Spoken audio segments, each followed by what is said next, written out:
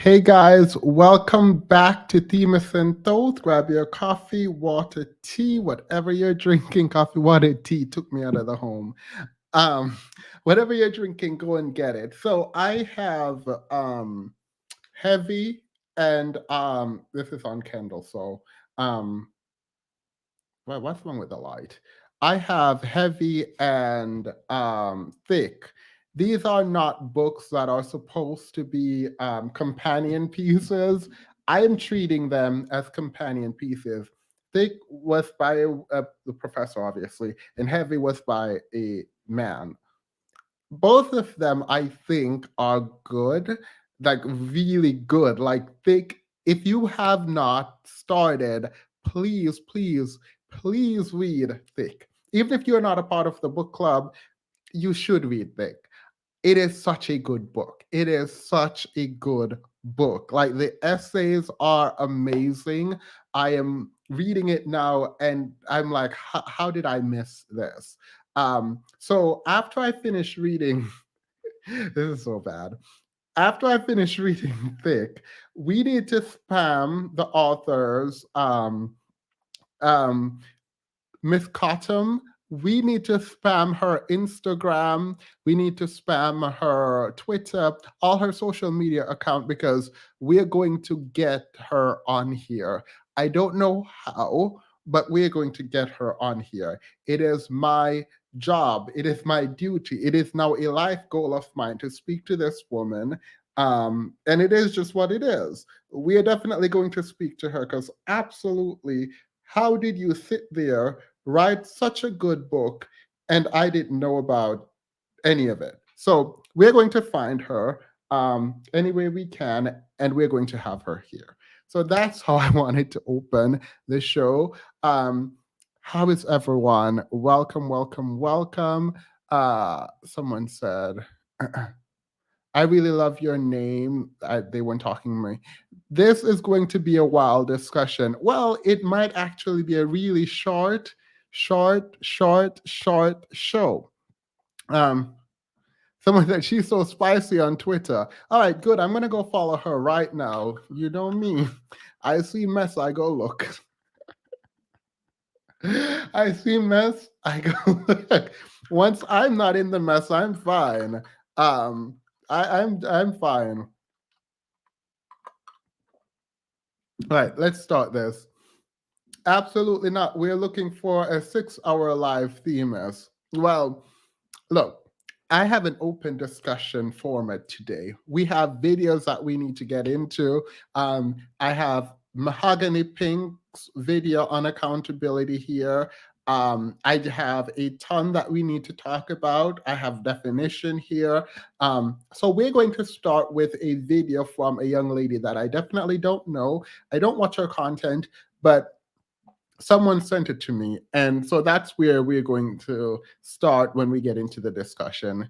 Team has got plans tonight. No sir, no, I don't have plans tonight. I actually made sure I didn't have plans tonight because I actually want us to get into this discussion.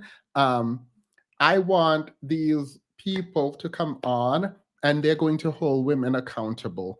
um, they're going to hold women accountable. That's what we're doing tonight. 2022, hold women accountable.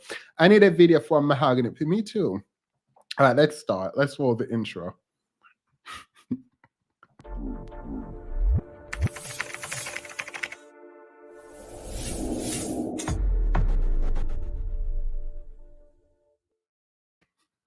Now I have coffee, water, tea, and a blanket and pillow for the next hour.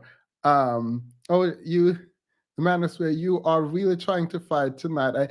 I tag the manosphere because Prince Petty on one of my live said that I needed to do more to reach out to the manosphere. So this is my doing. This is my doing more. This is me doing more. This is as much as I can do. All right. So we are going to start off with a video that was sent to me, which inspired this video. The video is called Women Holding Women Accountable. And I haven't seen this. But period.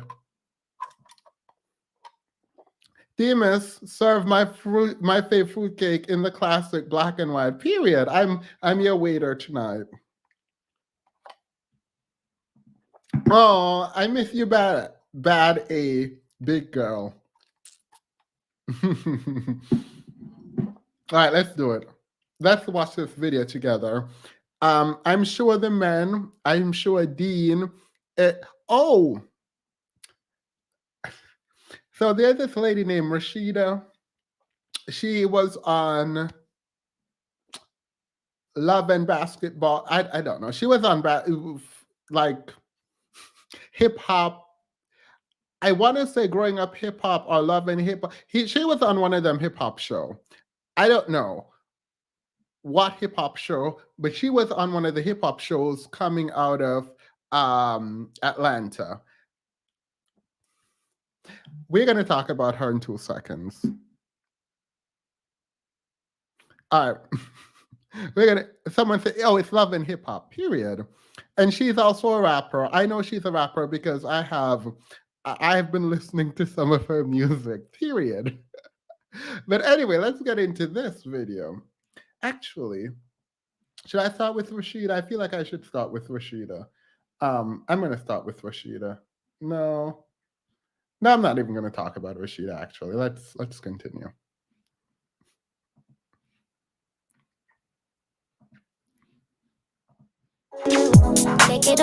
Video clip from At Best compilations where it is women holding other women accountable, and that is exactly what we need more of. So I'm just going to be reacting to this video. I hope you guys enjoyed the video. Make sure you comment, like, and subscribe to the channel if you have not already. Make sure you hit that notification bell so that you'll be notified when I upload new videos. That's super, super important.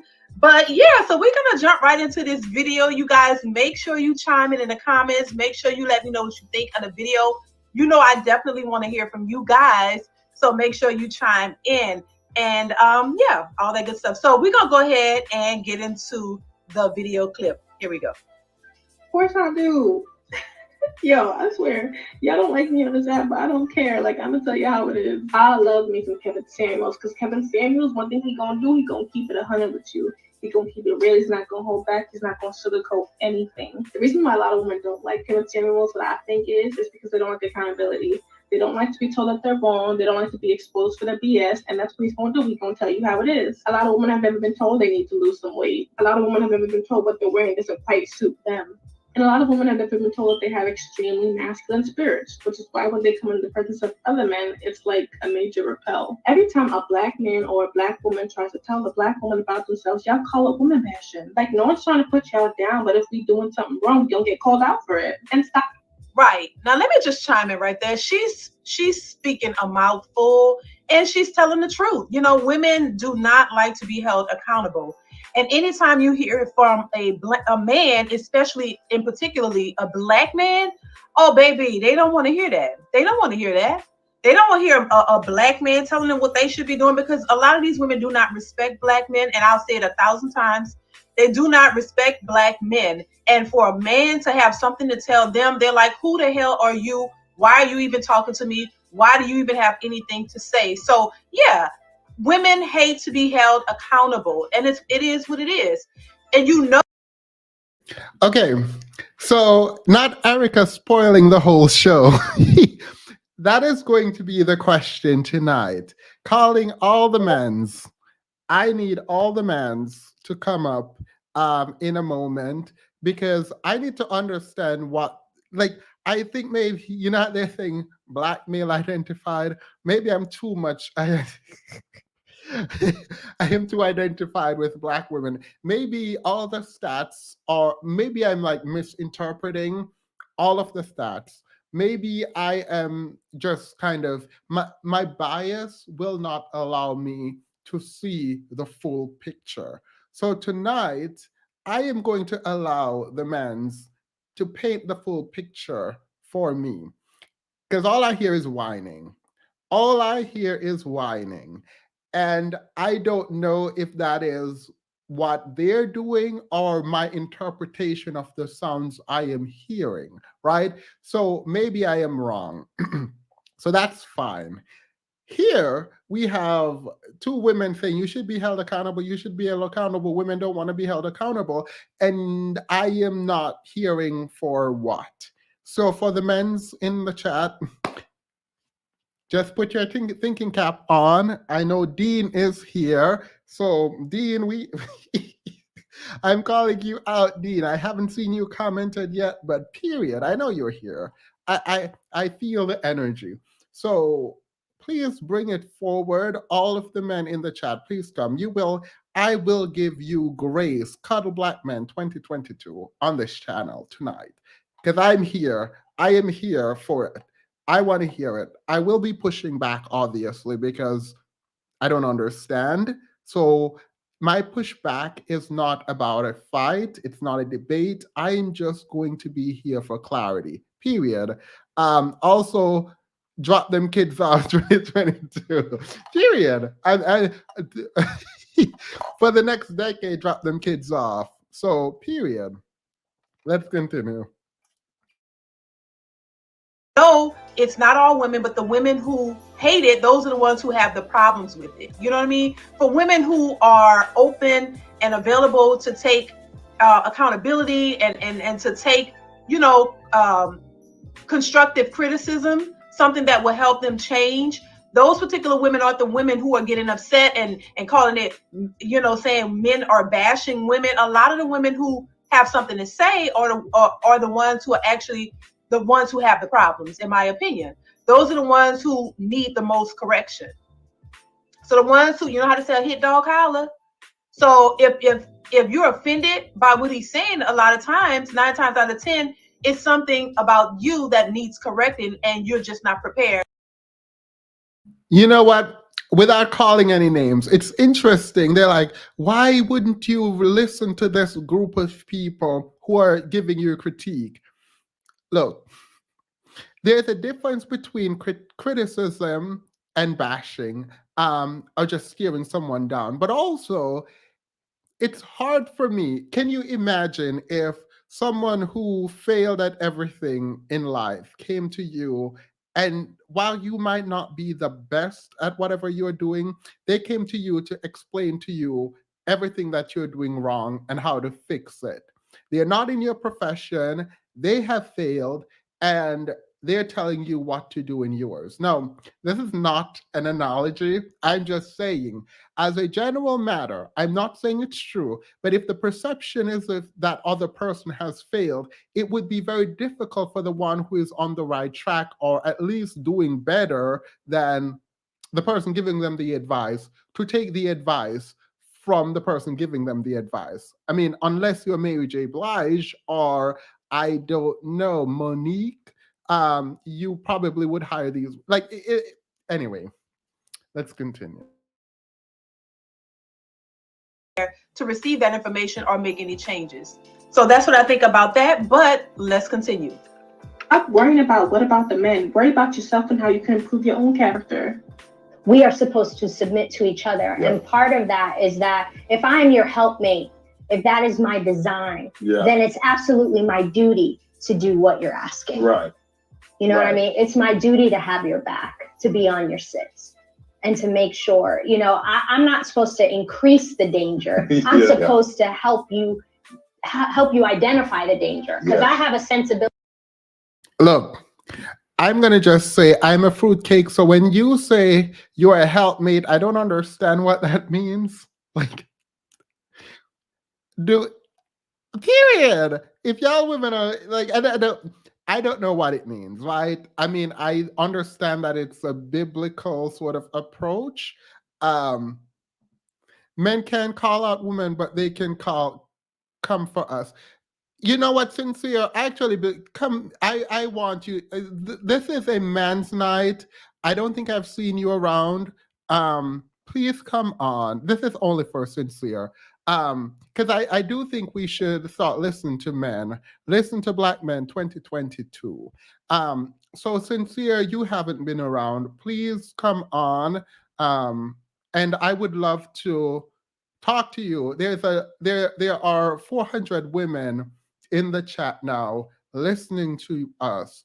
So if you would, can you come up? Because I would like you to talk. I was gonna say talk to these women. I can't even say that with a straight face. I would like for you to come up so that we can have a discussion on some of the things that Black men have, some of the issues Black men have with Black women. And I am from. Why are you? The chat is. Do not read the chat. I am here for you. And I actually. The chat is so y'all are dead wrong. Here's the link. There's a link. There you go. Men can call out women, but they can come for us. Period. You come for each other. Here we go. We can hold off on the videos because this is why I made this live tonight. Someone said they don't believe me.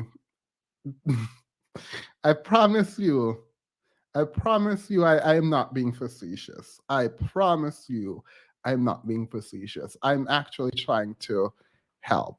All right. So we have Sincere on. Let's do this.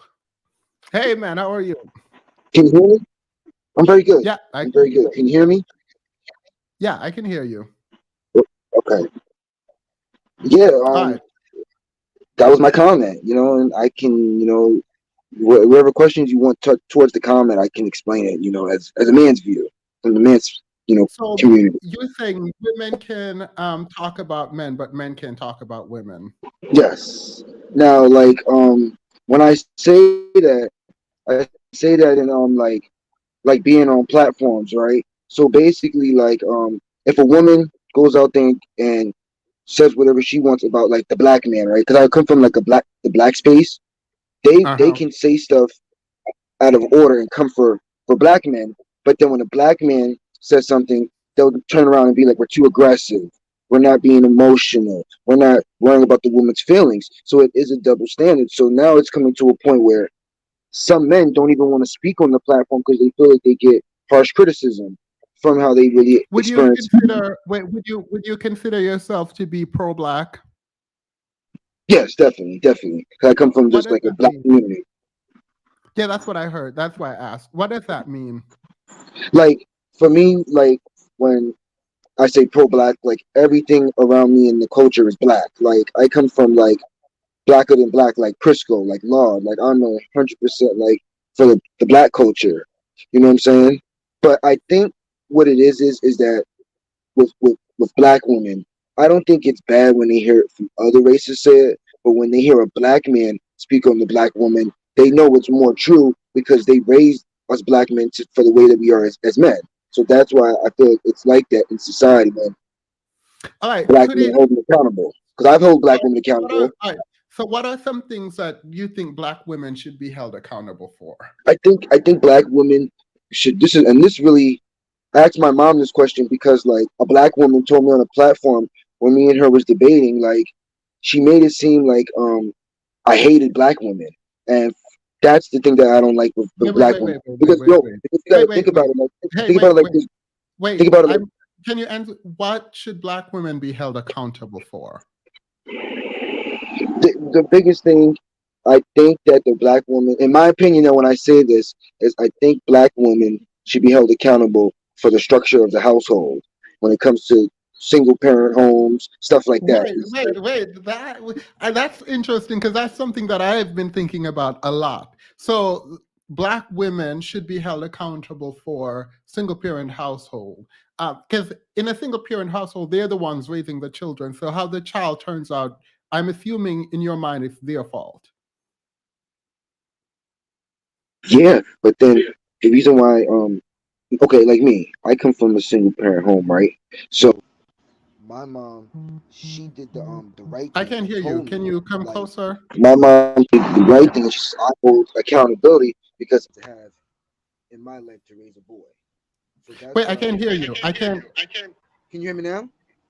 Yeah, better. Okay. What I was saying is that you wanna fix the Black homes. You wanna fix where it's All the right, mother and wait. the father. Sincere, I'm muting you because there is an echo. There is an echo, and I cannot. Do you want me to drop and then just come back on the StreamYard again? Yeah, yeah, yeah. Okay.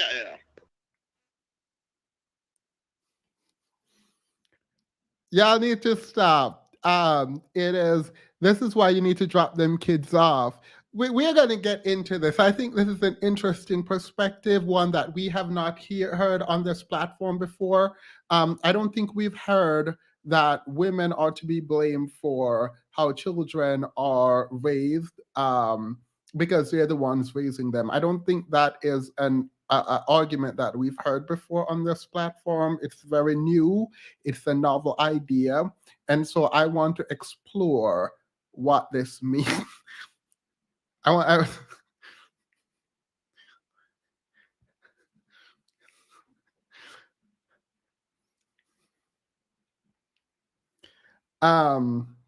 period. I drop the link. Oh, let me drop the link again. Sorry. There you go. I mean, so chat, this is an opportunity for us to learn, right? I could have sworn I just saw. This is an opportunity for us to learn together and grow. And we have someone who is not familiar with this space. This is, I think, his first time in this space. So he gets an opportunity now to present new ideas that we might not have been accustomed to. And one of those ideas is this idea, again, that women are to be blamed for men being men in the community, or the way men act in the community, because they raise these men. This is not something that we have ever really grappled with in any meaningful way. So this is an opportunity for us to grapple with it for the first time here. Sincere.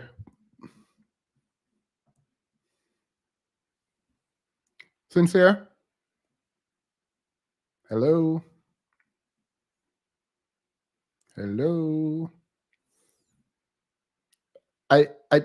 All right. While Sincere does that, let's continue some more with this video. Ability that you don't. I have an intuition and a sensitivity that you don't. Oh, child, let me tell you something. That's the truth. And that's how men and women work together. You know, it's so much of a divide between men and women. And it's like, you know, you can't even open up the possibility to listen to what a man has to say. And not only that, is if a lot of women, in my opinion, would just stop being so selfish and have this whole independent mindset that they can do everything by themselves. You don't need a man for shit. You know what I'm saying? It hinders the relationship, and it hinders the possibilities of a good relationship, because you're so stuck in your own head and thinking that it's all about you. You can't listen to what the man has to say and what he has to offer and what you have to offer as well. Because the things that a lot of women think that. So I don't understand this argument. So women should stop pretending like they don't need a man. But if you're existing without a man, you don't need a man to live. Like you want one, you don't. Well, anyway, Sincere is back. Let's hope this works this time. Sincere, go ahead. Hello? Hello? I feel like you're trolling me now, Sincere.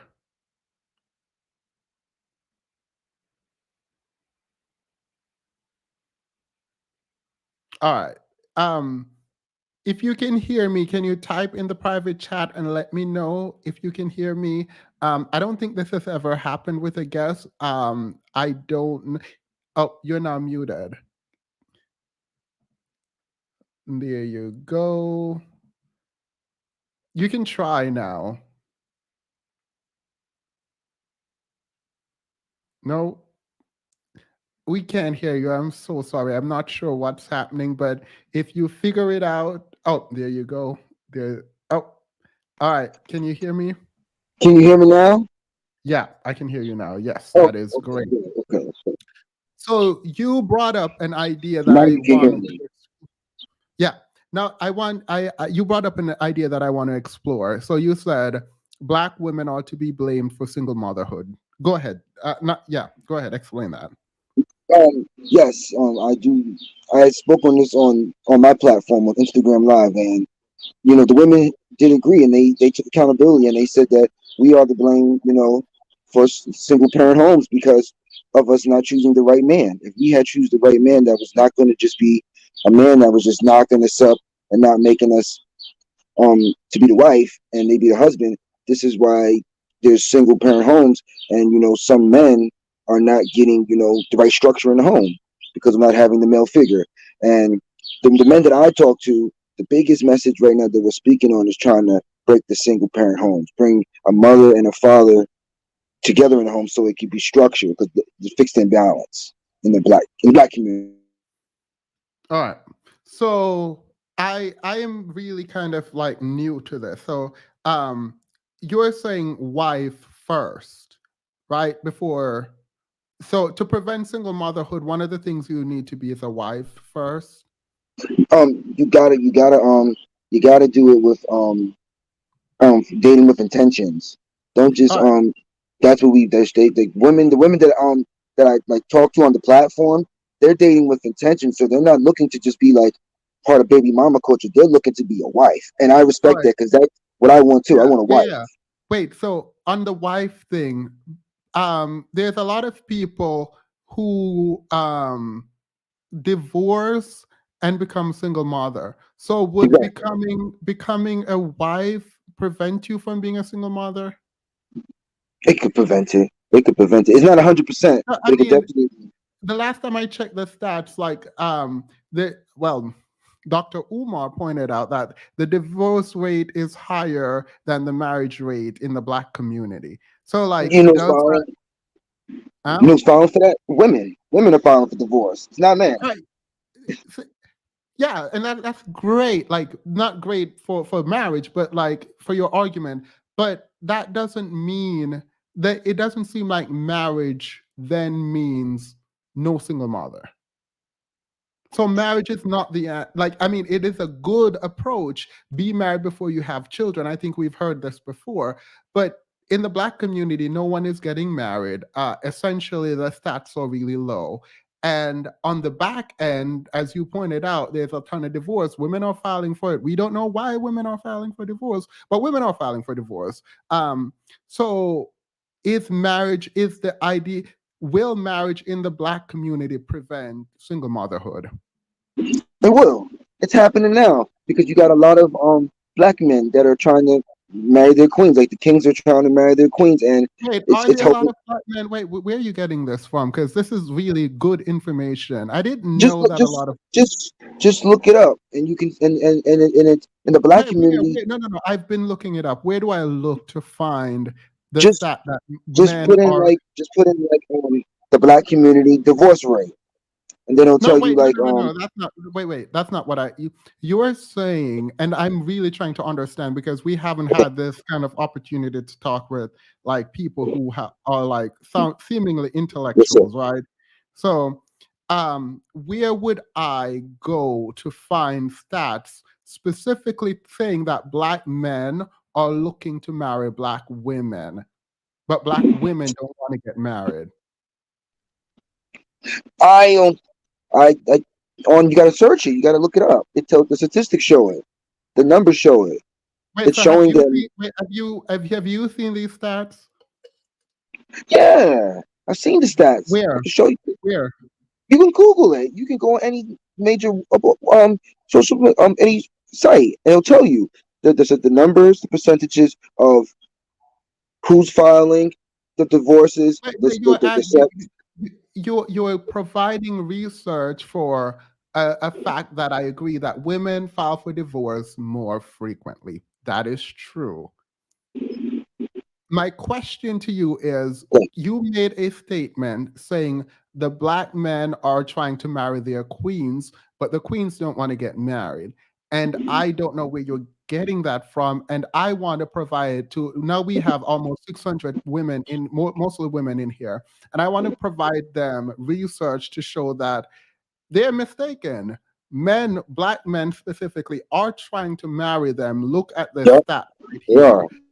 Yeah, look at the stat. Where do I find the stat to say, look, women, these are the stat. Men are trying to marry you. Black men are trying to marry you. Okay, um, just look up black marriages, and then you can put in black men and black women, and then it'll show you the actual percentages of who's filing more of the divorce rate and the one that's actually trying to marry in Wait, more. wait, I wait, think wait. You're it's conflating two things. You're conflating two things. You're conflating divorce rate from with marriage rate, right? So if women are filing divorce, is that your research to show that men want to marry women? that's the base of everything because it's showing that the men are trying to get divorced, but the women are not following through. That's what they're saying All right. in the breakdown. So to be clear, your argument that black men want to marry black women is that black women are filing for divorce. Right. And a more fact, now there's still black men that are Wait, filing wait, for wait, wait, wait, divorce. wait, wait, wait, wait, wait. Don't go on. I I'll am hold on. sorry. I'm trying to I am very much confused, and I apologize. That's okay. I'm not That's okay. Take your yeah, time. I'm not the smartest person, right? Obviously. So like I just want your help here to understand how does black women filing for divorce imply that black men are trying to get married when less than 30% of the black population, black men marry black women, right? Like, how do you get the divorce rate? How do you equate the divorce rate to the reality that black men are trying to marry black women? Because those who are divorcing already got married. So how do you take that stat for people who are actually married? Then there's a divorce. How do you take that stat to mean that black men who are not married are trying to marry black women? You said it. It's the thing is the black men are trying to marry the black women, and the black women are divorcing the black men. So that's the thing about the whole base of it. That's where you got to look at the number because that's why they hold them the black women accountable because they're not sticking it for thicker and thin. You know what I'm saying? Oh, that's a separate argument and a one that I really find fascinating. So, because black women file for divorce, it implies that they are not accountable and they are not trying to stay through thick or thin. You said it, brother. You said it. That's 100% correct. So, wait, so should, all right, got it. So, should black women not file for divorce? I would say no, but some people will say yes. I say no. Wait, so, all right, so should black men not file for divorce? I, me and my Huh? You're muted. You're muted. me and my opinion, I think when you marry somebody, it's like the vows. It's forever. All But what's right. your I opinion? get it. So, as a black man, if you were to marry a woman who cheated, right? Because black women are here in the world, right, with other people. If you married a woman who started cheating on you, had 3 children with 3 different men while you were married, and none of them belong to you, and she's cheating with everyone, you wouldn't divorce her. Oh, I'm already filing for divorce because of the cheating part. I don't do Oh, cheaters anyway. oh, so if as a man, if you're cheated on, you're divorcing. I'm divorcing her. I can't live with the cheating. I don't like anybody that cheats. I think you All should right, just be got it. honest. Oh, so great. So women shouldn't divorce men then. Of course, women can. The women are divorcing the men faster than the Yeah, men are. wait, wait, but they should. That's a different question. They should divorce them. Yeah, the cheating. Yes, definitely. Go ahead with the cheating. I agree with All that. right.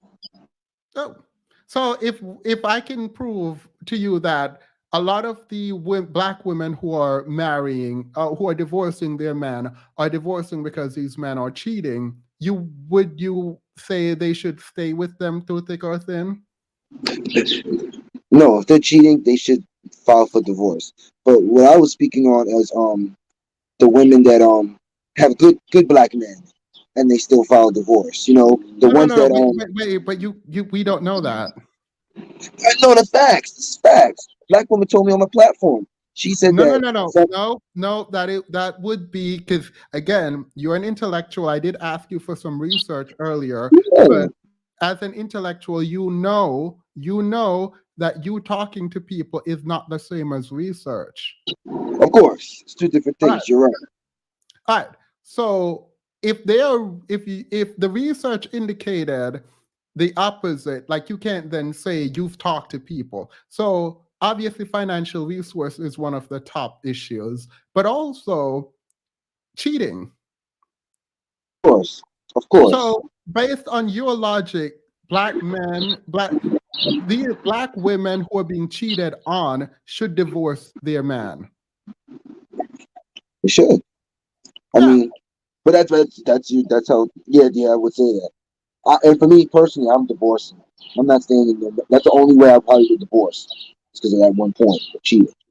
Wait, no, that's not the one. What if someone is beating the woman and decide I'm going to kill you? Yeah, that's still certain cases. You know what I'm saying? Yeah, so that's not there's not only one reason for divorce, right? I mean, again, I am not an expert. You are probably more equipped to handle this conversation than I am, but I would assume that you would want your daughter, your mother, your sister to leave a man that's abusive, even if they were married. So cheating would not be the only reason for a divorce in your world. I'm assuming you can say I'm wrong because you said No, it's I'm saying the circumstances. It's all ways of a divorce can happen. Right. I yeah. agree. So yeah. Oh, yeah, all right. So the premise you made that black women should not file for divorce, you would retract that, right? You would say absolutely not. I was wrong on that. No, you're right. You're right on points, man. The only thing is just the divorcing of for no reason. You know what I'm saying? Some of the some like okay, I'll tell you like this: the black women that are divorcing men because they don't bring enough money to the table.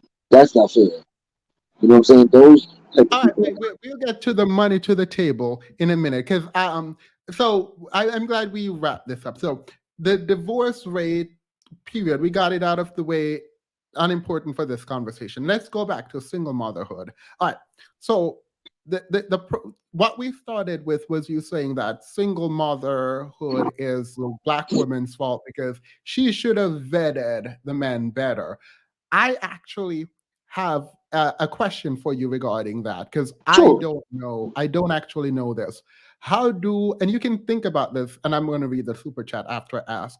How should black women go about vetting men? Think about that.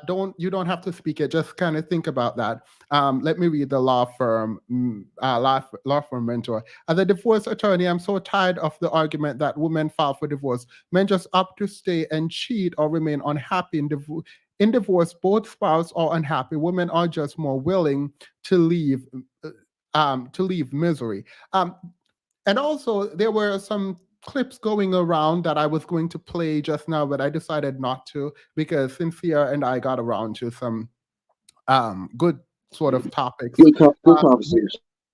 yeah, good conversation where this guy was like he couldn't file for a divorce because he didn't want to do the paperwork. And then other men were like, I just kept doing this and doing that because I wanted that person to leave. It's the same way that men are less likely to go to the doctor based on my research and fill out paperwork just generally, not because they don't want to do the paperwork, but because they're just not doing it.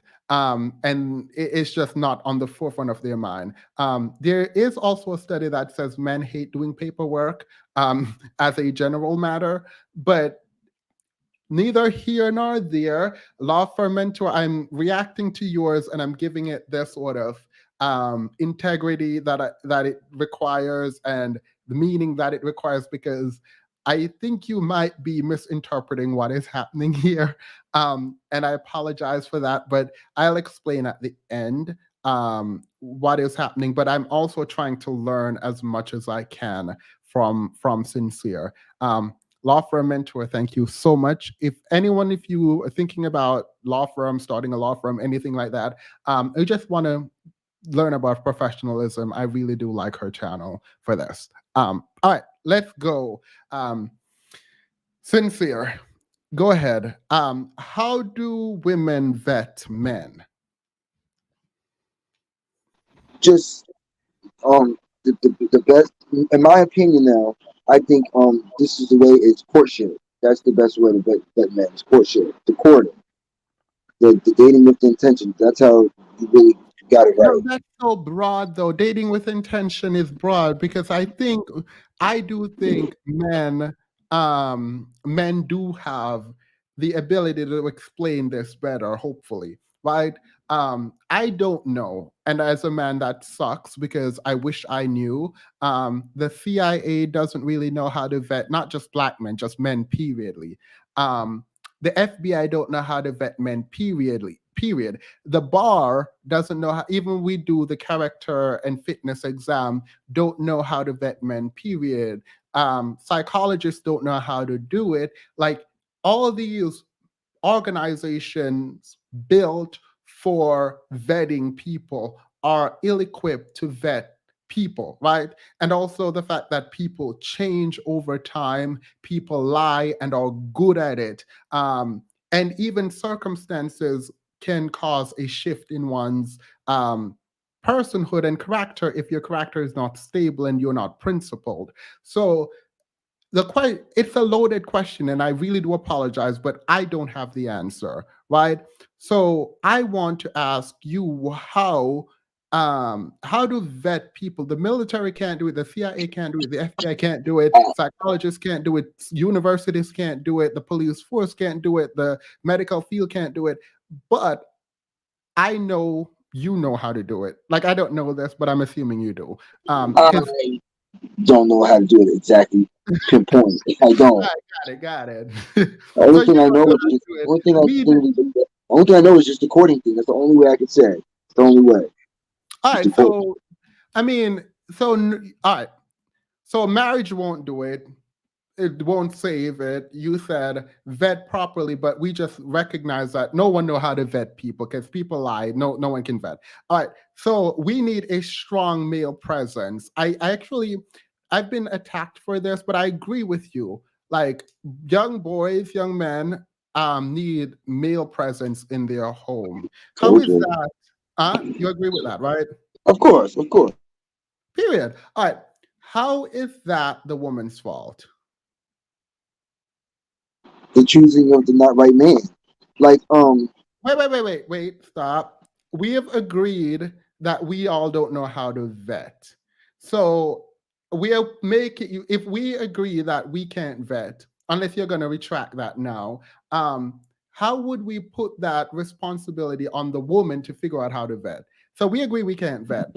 How then do we blame the woman for choosing wrongly, poorly? I mean, if you choose future, right? Like that, that was gonna be my next point. Those type of guys. That's what I was gonna use an example. You're right. okay, but I was those just are about to not the say type of those are not the only guys creating single mothers, though. So how are women to be blamed for the man not being there? You can think about that for a second. Let me read the super chat. Are you saying men don't deceive game women to get them in bed, pretend to be good and serious about relation? Well, I mean, I think he's going to tell us now how this is your woman's fault. So we're not going to attack Cynthia, who is so generously giving us his time and for us to like learn in this space. If single mothers don't raise good sons, with his logic, women should only marry men that were raised from two-parent household. Are they better men in his opinion, considering he was raised by a single mother, which would make him not? I get what I get what you're doing, Nicole. Um, I will. I'm thinking about whether or not to get into this, but I want to I want Sincere to respond quickly to the question I just asked. How is it the woman's fault when how is it the woman's fault when there's a lack of masculine presence in the home? It is. It is. No, Because no, I'm not saying it's not. I'm not arguing. I'm asking you how it is. How is it that? it's too much feminine energy. That's all it is. That's the No, no, no, worst. no. Yeah, but how is it her fault that there's no masculine energy there? It's because of him, the leader not being there to take care of the household. That's how it comes down to it not being a broken home. That's the only best way I could say it. It's like, well, the choice of the right man would have stayed, but not picking the right man is where the downfall is for the child. Because now it's one parent having to All do, right, wait. do everything. I'm gonna let you think about this for a minute. Can you respond? You Yep. can think about it in the back of your mind. I will bring it up. Because you're saying it is, and you're just restating the question in a statement, and I want you to fully grapple with it and explain how it is the woman's fault that there is no masculine energy in the home. So are you saying it is better for women, the super chat asks, to date men who are from a two-parent household? Like, should they just date them and not date men from single-parent household? I think so. I think they So, should. so Two women parent shouldn't date. household. So women shouldn't date you. I, they can, but I don't know if it would be the No, right the no, no, no, structure. not what they can. They can do anything they want, but you're the expert here right now, kind of telling them, should women date you specifically? Because if they should date from two-parent household, you articulated that you're from a single-parent household, so that would mean they should not date you by that logic. I agree. I agree. That would All right. be it. Okay. Sincere said he's going to put himself on the chopping block for his argument, and I am here for that. Now, have you thought about the question that I posed? How is it the woman's fault that the man is not there? Something had to happen for the man to walk away. Because All right. if the man really truly loved her, he wouldn't have walked away from her or the kid at Wait, all. wait, wait. No, no, no, no, no, no. It's true. Are you saying because the man doesn't love the woman and decide to walk away, it is the woman's fault that he walked away? It can it can go both ways. The single parent No, no, no, father, no. or No, no, no, no, no, no, no. On that specific question, is it her fault? it's both faults in that instance. It's both No, no, no, no, parties. no. Listen to the question again, right? And I'm not saying you're wrong. I just want clarity. So if I think I missed the super chat, I am so sorry. Nope, I'm gonna find it. While I find it, here's the question again. If the man decides to walk away because he does not love the woman and his masculine energy is now removed because he decided to walk away because he doesn't love the woman, how is it her fault that he left? Answer that directly. I think it's her fault because I think a lot of men don't want to leave they kids. They don't. So there's real men Wait, that wait, want to what take do you care of mean? their Wait, wait, kids. wait, For wait, wait, real. wait, wait, wait, For wait, real. wait. I'm For real. sorry. You I am can. slow. A, I'm so a, a sorry. true I'm a slow. true It is not you. I promise. I am just a slow person right now. I probably need more coffee. I'm trying to understand. And can you kind of break it down for me? The man does not love the woman and decides to leave himself because he does not love the woman. How is that her fault that he left his child? no, that's on him on that situation. That's on the man on that situation. But I'm All right. talking. I was talking about the men that love the women, um Right. and then they So, do them wrong. That's what I was talking about. so a man who decides to leave his family is to be blamed for leaving his family. Yes, yes. It's the fathers. What I was talking about is the ones that are being with the ones that were being pushed away. as fathers. Do you know what percentage of men is being pushed out of their children's life? I mean, I'm pretty sure some of them I are. don't have the numbers and nothing like that. I'm just, but it is happening. Some fathers are being pushed out the home, and then the child support and all that type of stuff happens. So it does So, happen. so it is your estimation that women are choosing to be single mothers because they're kicking the man out the home. No, I disagree. I don't think they're kicking them out the home per se, but some of them are not giving the man a chance. Who doesn't bring enough to the table? So they're not kicking them out the home. So the men are choosing to leave. They a woman told me before on the live. She said some women are leaving men because they're not bringing enough to the table. They're not being masculine enough. They're not being providers. They're not taking care of the homes. So that's why they're leaving them. But at the end of the day, these guys are still good men, still trying to be there for them. Wait, But they're still walking away. I need for you to define a good man in a moment. Let me write that down. Good man. But you gotta write that down. You know what a good man is. When you see a good man, no, you can write that I actually tried. I don't know what a good man is, but I'm sure you'll let me know in a minute. So, all right, we're good. So, you don't believe women are kicking men out of the home? I do. I said I do agree with that. So I said to you earlier, I agree with that. So women are kicking. So women are kicking men out of the home. Yes, because some women are looking at them like who own these homes? Who own these homes? Who own the home that they're getting kicked out of? It should be the man. It should be the man. No, but if the woman is kicking the man out of the home, who owns the home? It should be the man. No, you keep saying should, but you're not answering the question by saying should. Who owns these homes that men are getting kicked out of? The man. So women are just kicking men out of their own homes. No, it's some women that have kicked men out the home nowadays. So I'm trying to understand if men are getting kicked out of their own homes. They are. Like the guys that don't make enough or bring enough to the table, but they still they brought their whole home, so they don't bring enough to the table, but they have their home that the woman lives in, and the woman is kicking the man out of their own home.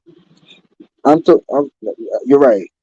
You're right on that point. I shouldn't have said that. What I was talking about was the men that live with the women, but the women are the leaders in the home. Those one I was talking about. Also, the women are kicking men out of the woman's home. No, it's a woman's house, and the man is still providing, and she has, the house. Is he providing? He's still contributing in the home. He's contributing. But just because the fact is that the woman is more financially in the breadwinner, they always will hold that over a certain guy's head and kick him out because of that aspect. Gotcha. So that's interesting. That's an interesting point. So these women have homes. They allow the man to come in the home, and then they kick the man out the home. Exactly. That sounds weird. It doesn't make sense to me. These women, in fact, own their homes, and they invite men into their homes and use them, and then kick them out of the home. Because he's never financially up to their standard. Never financially up to their standard. But why would they invite these men? They weren't financially up to their standard when they invited them to the home. Because they're looking at it like, they want somebody, because they're lonely. They want somebody to help them provide when they're, in the home and stuff like that.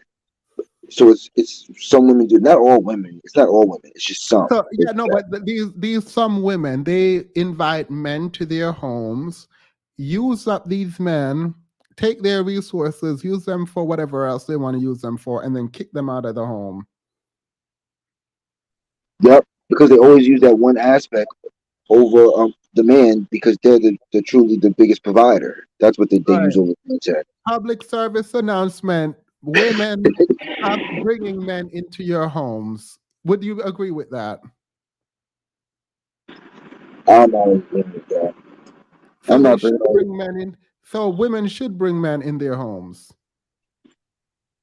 it should be only one man, not a lot of men, just one man. Oh, so they can. So you are okay with the woman being the main sort of provider of shelter? No way, bro. No way. You got to be Wait, a sole provider. wait. You Why got are to. you saying no way? You got I to tell feel the like people. you're You got to trolling tell the me people now. the truth I, out here. You got the I man feel is like supposed to be the I man is supposed to feel be like alpha. I'm He's being supposed to be a trolled. sole provider. No, the I man. wait. Us, I feel like sincere, us, I'm telling you the sincere. truth. I No, I feel won't. like you're trolling me. No, So I'll tell you. you just like Let me just tell you the truth. if you think men should be the providers of shelter and the providers generally, then your argument up here would be that women should not be inviting men in their homes, period, because Exactly. the men should be providing the homes. But your argument was, why are these women kicking these men out of their homes? Because No. I'm not asked. That was not a question. I'm saying your statement initially was that these women are wrong for kicking these men out, but from that what I'm hearing, you're like, men should provide, and I'm like, yes, and men should provide the shelter. I'm like, period, patriarchy, we're here for it. But then you're like, but they're kicking men out, and it feels like you're talking out of both sides of your because mouth. I could tell you because there's a certain demographic of women that actually they will use that over a man's head because they're the breadwinner. And But no, some men, but you and aren't let you? me finish, let me finish, let me Wait, finish, no. let me I want to finish. let you finish, but I'm confused with your position. Is your position that men should be the provider? The man, when I was raised growing up, the man should be the provider. But there is men nowadays that cannot provide enough to Are those provide for. men good men? Just you can still be a good man, even if you're at the bottom. You All still right, could be a what good is man. a good man? A good man to me is the one that is going to take care of his family, take care of his woman. How do you take care of your family without resources in a capitalistic society? That's a great question. That's a great question. Like I don't have I don't have the exact answer for that, but You I, don't. I You don't I do don't not. I don't I No, don't no, know. not you do not have the answer.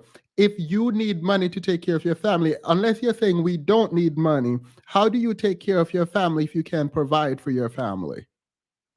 Exactly. Men have to get off their ass and provide for the women. Right. So how are you? Like, I'm with you here. My So how thing are you my thing is saying? my thing So is my thing is all right, go I ahead. tell you Go like ahead. I tell you guys like this.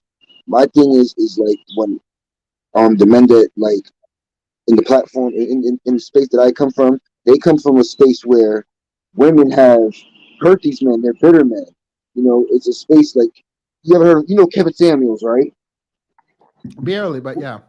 Okay, it's a space of men that have been bitter, ran over their stepfathers, and the women are not even caring about them because they're still getting back with their baby father. So it is an issue when it comes to like the black woman, when the black man is really trying to do right by her, and they take advantage of that because he's not the man with all the money. He's just average Joe.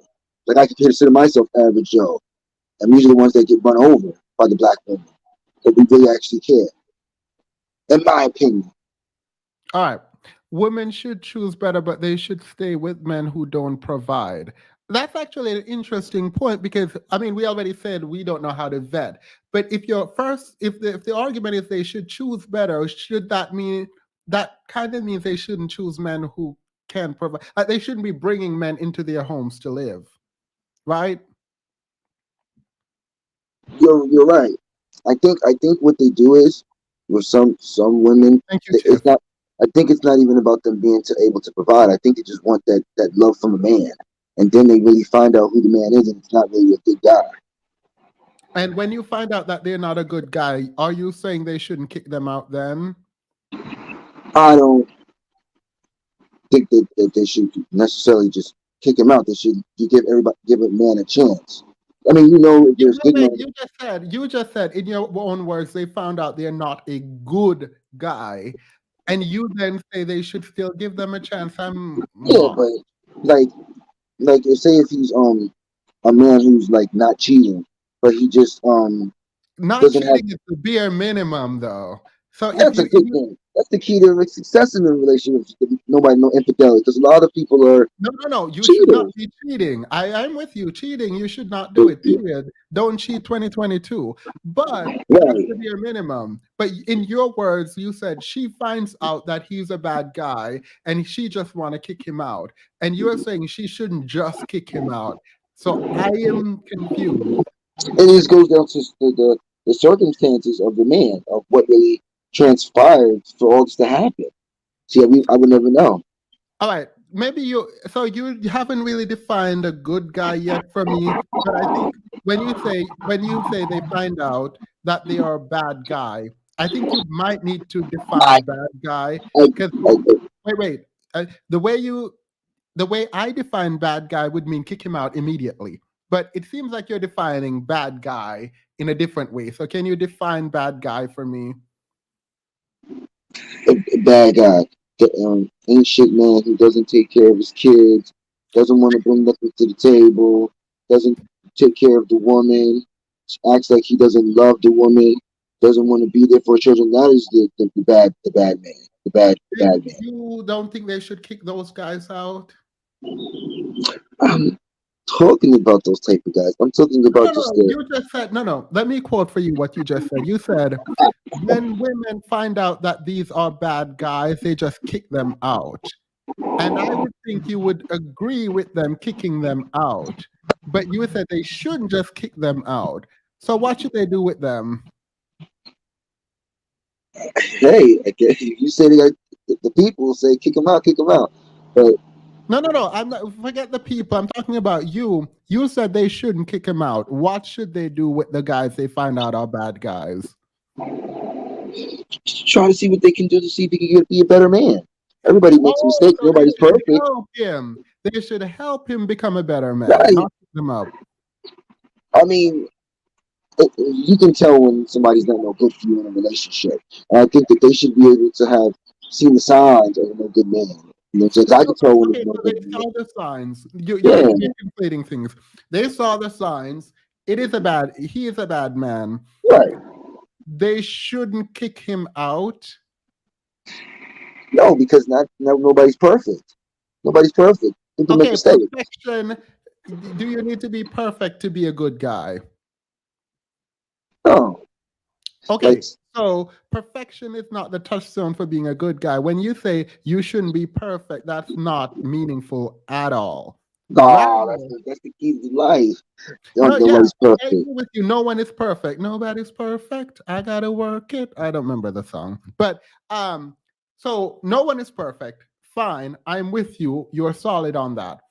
But that's not an excuse when you say he's a bad guy and say no one is perfect. No, a bad guy you just described. You said they find out it's a bad guy, they shouldn't kick him out. In fact, you said they should work with him to make him better. But then you also define a bad guy as someone who cheats, who doesn't want to take care of their family, doesn't do anything in ish N word. You said those things, but you are saying they should work with them.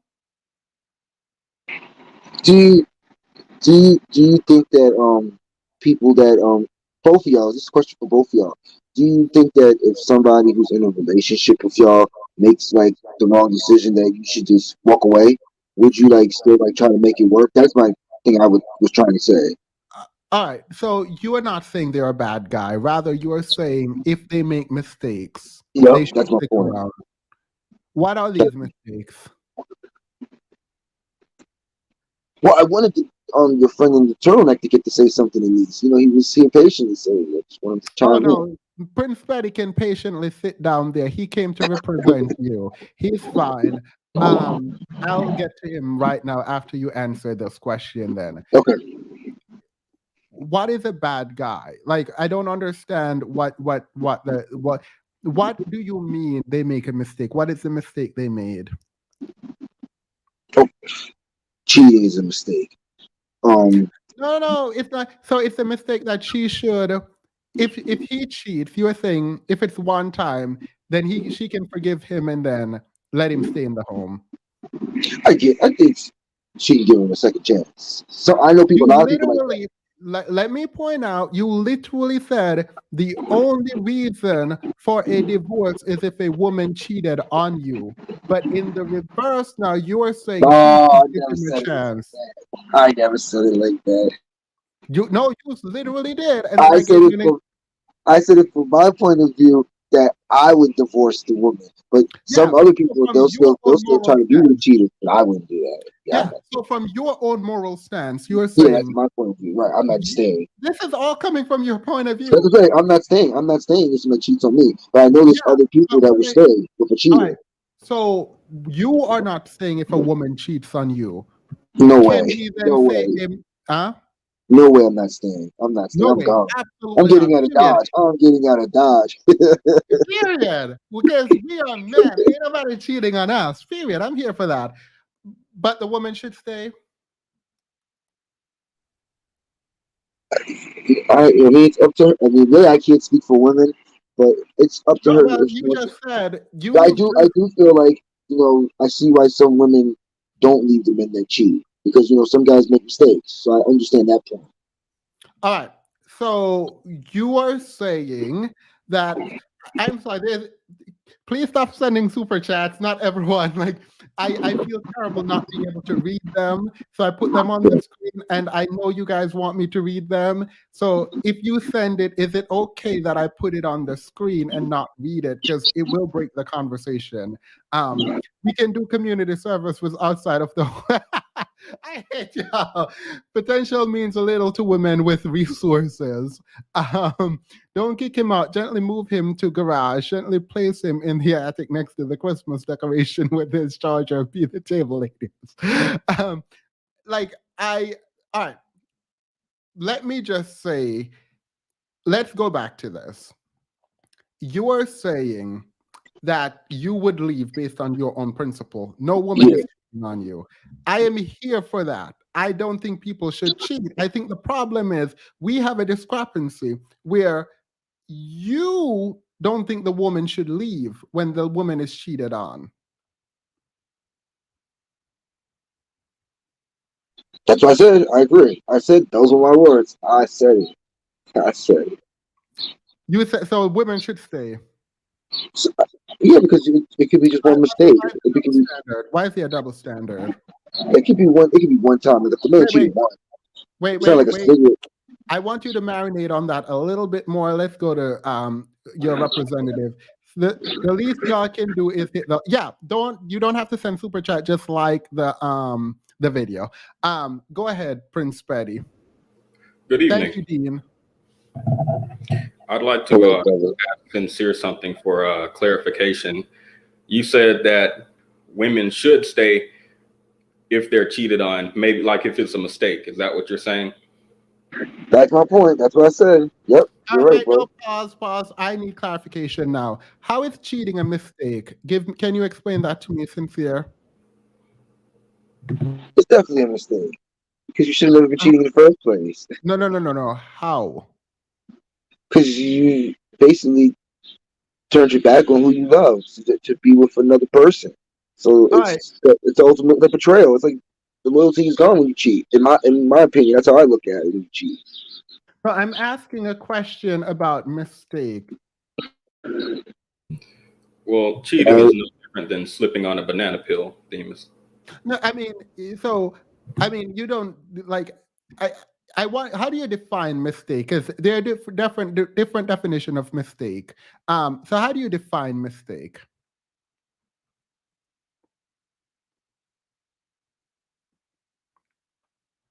Sincere, you're muted. To find mistakes is the wrongdoing of a person, not thinking about the other person's feelings, consideration, not basing on their emotions. That is not owning up for your mistakes, not taking All right. accountability, not taking All right. So accountability. I mean, that is one definition of mistake that you could use, an action or judgment that is misguided or wrong. So I get what you're saying. So you are Yep. saying that's a mistake. Good, got it. I'm going to agree with you that cheating, if you think it's wrong, you shouldn't have done it. It is a mistake in that definition. Got it. We'll use that. If a woman cheats on you once, I'm assuming it's also fine. Like, women can cheat on you once then and say, "Oh, I made a mistake." For the people that want to cheat it, that's on them. But for me, it's not happening. One slip up. No. See, this is what I don't understand. I said that earlier. All three Keep of them doing cheated that. on Wait, that. you keep doing that. You keep saying, for me personally, I would on me. That's my principles. But when we go out to women, you're like, they should.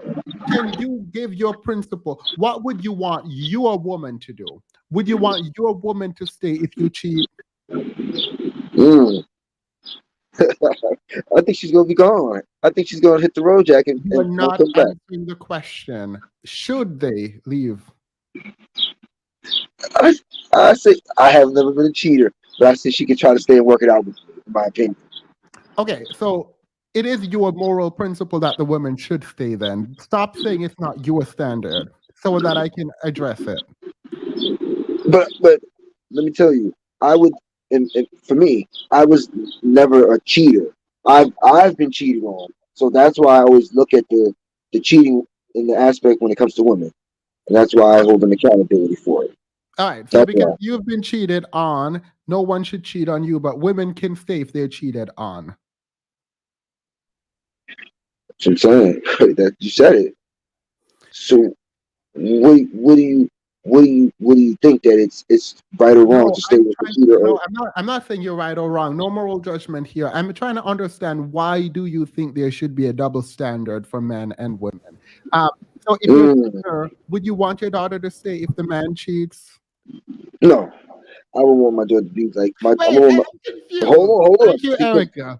But hold on. Let me just tell you why. Because my daughter would be coming off a logic like, how I raised her to, have the man have respect for her, the man have, values, make sure the man really cares about you, not to the point where So you're if a ever man going to cheat on you, they don't have respect for you. Right. Exactly. All right, so why should a woman stay with a man who don't have respect for her? And that's a great point you brought up. I never understood why that is. Why they No, say. no. It's not why that is. You just dictated that they should stay and work it out. You did that. I did. Now, So you can't say what you don't understand why they did, and because you told them to. Right. It's a thing where some will stay. Some will stay. Yeah. Some will definitely stay. No, but you are now being descriptive in your language when first you were being prescriptive. And you prescribed that they stay. That's very different than describing that they stay and they should go, which would be prescriptive that they should go. You prescribe that they should stay. Why should they stay and men should leave? I don't have no answer. That's a great question. I have no answer to that one. All right. Well, go ahead, since you're a representative. Thank you. I'd like to clarify something else. Sincere, do you believe that it's you personally who should not accept cheating, but the rest of the Black community should? Or do you believe that men should not accept cheating, but women should? I agree. I agree. Women should, but now there is men that cheat. There is men that cheat. Wait, no. Wait. He just made two very different statements. Which do you agree with? I'm sorry. And if I need to repeat that, I will for you, Sincere. Please do. No, what I want to ask you is, you're saying that you personally, you won't accept cheating, right, but you also have a fundamental belief that within the Black community, Black women, maybe they're cheated on. They should. Maybe once it happens, mistake, whatever. Is that your belief? Or is your belief that both Black men and Black women in general should accept that, one slip up of cheating, and just that you won't accept it personally? but it's so many people that are accepting it more than not accepting the cheating, and that's why some are staying with the cheaters. People know they don't want to stay with somebody that cheated, but people are staying with them, bro. For real, that's what we have to But say. should they? Should they? I'm asking. Or do you think that they should? Like, No, they shouldn't stay. But I okay, understand. But I understand why some do stay. You get what I'm saying? All right, no, but no, I don't. no. Oh, it's So like a 50-50. Even though wait, if they're gonna no. All right, cheat, we're they gonna will end this stay. conversation here He because understands. it seems like you're doing something that's very strange for me to see. I am happy to see this, sincere. That means that you are able to metabolize information and reposition, and I hope you're taking the. You just said women should not stay when they're cheated on. That's what I said. I said that, and then You do know that's not what you said initially, and I do really appreciate that you're saying that now. no, listen. I broke down both sides of it. I broke down the part of some people will get cheated on one time and will not stay, and then you have that other demographic that will stay. I don't know if your position is actually evolving or you are just speaking now to speak, because that what you're saying now I can appreciate because it logically follows and there's no contradiction in your argument. There is no sort of double standard in your argument in this way.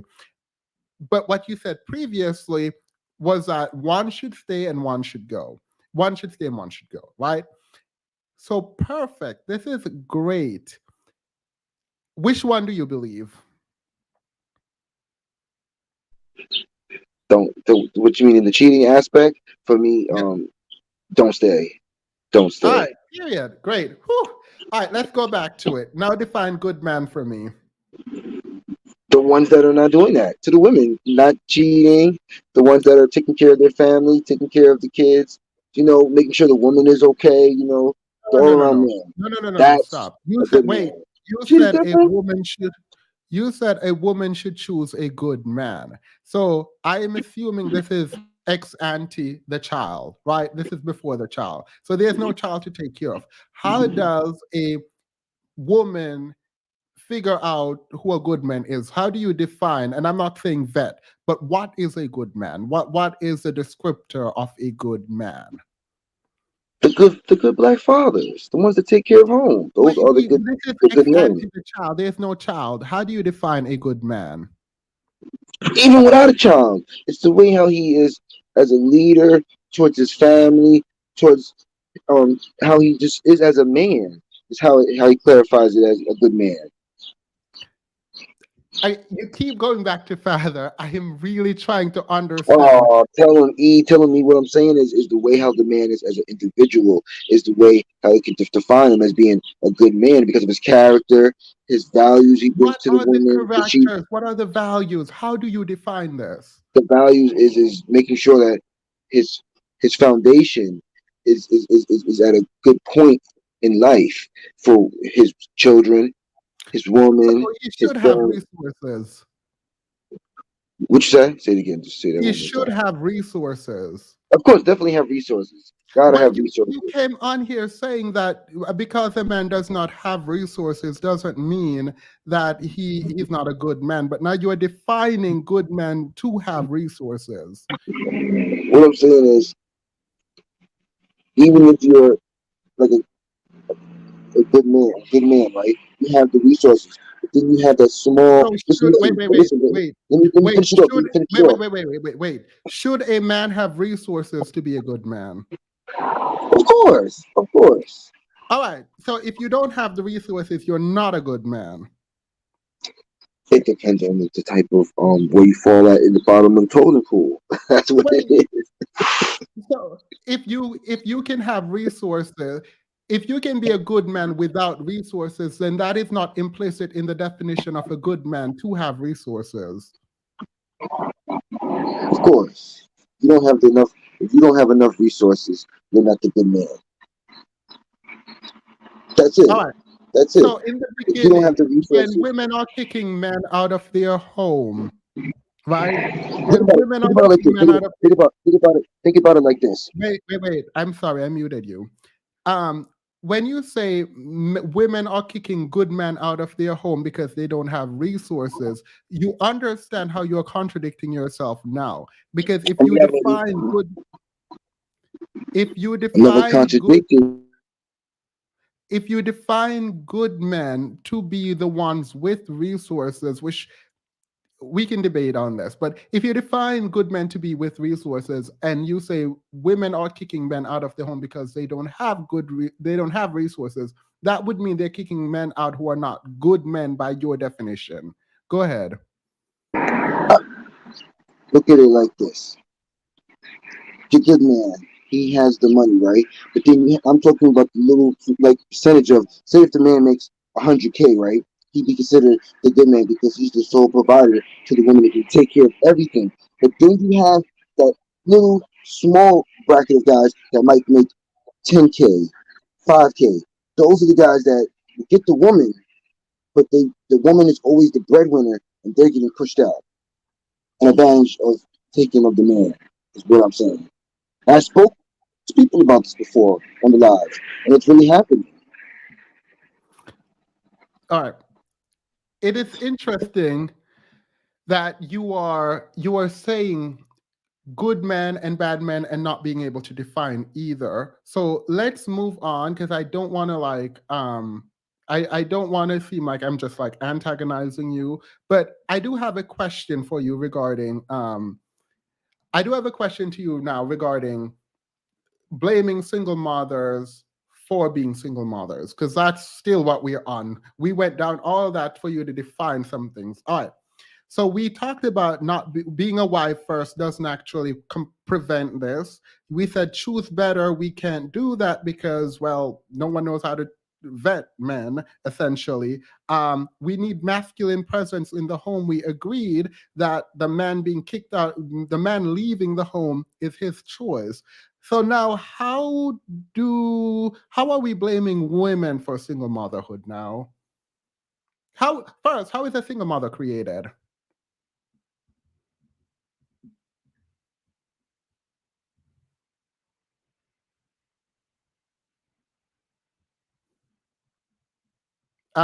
Sincere?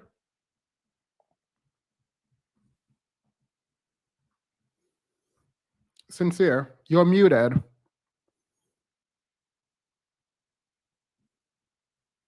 Sincere. Patty, do you want to explain for him? Wait, did wait, did he leave? Did he leave? Well, I mean, period. I can't. I cannot. It's unfortunate that he left because he was hitting the mark. I found his commentary very insightful. But to answer your question, I guess single mothers are created when they pick the wrong men, Themis. How else? I'm not doing this with you. Is that when single mothers are created? Let me see. I think he's texting me now.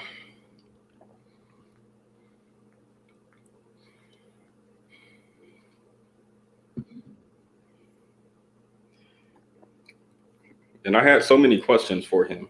Oh, he's back. If you're watching, there we go. Yo, I'm telling y'all, bro. Let me just say this. Like when I be like guys on my platform, like I really like touch on it when it comes to like the black woman and the black community. So people gonna feel offended, but it's the truth. It's the truth, man. Yeah, we don't care about offending people. Over here, we offend people 2022. So I don't care about the people being offended. You have the space now to talk, right? Period. Please explain to me how women are to be blamed for single motherhood. I can actually tell. I told you earlier, bro. It's all about the choices of the men that they pick. Wait. It's why they're single mothers. I don't think you understood what we just did. You did tell me earlier, and I parsed out for you. You said become a wife first, choose better, and that they need to have masculinity in the home, right? You said that, and I'm like, period. Let's take them part by part, right? Let's delve into each of them. And we delved into each of them. And there is not one of the things you Let me articulated. ask you. Let me tell you the question. Let me ask you. Let me tell you the I'll let greatest you talk. There's not one of those things that you stood firm in. And all of them, you decided, okay, well, they can't vet. Okay, they're not the one. They're not to be blamed for men leaving. Okay, we don't know how to choose better. Okay, this is not a good man. Okay, you shouldn't stay with a man if he cheats. Okay, you went through all of this, right? So now, after we dismantled that, I am now giving you an opportunity, I think, to explain to me how single motherhood is the woman's fault. I could tell your brothers right now the reasoning why it was the black woman's accountability and her fault. My mother told me by me not having a father in the home is the reason why she holds accountability towards me as a black man in America. That's the reason why. She's the one that caused all of the trauma and everything because she did not allow the black man to be All around her right, so son. this is That's the personal. truth. This is personal. And that's personal, and that's the truth. It's hard. So I'm going to admit something that I didn't want to admit. And that's something that I'm telling you. That's the truth. That's the truth, the honest truth. Wait. I am sort of, unfortunately, an academic. And it's annoying. I don't like saying that, blah, blah, blah, drag me in the comments. I don't care. But it makes it, when we think about people who are academics in that way, and I hate saying this, but it's hard for me to, and this is a critique, it's hard for me to look at the individual. I tend to look more generally. So let's go to you individually. I am not a psychologist. One of my degrees is in sociology, but let's attempt this. The trauma that you went through was caused by your mother, you said. 100% agree. 100%. Wait, so your dad didn't cause you any trauma? Nope. He wants to be there the whole time. She forbid him to even be around me. All right, so your dad was never around you. Nope. She forbid him. How did she prevent him from being around you? Because he ended up he didn't cheat. He moved on and found another. No. You keep saying he did this, he did that. What did your mother do to prevent your dad from being around you? Just to check, just to send child support. That's it. But never no visitations or anything. Wait, so your mom requested child support from your dad, and in doing so, she prevented him from being around you? Even though, still, because when she went to court, she won the case as a woman. Yeah, for child support. For child support, you said. And for custody. He got full custody and everything. Custody. Did she completely prevent, how did she prevent him from coming around? All communication, all from the brother. Do you know what prevent means? Yes. Cut off access to the other parent. All right. How did she do that? No communication. Even if he reached out to me. All right, wait. Stop. No, but she's the mother. Stop. No, she is the mother. Right. So she has the conversations with him as the father. All so right. Even before it comes to me. Wait. I don't like muting people at all. But you've been very respectful thus far, and I wish we can continue because I'm learning a lot here. So she prevents him from being around by getting child support from him. You do understand how that's not her preventing him. That's your dad choosing not to be there. No, bro. Even though that when they had the breakup, bro, he went and found himself another woman, and then even though because he had a child, child. So should she have prevented him from finding another woman? How should she have prevented him from finding another woman? I that would be between them two. I don't know. I don't know the answer to that. I was a child. I don't know. No, you are blaming your mom for your dad going out and finding another woman. This literally makes no sense. I never said that. What I said is that they had a breakup, and then that's when he went and got another woman because it was over, a complete breakup. It wasn't like he cheated or did the wrong thing. They broke up. And then I think the All right, wait, fact is wait. that Well, because can you sit with this for a minute? I'll come let me back to finish you. it off. Wait, Let me finish it off. sincere, I sincere, think that oh no, let me tell sincere, you. Let me just tell you the sincere, key point, and then you got it. sincere, sincere. I promise you, you get the space to speak. I will not cut you off. I will not prevent you from speaking.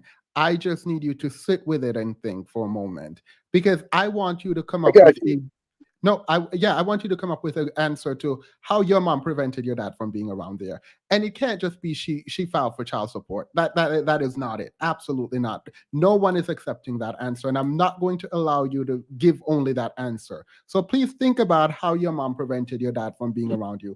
And him getting married or him dating someone else has nothing to do with your mom. It has nothing to do with you.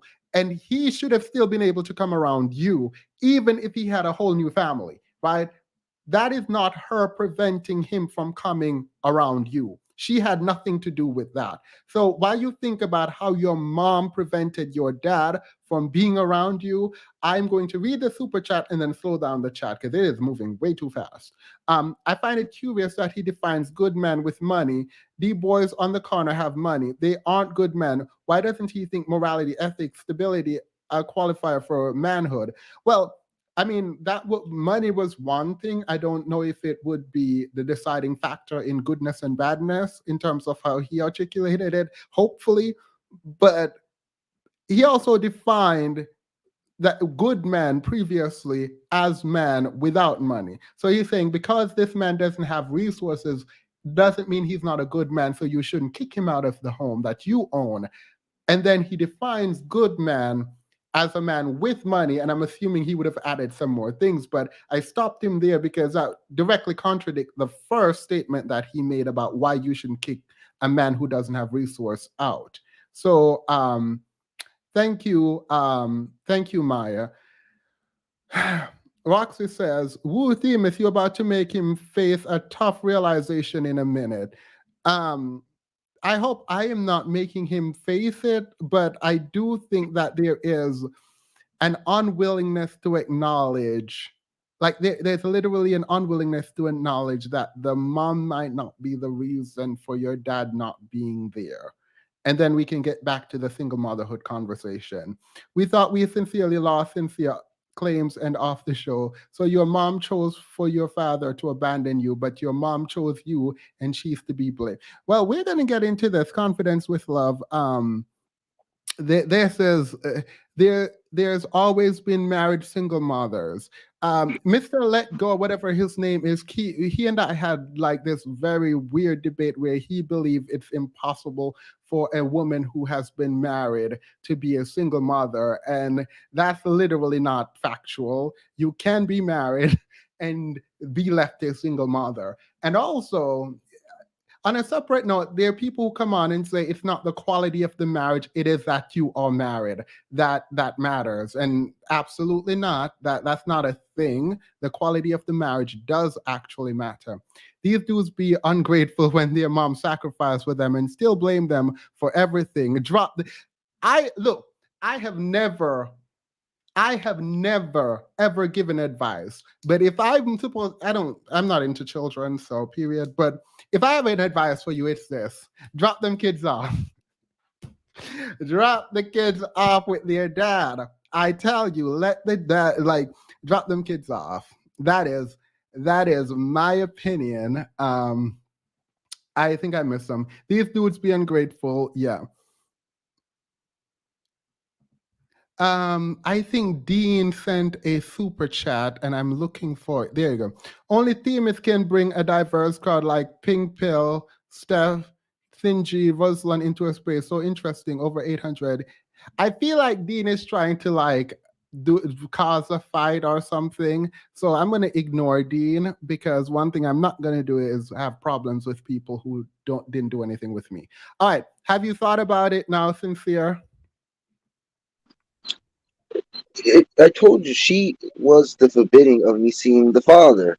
It was from the hurt and the pain of him not being with her no more. That was the reason of forbidding the child to see the father. I guarantee you, And this is factual. She told me that when I grew up. If he was still with me, he would have been your father in your life. I This mean, is the that's the truth. fact, though. If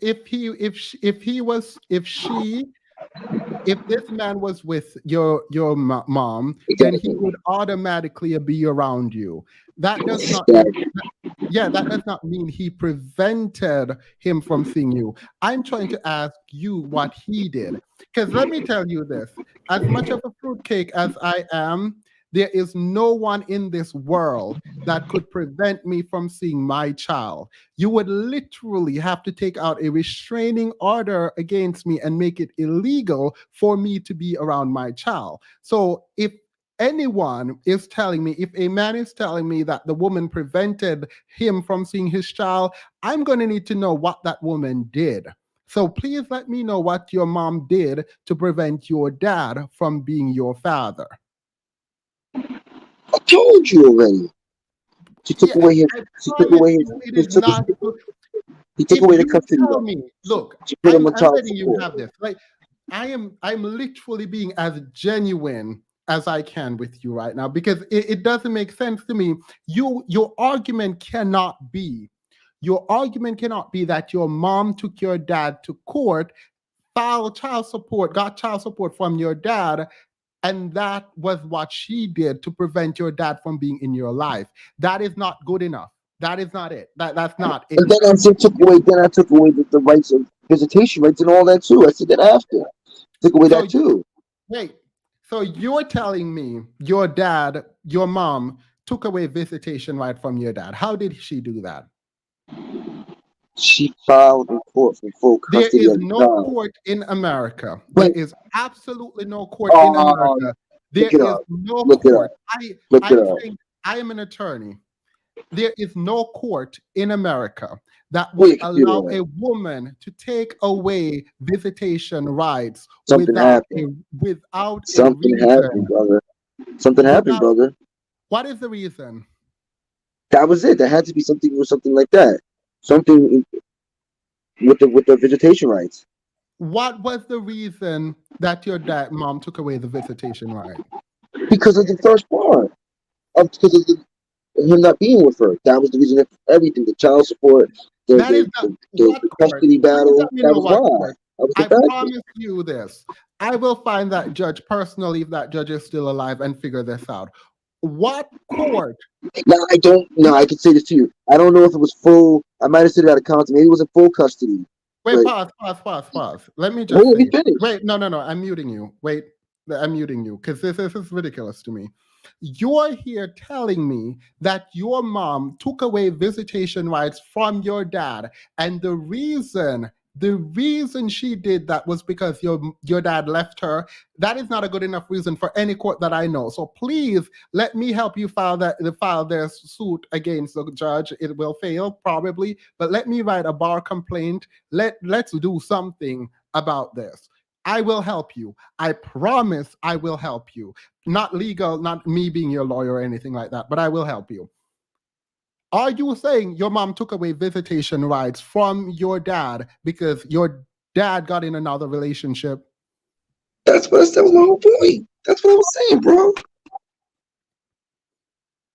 Famous, if I may Wait, clarify that. no. Because I think he thought I didn't hear when he just said it wasn't full visitation that was revoked. Said that. That's what I said. So they didn't take full visitation. He had no rights to the child. It was all for the woman. Everything was for the woman. Everything. I don't.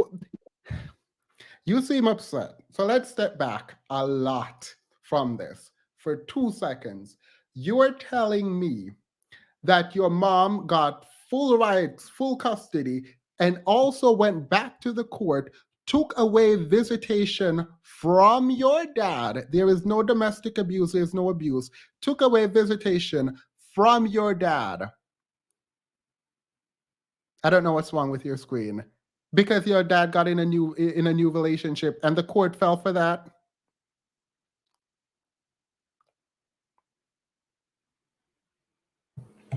Famous, if I may, I believe my client has a misunderstanding here.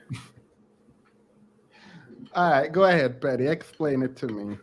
Well, he's not here now, but I believe that it's Sincere's personal belief that regardless of what reason they told the court, the actual reason for the mom going to court to have visitation taken away is because she's jealous or has vitriol towards the father now that he has moved on. I think he doesn't understand that you're asking what is the he's gone. What is the actual reason in the court documents that they said the father could not have visitation? I think he was just having a misunderstanding. Welcome, AcCoLogic. Did he hear the story from his dad? Sir, he can still see you, invest in you, and love you. So why didn't he? He didn't reach out when you turned 18. Look, all right, you're back. Your attorney was up here, not really explaining. I can show you. I can show you. I can show you. Please show me. Oh, how you flip the screen? I'm trying to see.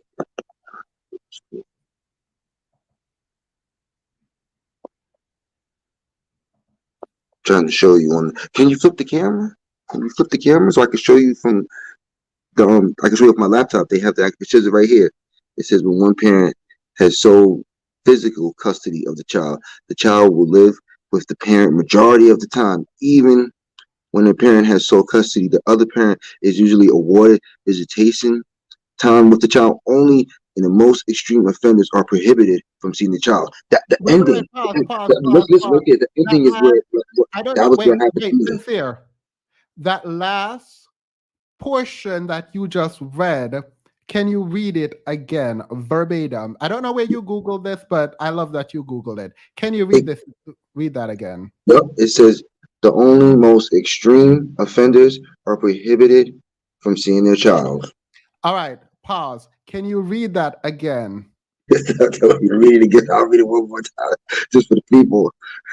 Only the most extreme offenders are prohibited from seeing their child. Only the most extreme offenders are prohibited from seeing their child.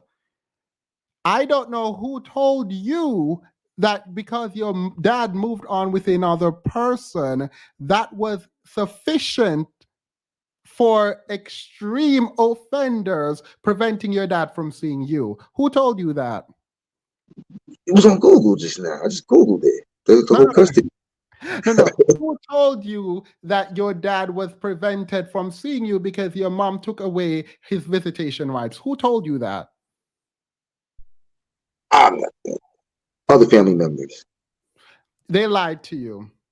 That's not true. Why would they? Why can't you accept that it can happen? You think your dad is an extreme offender because he found a new wife?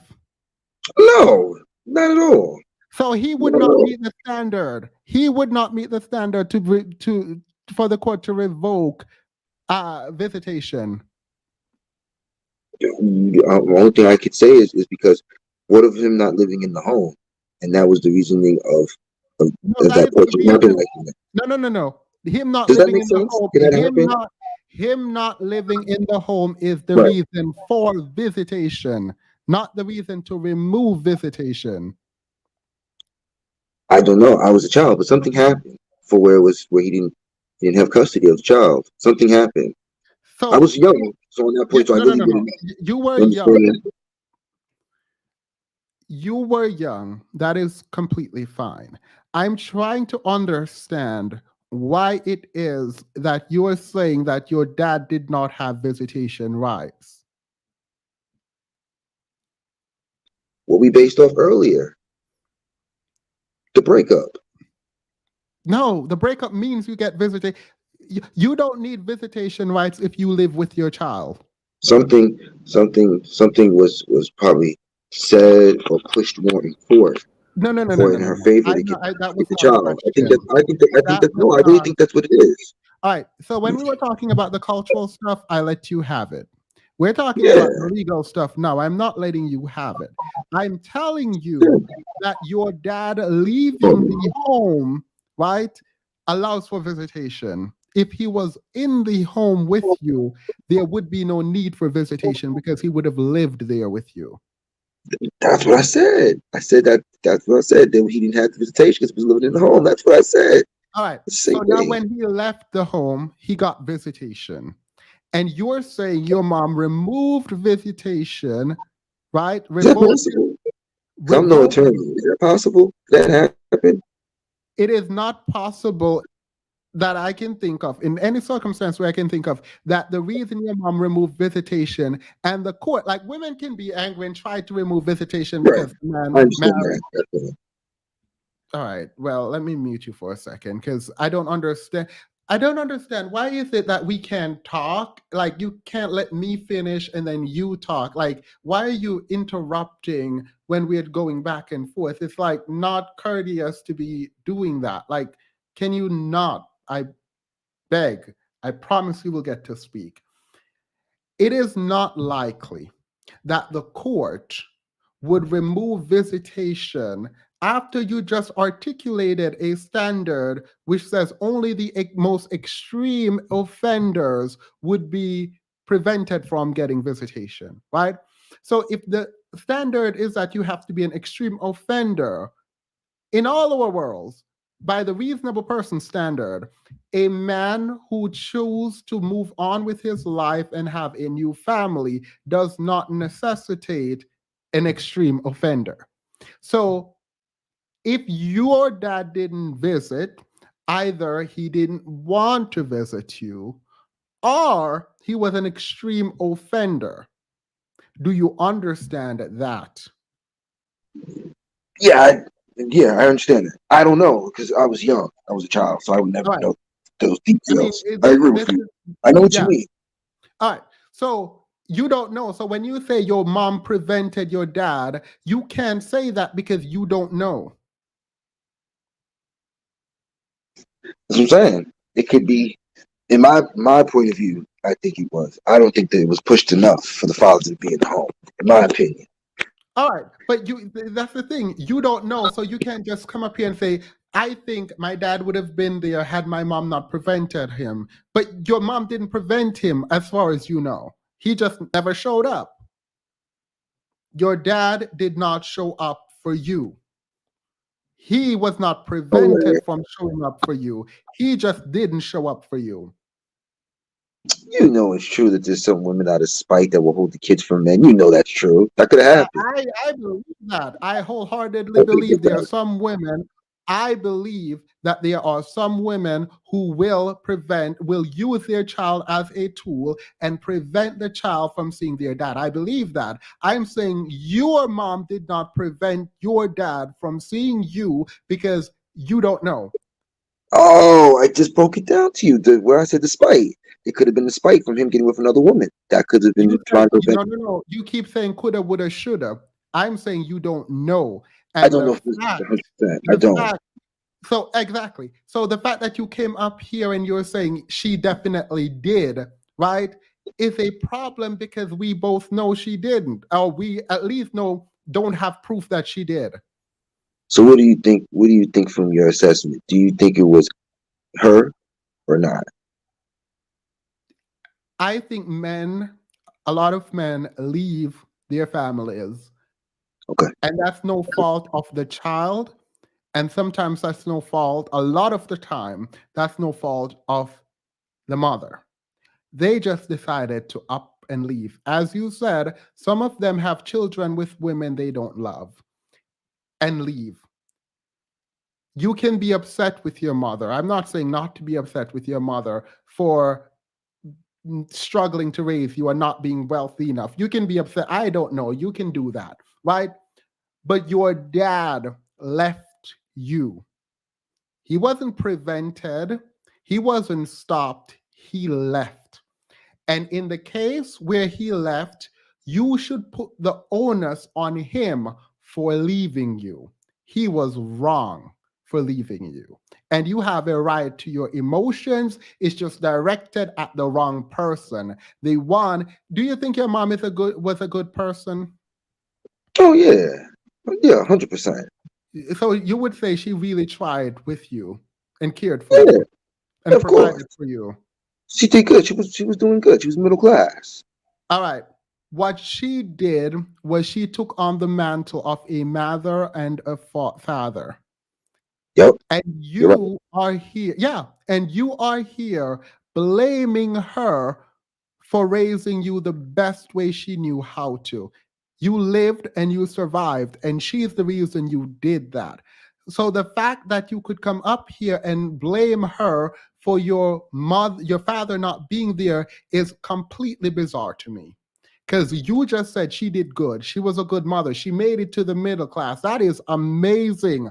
On her own with a child, I'm assuming if she got remarried, I don't know. But based on what you've told me, on her own with a child, she took you and she dragged herself and you all the way to the middle class. And she found a way to make a way while your dad did not show up for you.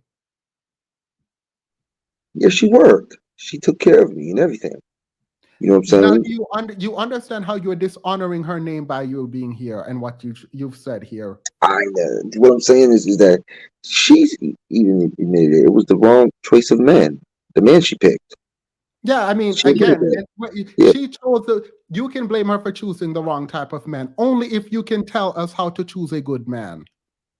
Yeah, but do you think that that was the reason why she had the emotions because of what she went through with the man? No, And no, no, that's no, the no, reason no. why. Wait, No, stop, listen, stop, listen, stop. no. Wait, no. Can you tell women how to choose good men? Yeah. I mean, you can't really tell a woman how a good man is. You can. It's possible. Wait. You literally just said a couple hours ago, because we've been talking for like 2 You hours don't now. a good while. A good while. Yeah, you just said a couple hours ago that we can't vet men. You agreed that we don't know how to vet men. Now, obviously, No, if you're sleeping with Future, then whatever happens, I don't care. But you literally just said that we don't know how to vet men. You've agreed to that. We're not going back and relitigating that. we said that. We said that. It All was the right. hardest So how task. are you blaming for your mother for choosing a man, even though we just said women don't know? Was your man that was your dad? Was it that obvious that your dad wasn't it? I don't know. I was too young to know. I don't know the details Wait, of you don't happening know? at that Do you age. know your dad now? I still don't know him at this age. I still don't know him. It was always my mother. Is your mom preventing your dad from getting to know you now? No, no, it's been just so long of years of me and my father never ever seeing each other. It was just never there. It was just never there. I will say that I do feel for you. I actually Thank really you. do feel for Thank you. And I don't think it is right for any child to grow up with without a father. And yet you are still here making excuses for your dad while blaming your mom. You are blaming your mom for choosing a man that you don't know what if you found out your dad presents well and no one could know and figure out that he was bad? Like I your would never mom would, know. yeah, so your mom wouldn't have any clue. Like I can say your dad is anything now, and you would know because you don't know him. And that's not a drag on you. You were a child, and so that's not on you to know that. But Right. ultimately, your mom tried with you and he didn't. And we agree that we don't know how to vet man. If you had the secret sauce for vetting men, I would let you tell, but we already agreed that no one knows how to vet men. We can lie, women can lie, men can lie, period. So you are still here blaming her for having you. You realize that's what you're doing. You're blaming her for having you. I never blamed her for having me. It was a blessing. Only thing I All right. just said was, what was Should the she thing of him not being there? That was my biggest argument. Him not being there. all right. So you're blaming her for him not being there. I mean, I'm not going to blame her for All all right, of it. great. I'm glad we got But I on the would same page. ask. I would ask. We can ask. You know, you can ask Who people who questions. should be blamed for him not being there? Really, at the end of the day, it could really just be the man at that point. If you really want, it's the All man right, at that great. point. So, But so I the feel man like should. it So could the both be man. both Wait, ways. wait, wait, wait, wait. So the man should be blamed for not being there. Period. Got it. Great. We're here together. Amazing. Why are you not blaming him? I only say I'm not blaming him because what if he truly wanted to be there? You And don't that was know. fine. You don't I know. don't know. I don't know. I was so little, so I don't know. I mean, you could find him and find out, but in the case where a man decided to leave, we know who to blame. So we should take that energy and blame the man who decided to leave. Right. I mean, it's just how it depends. I don't know. I would never know the answer because I was so little. No, I'm not telling you to know in your specific circumstance. I'm saying you just figured out that the man is to be blamed for leaving his family, right? Right. That's what earlier All we right. talked about that. So that's who we should take the blame to. So it seems like the question of whether or not a single mother should be blamed for being a single mother is no. The reason a mother is a single mother is because the man decided not to be there. Now, if the woman chose to kick him out and block him and he fought and all of that, then I guess you can make the argument that she should be blamed. But if the woman wants the man there, if the man chose to not be there, and even if the woman don't care, either way, if the man decide not to be there, the man is to be blamed. You understand that now then?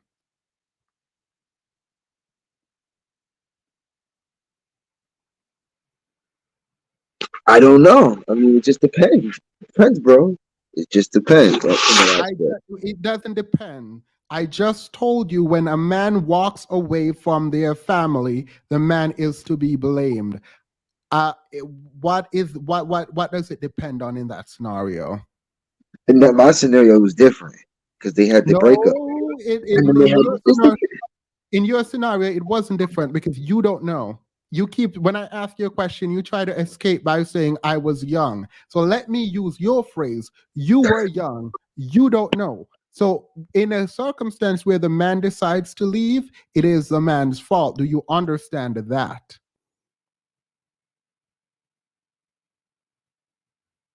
it's up to you. You standing on that point, then it's up to you, bro. You stand on that point. I am asking you if you Okay. understand that point. I understand that point, what you're saying. I do. All right. Now you disagree with it. Why? Because I don't think it was just a man walking out. It's something that transpired for him to even leave. Man, just go walk All out right, on his but family. the woman cursed him out and kicked him out of the home. He now leaves. It's his Exactly. fault. It's That's a not great his point. fault. Whose fault is it for him not being in your life? It would be the individual's fault, the man.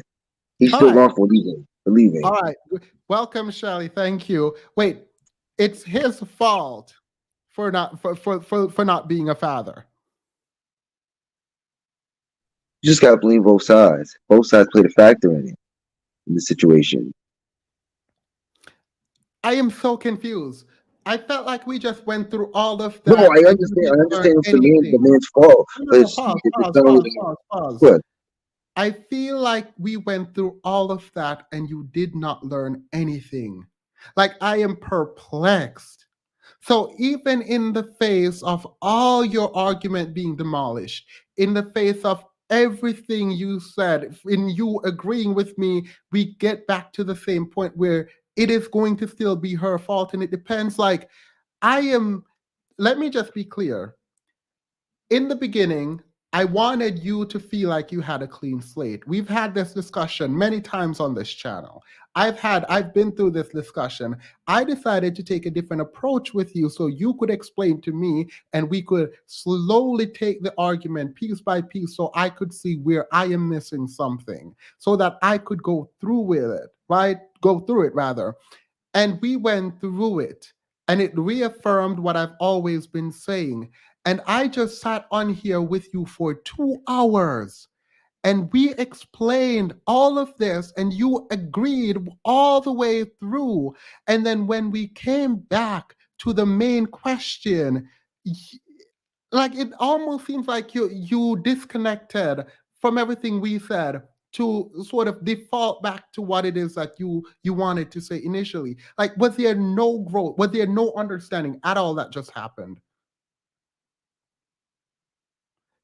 Like, do you understand anything that just happened? I understand. I understand everything you were talking about. It was. How are you still blaming women then? You can't say that it's a.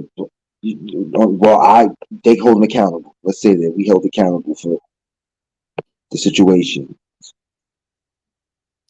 Wait, come again. I'm confused. When we talked about the single mothers, I broke down the part of the key factors of the prevention of the woman holding the man back of being in the child's life. But what you did that was good is you broke down the man's accountability of what he did wrong in the situation. Yeah, and I'm trying to get you to, the whole stream is about women. I want you to tell me how women should be accountable. That's all I've been wanting, and you haven't.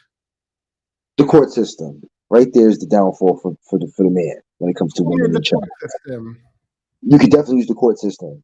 Who created the court? Who created the legal structure in America? Even if it was a man, it's still designed for the women. You know that's true. So you design something for women, and then you blame them for it operating the way you designed it for them. Wait, look at all these single these mothers getting all these kids, getting all this child support, getting all these child support on average is $50 a month, like a week. Like let's not do that. They're getting thousands of dollars off of child support from the man. They're getting money off these men. How much was your dad paying in child support?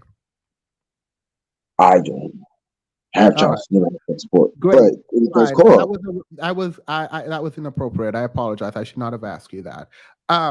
So that's okay. You can ask that. I have no kids. I have no baby mamas or nothing. It's not your standard of morality that I operate by. It's my own, and I think that was wrong. So I apologize. It's okay. It's okay.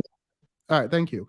I am trying to understand from your perspective how you can identify with the men who created the system and then blame the women for how the system operates when it's operating the way you and the men you're identifying with, which I would have thought you made a different argument here.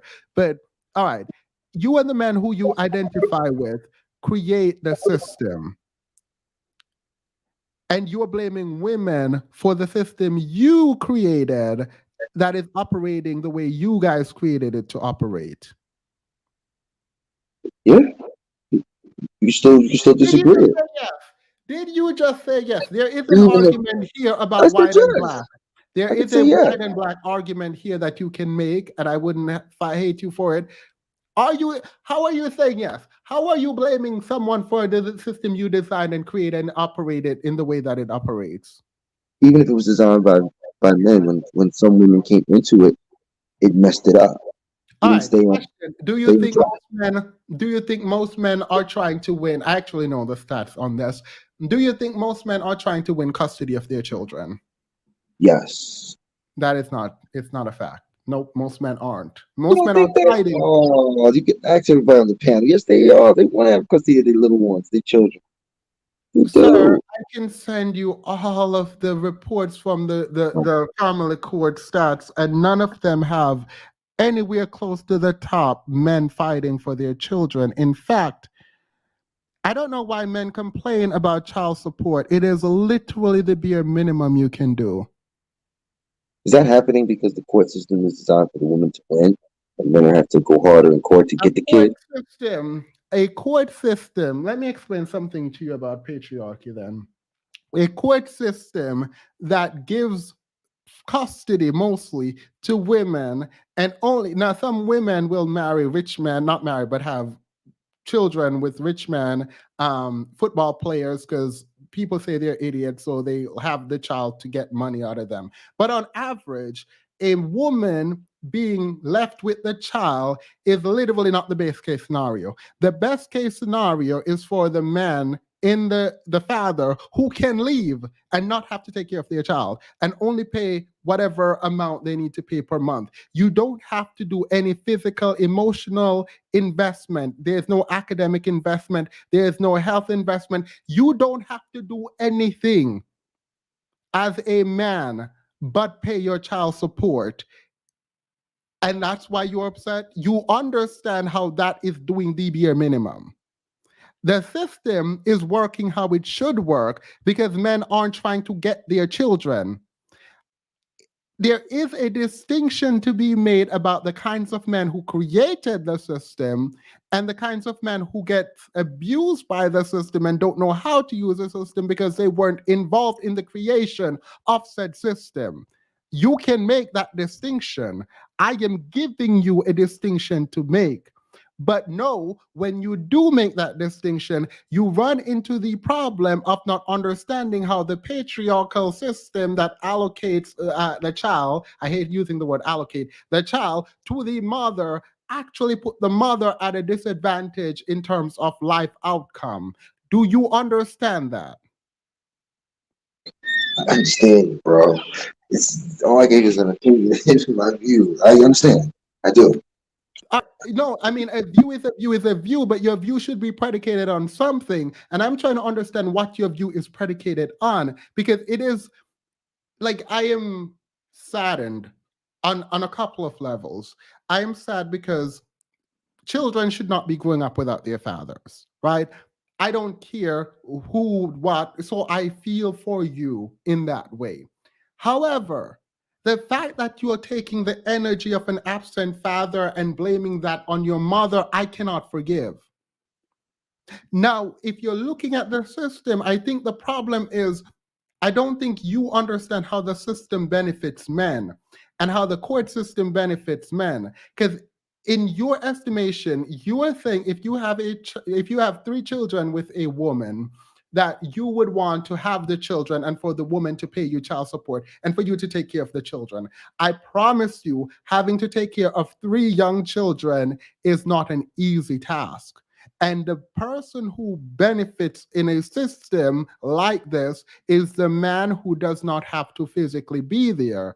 Drop the kids off 2022. But if that's what's happening, like, do you expect me to believe that the men created the system to their own detriment? Is that what you're thinking? What you That's thought not. happened? That's not true. Those are single fathers that they prevent the court system. They prevent men even get their kids nowadays. No, That's I'm the asking you. No. I'm not saying they won't get they will get their children. It is likely that the woman will be awarded the child if the woman wants the child. Oh, the woman's gonna get it off the break. The woman's always gonna get the kid before the man. That's No.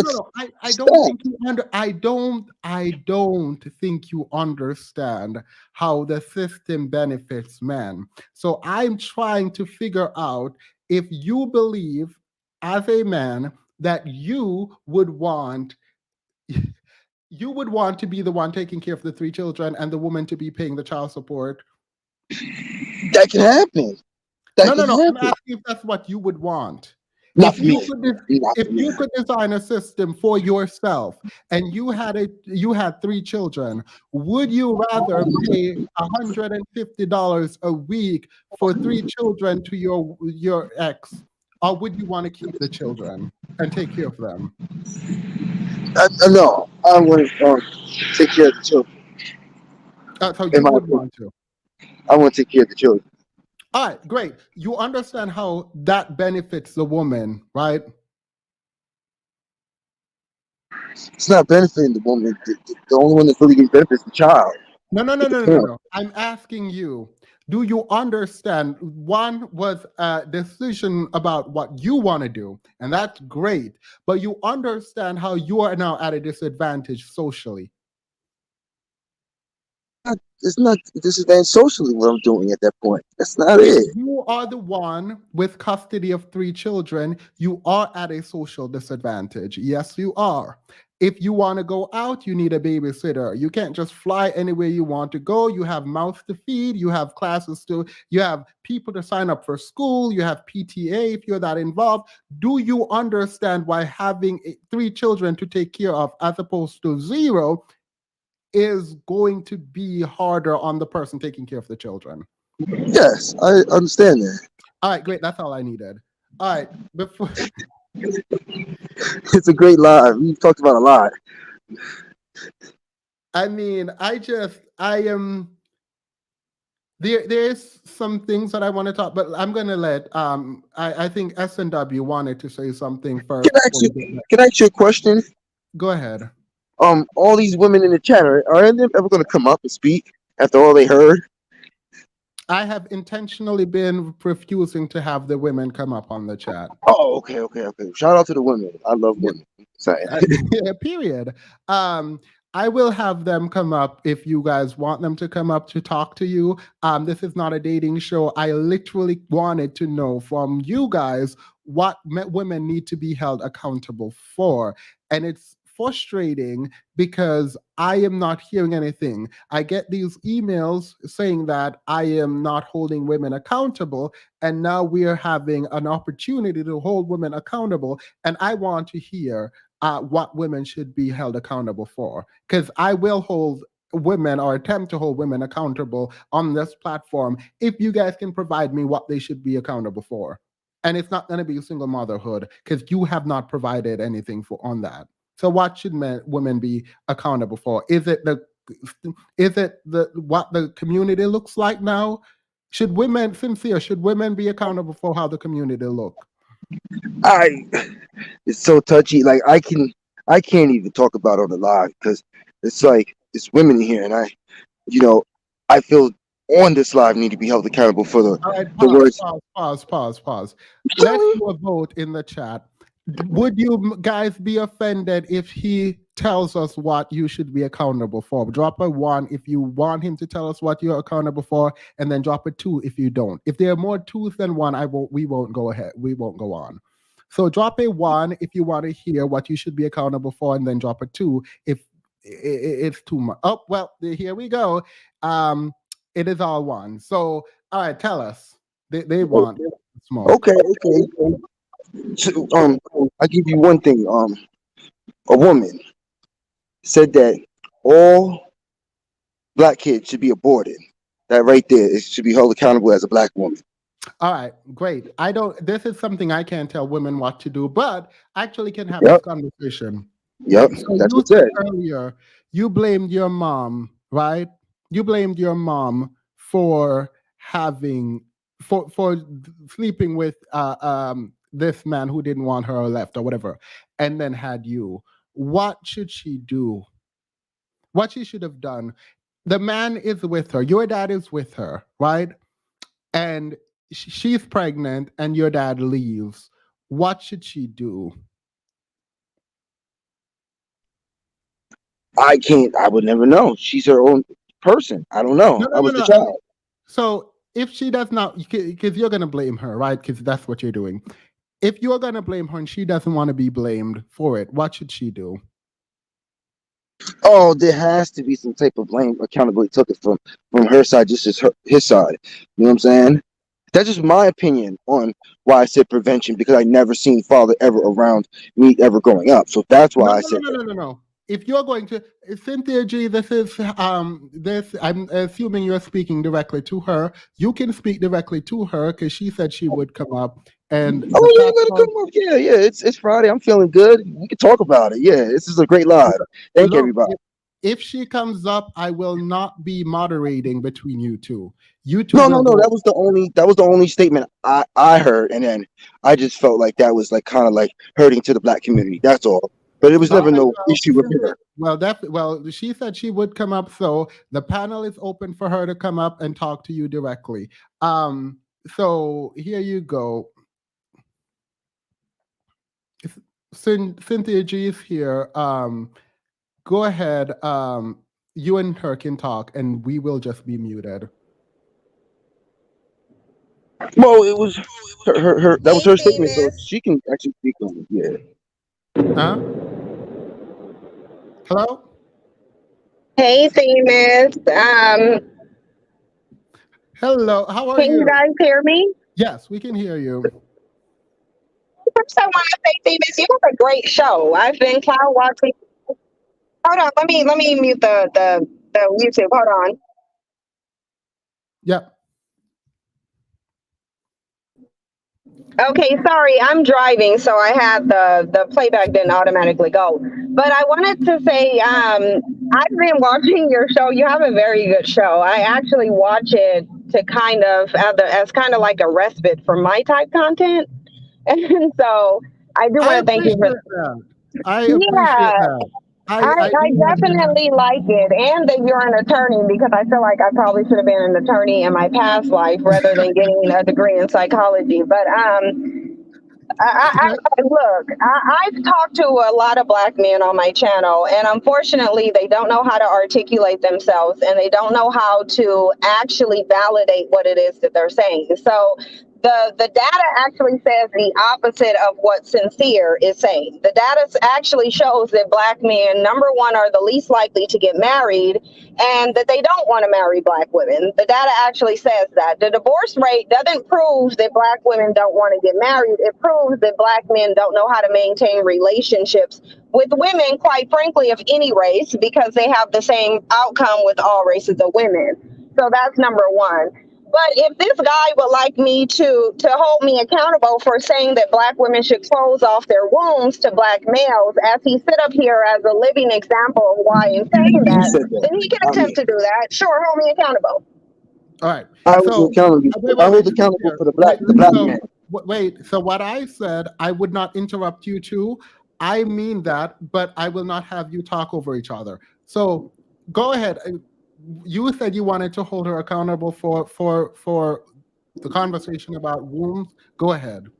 Yeah, I 100% hold accountable, because that's detrimental to the black community. Say something like that. Abort black kids? Come on. And you're black woman? No, it's not. How is it detrimental to the black community? Explain to me how it's detrimental, and I'll explain to you how it's beneficial. Okay, so the black woman, right? By you telling them, right, don't have the black sons or aborting them, that's detrimental. That hurts the black community. When you say things like that hurts us. How? I know, sir. I don't want you to regurgitate what I'm saying. I don't want you to regurgitate what I'm saying. I want you to explain to me why. Why is it harmful to the black community? Why? Because you want to build up the black community and have more black men in the community. So by you saying aborting them, it's hurting us. Okay, so you mean more black men who are going to grow up and kill black women every 5.5 hours, funnel their resources into other communities. Hold on, I'm still talking. Put non-black women, especially white women, on a pedestal, abuse black women because we have the highest DV rates, abandon and sexually assault their children, and then not take accountability for anything and help to maintain the oppressive system that we're in. So that's what black men are doing in the community. Now explain to me how it's a benefit to continue to birth that into the community. How does it benefit black women to birth black males? It hurts the community by doing it. Wait, Sincere. It doesn't hurt he's slow. How does it hurt the community? Tell me how.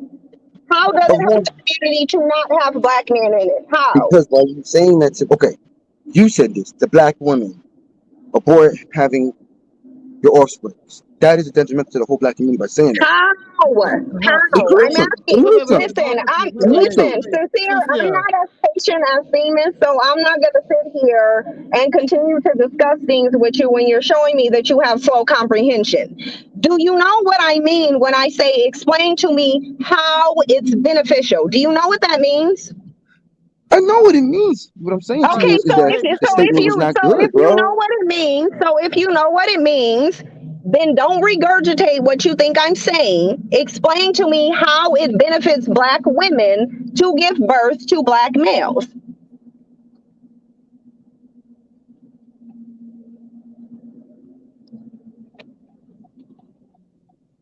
Did the cat got your tongue? Sincere.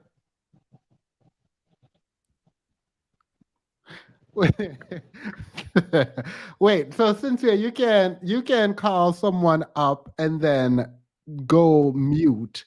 So I'm going to say get off mute, because the question is how. And if you're going to have a problem with a stance, then I would expect that you can articulate what the problem is with that. Oh, all right. Well, that was quick. Yeah, he ran. And look, see, this is the theme is that a lot of people get me mistaken in, because first of all, I don't necessarily promote abortion as the biggest thing. I promote it as an option. What I really think Black women should do is have standards, boundaries, and expectations, because when you're dealing with Black men, if you have standards, boundaries, and expectations, the results is going to be the same as getting an abortion, because most Black men cannot meet standards or expectations, and they don't like boundaries. So when it comes to choosing better, this is how I think Black women can choose better, since clearly none of the men who came up on your panel could actually explain how Black women should vet Black men. And I'm glad you brought up that all of the government agencies who literally specialize in this, like the CIA, the FBI has especially trained psychologists to vet people, and they can't even do it accurately. But saying that Black women need to choose better is just a gaslighting tactic so that Black men don't have to take accountability. The reality is, from the educated lames to the dudes who are called Pookie and Ray Ray, they do the same exact thing. And we know this because Black men have the same outcome in every community of women that they go to, regardless to how they dress and regardless to their education or financial status. So they're just not trying to take accountability. And this is why I think that Black women need to close off their wombs. Number one, this is not the first time this has happened by a group of women.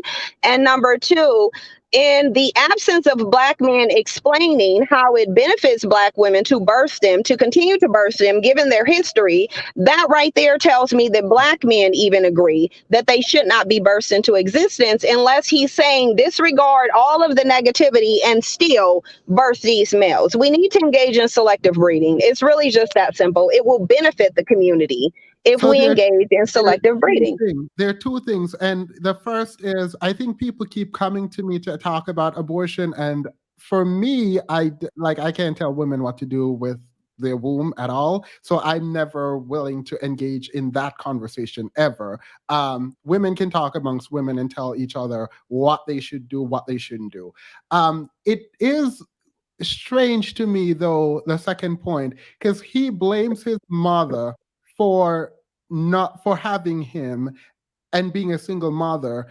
I don't understand the alternative if she's pregnant and the man leaves. Like, I don't understand what she should have done to not be blamed and dragged on the internet by him, specifically him in that case. So I just don't understand the argument, and I still don't get what women should be held accountable for.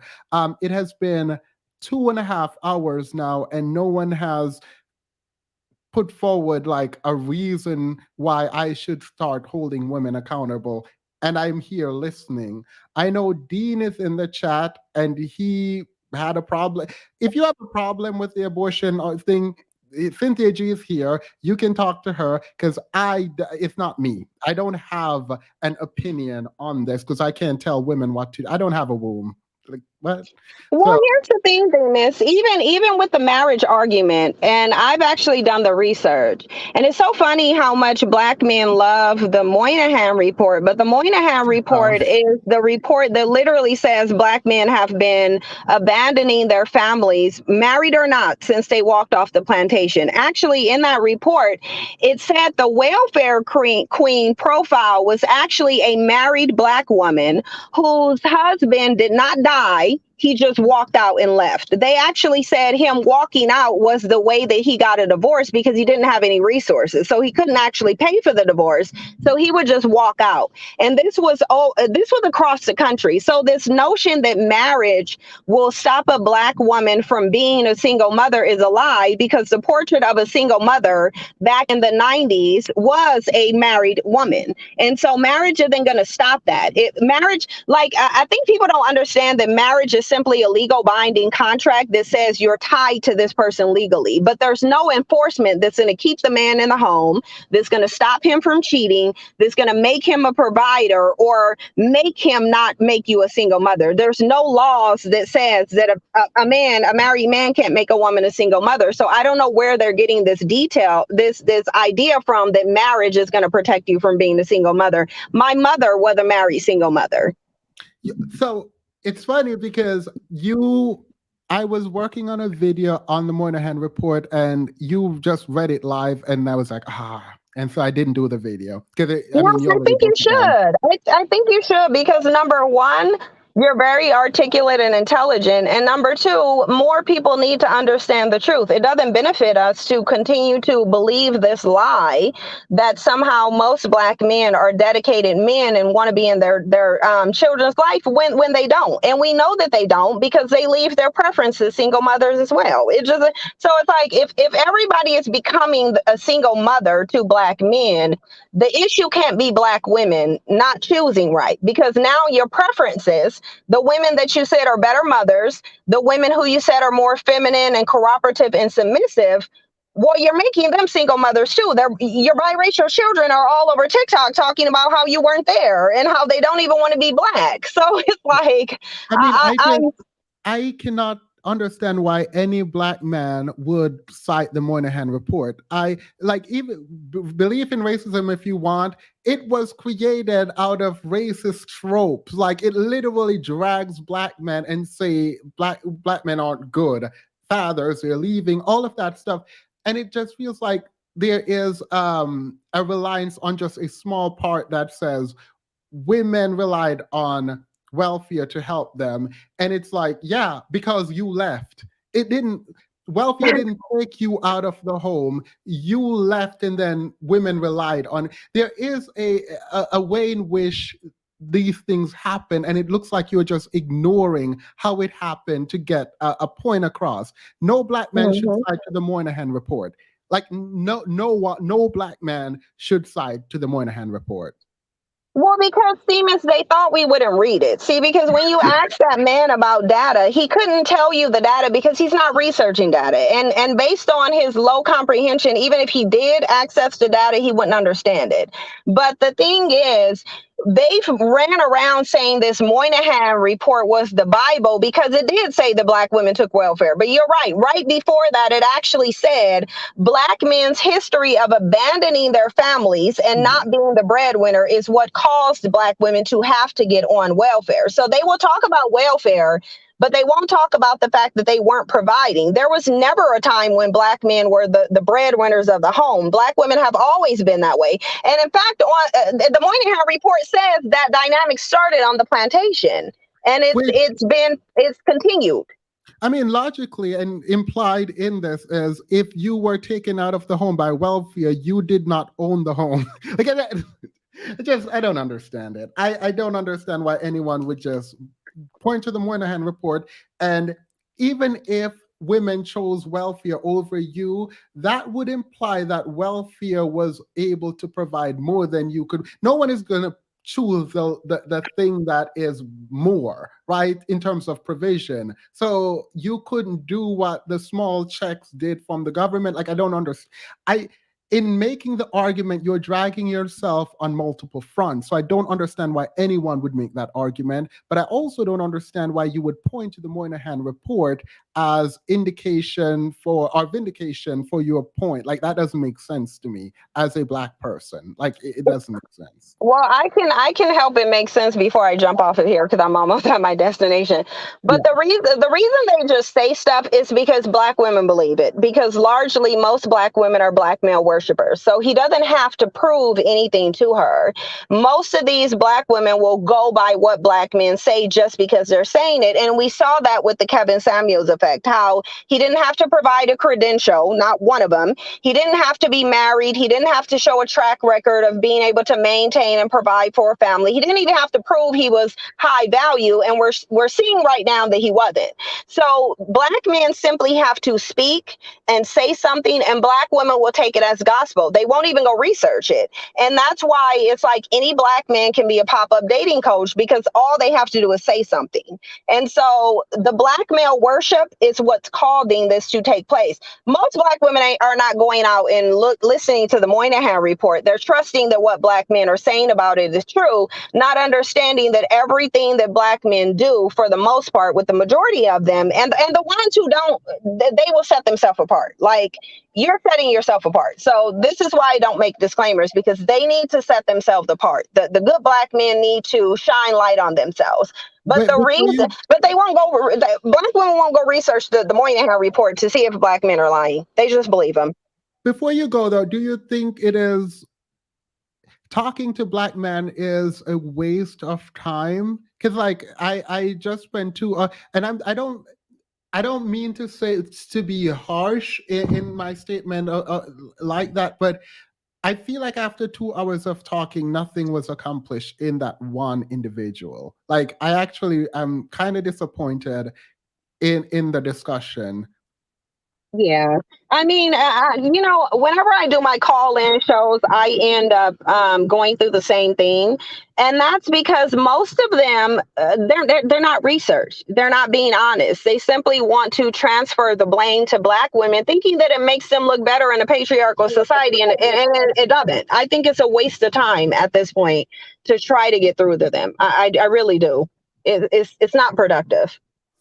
All right. Well, I thank you so much for your time. I wish the Cynthia was able to talk to you because he literally called you out. You came up and he ran. So, I mean, I guess they're afraid of you. Yeah, they are. But I definitely appreciate your show and what you're doing. I think we need more of it. And, I like watching it. I'm subscribed to you, and I will continue to support it because it's a good message. So, thank you for what you're doing.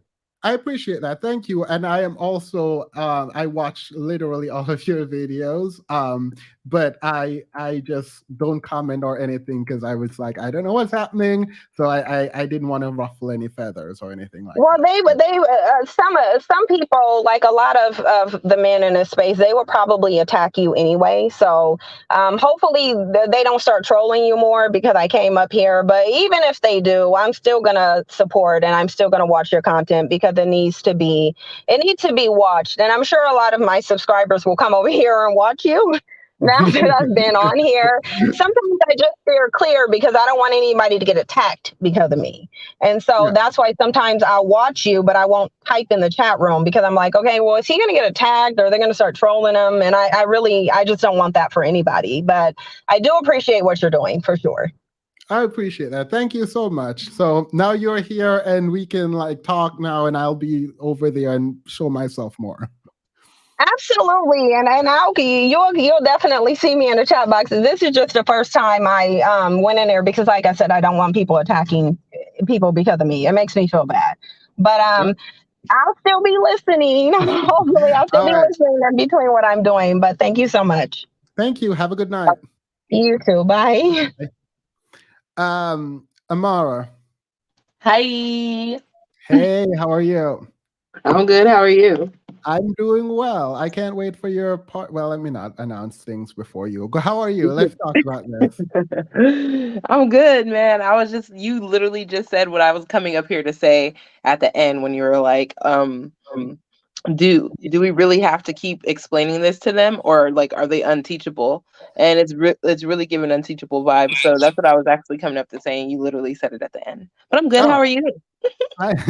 Good. I mean, that was disheartening because like I literally thought I was making progress.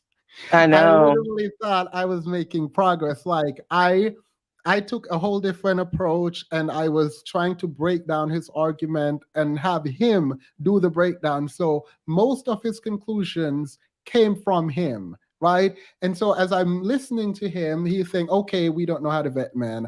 Okay, we don't know how to do this. Okay, marriage is not going to get you to do this. Okay. All right. So you just argued your way out of everything that you said. And I'm ready now for the home run. We've made it there. He said his mom is great. His mom did this. He said, ultimately, we've decided that your mom wasn't preventing your dad from coming to you because legally she couldn't. All right. The biggest. Great. How did we still blame your mom? Like, I don't understand. I know. I think I know what it is. I think it's just that they are men who do this. They're afraid to let people know that their dad abandoned them. Like it's kind of like a personal thing, probably like a mental thing. Like, why wasn't I good enough for my dad? Why would he not come back around and check on me? And because they just can't fathom that there's such a or at least they're attaching being a horrible person to their dad leaving, so they can't attach that. So they're like, oh, my mom must have scared him off. It wasn't me. You know what I mean? And whenever I tell people that I don't have my dad around, and they'll always be like, maybe you don't, or I'll say, I don't like my dad. They'll be like, oh, is it because of what your mom told you? When my mom will really pump up my dad all the time. And I just didn't understand it. So I feel like a lot of men were probably, brainwashed into thinking that their mom did something wrong, by other people around them, because people did that to me all the time. When I say I don't like my dad, they'll be like, well, it's probably what your mom told you. Please don't tell me about my life. Yeah. I just think that's what it is.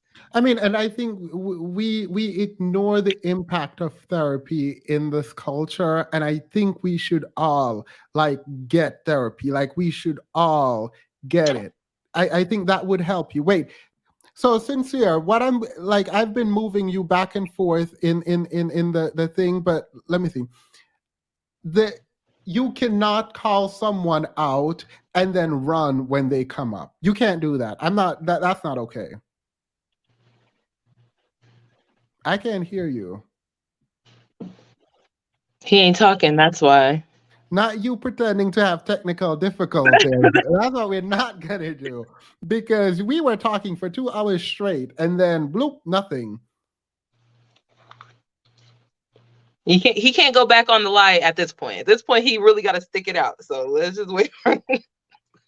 All right. Well, Prince Freddie, go ahead. I think you can come back. I think your mic is not working, or you're pretending your mic is not working, so you can leave and come back.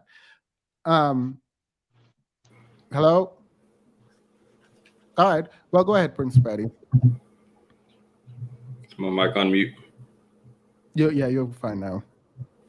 I just wanted to address something in the chat. I did not run from Cynthia G. I respectfully stepped down in the face of someone like that. We simply had nothing to talk about, so there was no reason for me to be up. With that being said, I've said this before when Mahogany Pink came up on your live, but it's kind of like watching Thanos put the Infinity Stones in his gauntlet. Seeing all of my favorite YouTubers come together on one live. It's pretty crazy. That's all I have to say. I'm not going to represent Sincere if he's not going to come up to represent himself. I will say that I don't think I'm anyone's favorite YouTuber, though, but I appreciate I know you lying. Everybody in here, you're probably their favorite. Stop playing. Y'all better pipe me up. I said that for compliments. I was fishing for compliments. Go ahead, Marcus. Thank you. Thank you, Prince Betty. So small thing where people are talking about they usually blame the mom. I actually noticed, this is anecdotal, so I'm willing to be wrong. I noticed single moms are willing to be the villain in the story rather than have their child believe or know that their dad doesn't want anything to do with them. They're willing to take on that extra emotional labor. So this whole the moms are vilifying, it seems like they're acting as a cushion. I'd rather have my kid be angry at me than take on that hurt. Yeah. But over general, where you were talking about, you were surprised that you went through 2 hours of logic and breaking down his art, and he was actually believing in your arguments, bits and pieces. I was actually also thinking of this in general. Also, when a couple of weeks ago, when we were having a discussion of Toucan Sam and the other one, I really can't believe, Fresh and Fit, and they were talking on the Australian radio show, and the Australian hosts were taking down their views, but then when we were watching, you could see the super chats that Fresh and Fit were getting, and they were saying, yeah, it was sounding like from them, it seemed like to them that he was winning.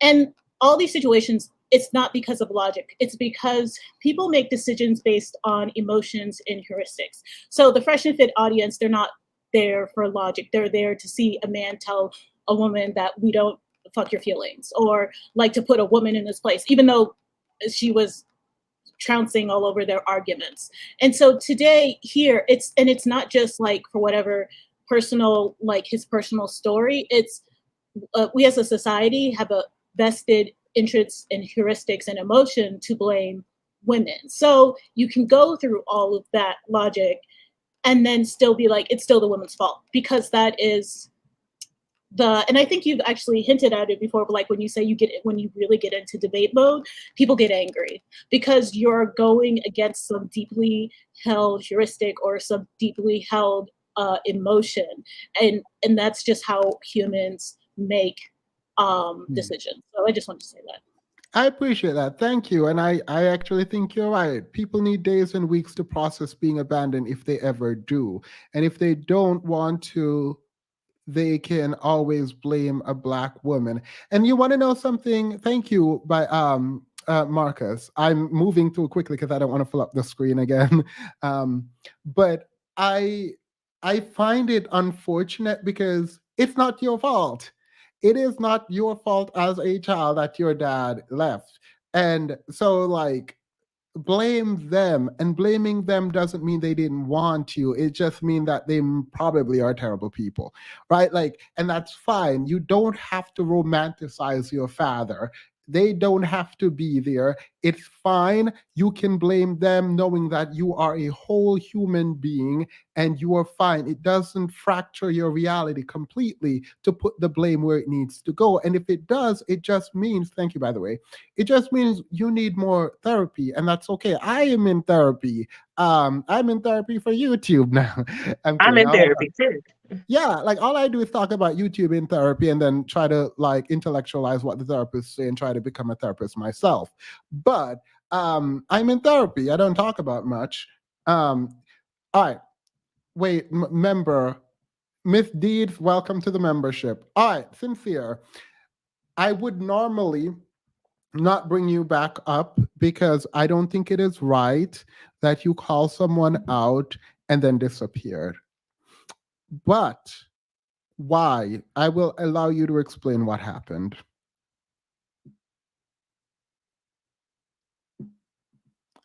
All right, there's no sound. So I'm going to take that as an assumption that you're indicating that there is internet connection or some internet issue. I'm going to take that as what that means. S&W. Hello? Hey. Hey, I'm in therapy too. Period. The therapist said I don't really need it, but I was like, no, why not? The Get a new therapist. University pays for it, so yeah, coming out of my pocket. Yeah. So with what just happened, I don't really like know or understand, because if you agree with somebody else, you bring it to their channel. But the type of person I am, I really don't care what most people will have to say. So I wouldn't do that. I wouldn't call somebody out. But I will say this, that was a bad look on him. If he would have had more, I guess you would say, courage to speak to her, or maybe it was internet issues, but it seemed like he just dropped off the way that it happened. But anyways, that's not why I'm here. The reason why I'm here is because of the title, and it's not necessarily that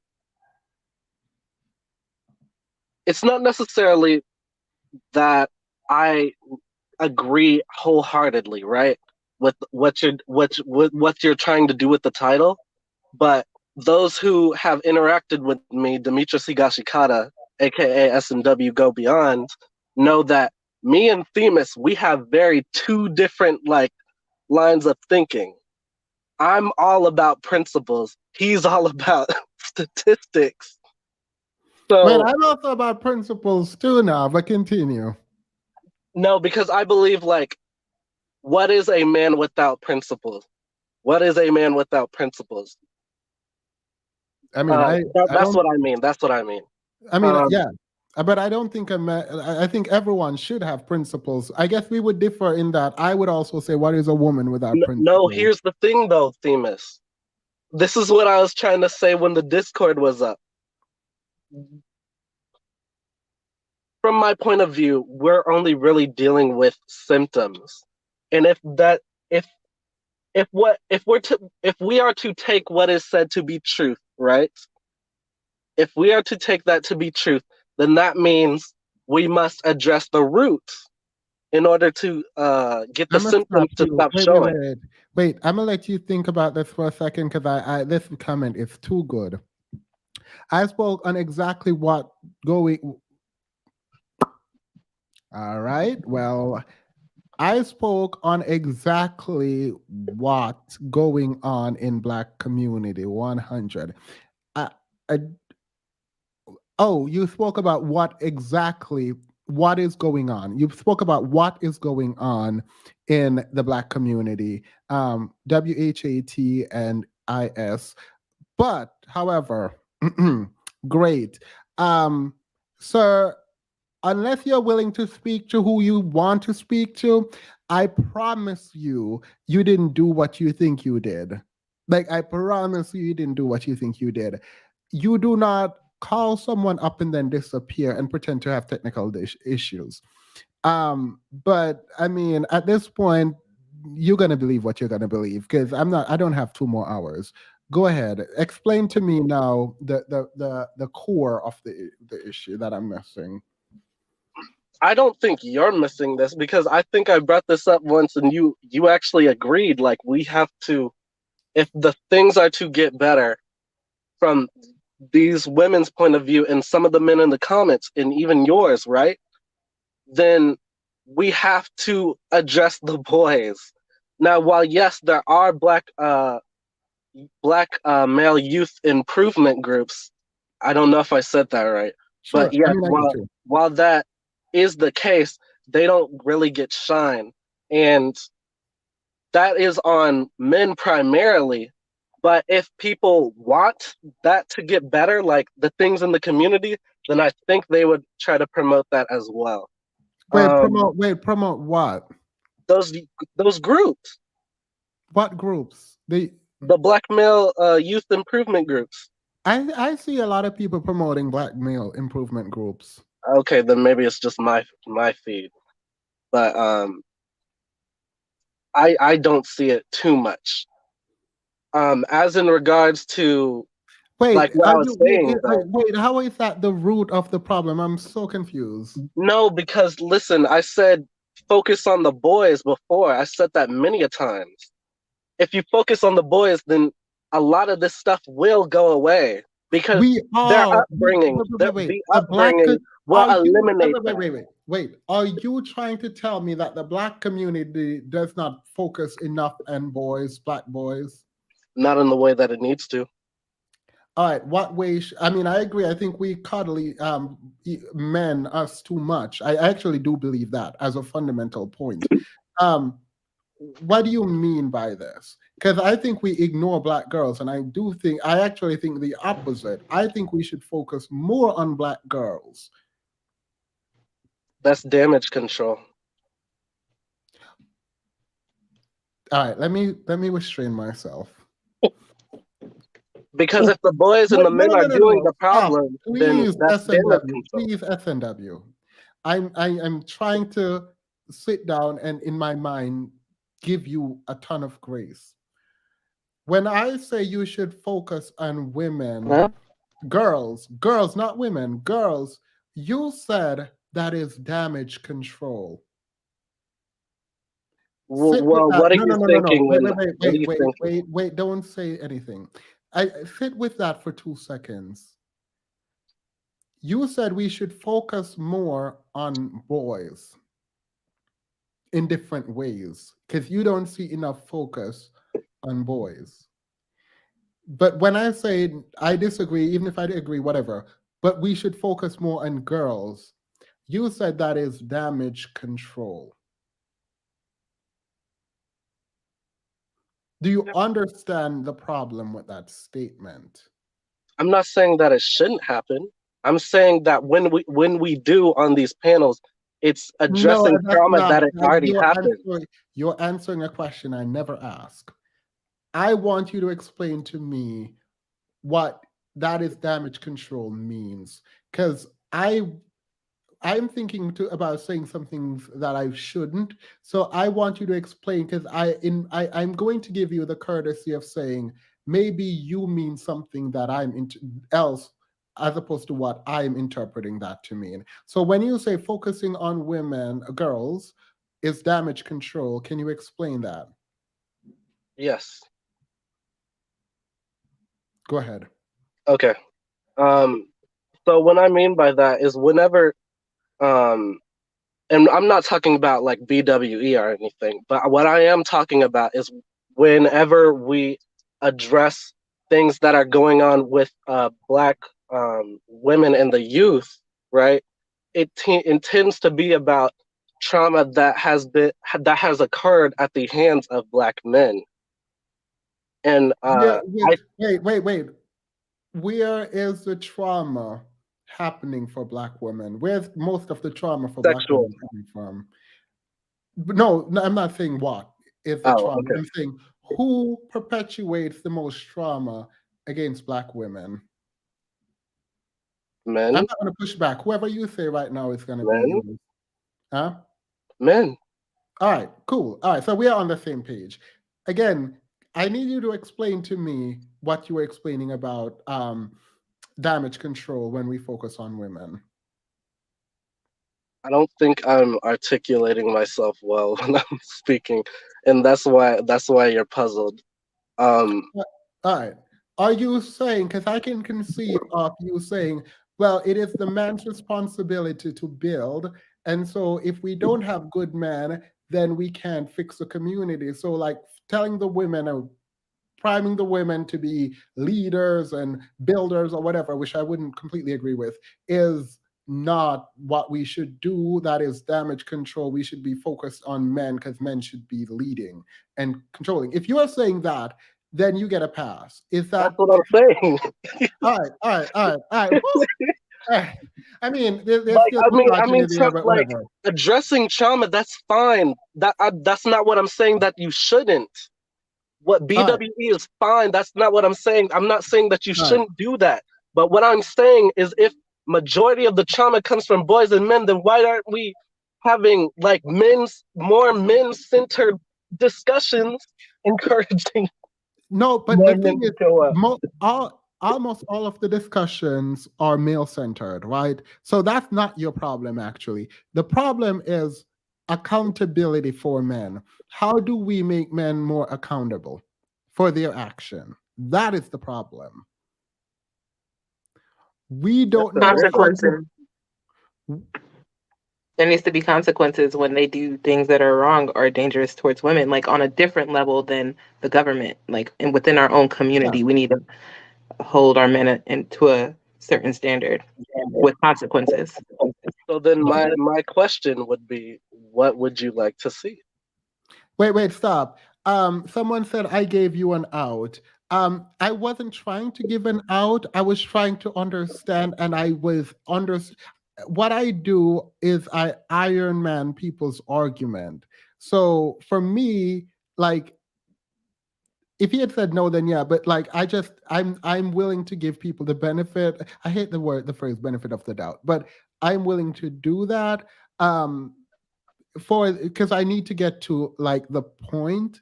But I take that critique. I'm just saying I take that critique. I apologize if that was uncomfortable for anyone, but I just cannot. I we could not continue if I didn't. So I had to. I apologize.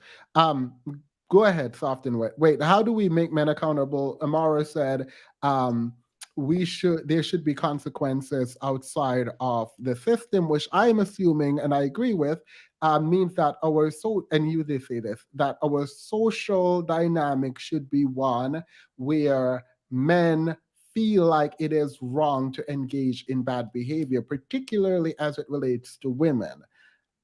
All right, go ahead. Unless I'm wrong, Amara can interrupt, but go ahead, SNW.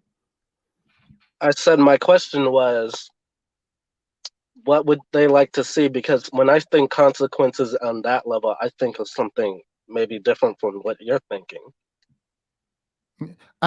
Wait, Cynthia G is for a detriment. Prince Betty said his movement is to cuddle black man, and Cynthia G won't help him cuddle black men. Yeah, I mean that won't happen. Are they afraid of turning like their father who abandoned them, maybe absolving themselves in anticipation that they would end up like their? I think there is I'm gonna do it, so I don't want to be blamed for it either, and I don't want to take on the responsibility. Um, he said, I understand, theme is no apology necessary. Thank you. All right, go ahead. Sorry. I'm trying to read all the super chats. Themis, may I interject? After SNW, he had nothing to say when I was up there, though. LOL. No, Prince Betty, I think is trolling. SNW. All right, explain to me how to make men more accountable, because I think the language online, what is happening online, is the first time. Actually, men keep saying it's the first time they have a chance to speak. I actually think this is the first time Black women are saying no more, because I've never seen it. But go ahead. I'll ask this again. What would you like to see? Because we might be on two different frequencies right now. But the thing is, I'm a woman. I think that it's a man. It's the men in our community, like the men with authority that understand discernment and stuff like that. Just have like honor and dignity. Those type of men should be pointed out within our community, and they should be the ones to pick the punishments for men who do the wrong thing that pull our community down. Like I don't even know what. I don't know. I'm a girl. I'm a woman. That's up to y'all. I'm sorry. Themis, I just wanted to give my experience on the court system as a mother.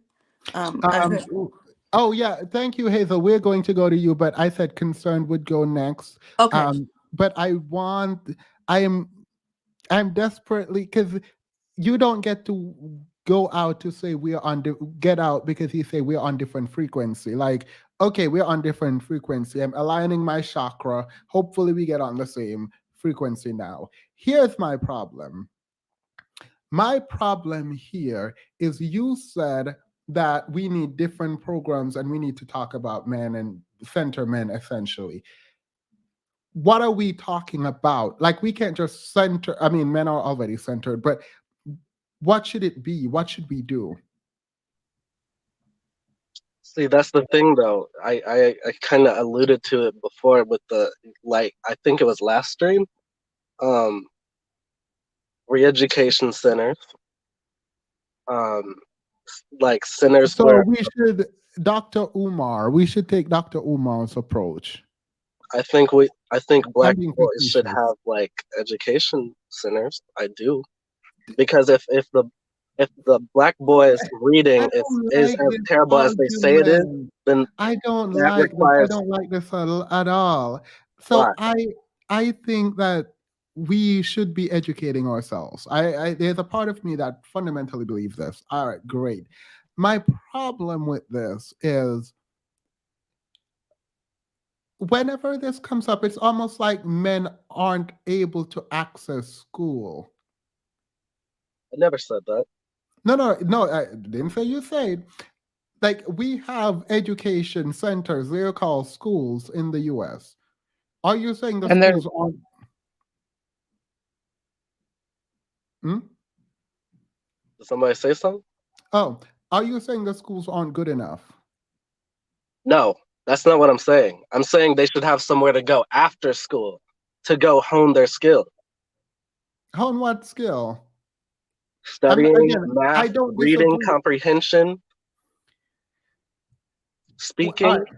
So do you think if there were a two-parent household, that would be easier? Because there are after-school programs, but a single mother who is working might not be able to do all of this on their own. Well, where did this come in? No, saying it goes back to how do, even if we have, you're saying we should have these things in place, but it seems like the community, they can hold themselves accountable by admitting that they failed their community. Like that's why, as an adult, Cynthia G is actually saying what I'm trying to say now. It's, can we just accept failure first and then redress the failures? Can I add only one note that, like, what would this center be built to do? Is it to educate the men? Is it to intercept them from the streets? Is it to like, what would the problem statement, what would be the problem of the be that this education center would solve? The education center intently would solve Black men, their reading level, right? Their comprehension, public speaking. Sinji just came up here talking about Black men not being able to articulate themselves. It would be able to hone that. Black male excellence in general. All right. So this is why we're talking about this. By the way, thank you, Cynthia G. When I'm talking, it seems like there's always like, oh, we just need to focus on men. We need to focus on men. We need to focus on men. And I am not in disagreement. It just seems like a talking point at this point. Because who is the we? I think are we men supposed to be helping boys? I think we should. So why aren't we? They're waiting for somebody else to do it, if you were to ask me, and I don't understand that. Because all these men are just like, these people are just complaining, and we are falling behind economically, politically, and socially, right? So why would you, with all you're saying now, why would you, I'm sorry, let me start over. With all that you have said about the Black men that already exist right now, why would you expect it from them? So do you expect it from white? No. I like this. I don't know why you're being defensive on this point. No, it's logical. Why would you expect it from the people from the people who you've said those things about that are not able to articulate themselves, who are uneducated? Why would you expect it from that group of existing Black men? Talking. This is ridiculous, SNW. You have the ability to listen and then respond.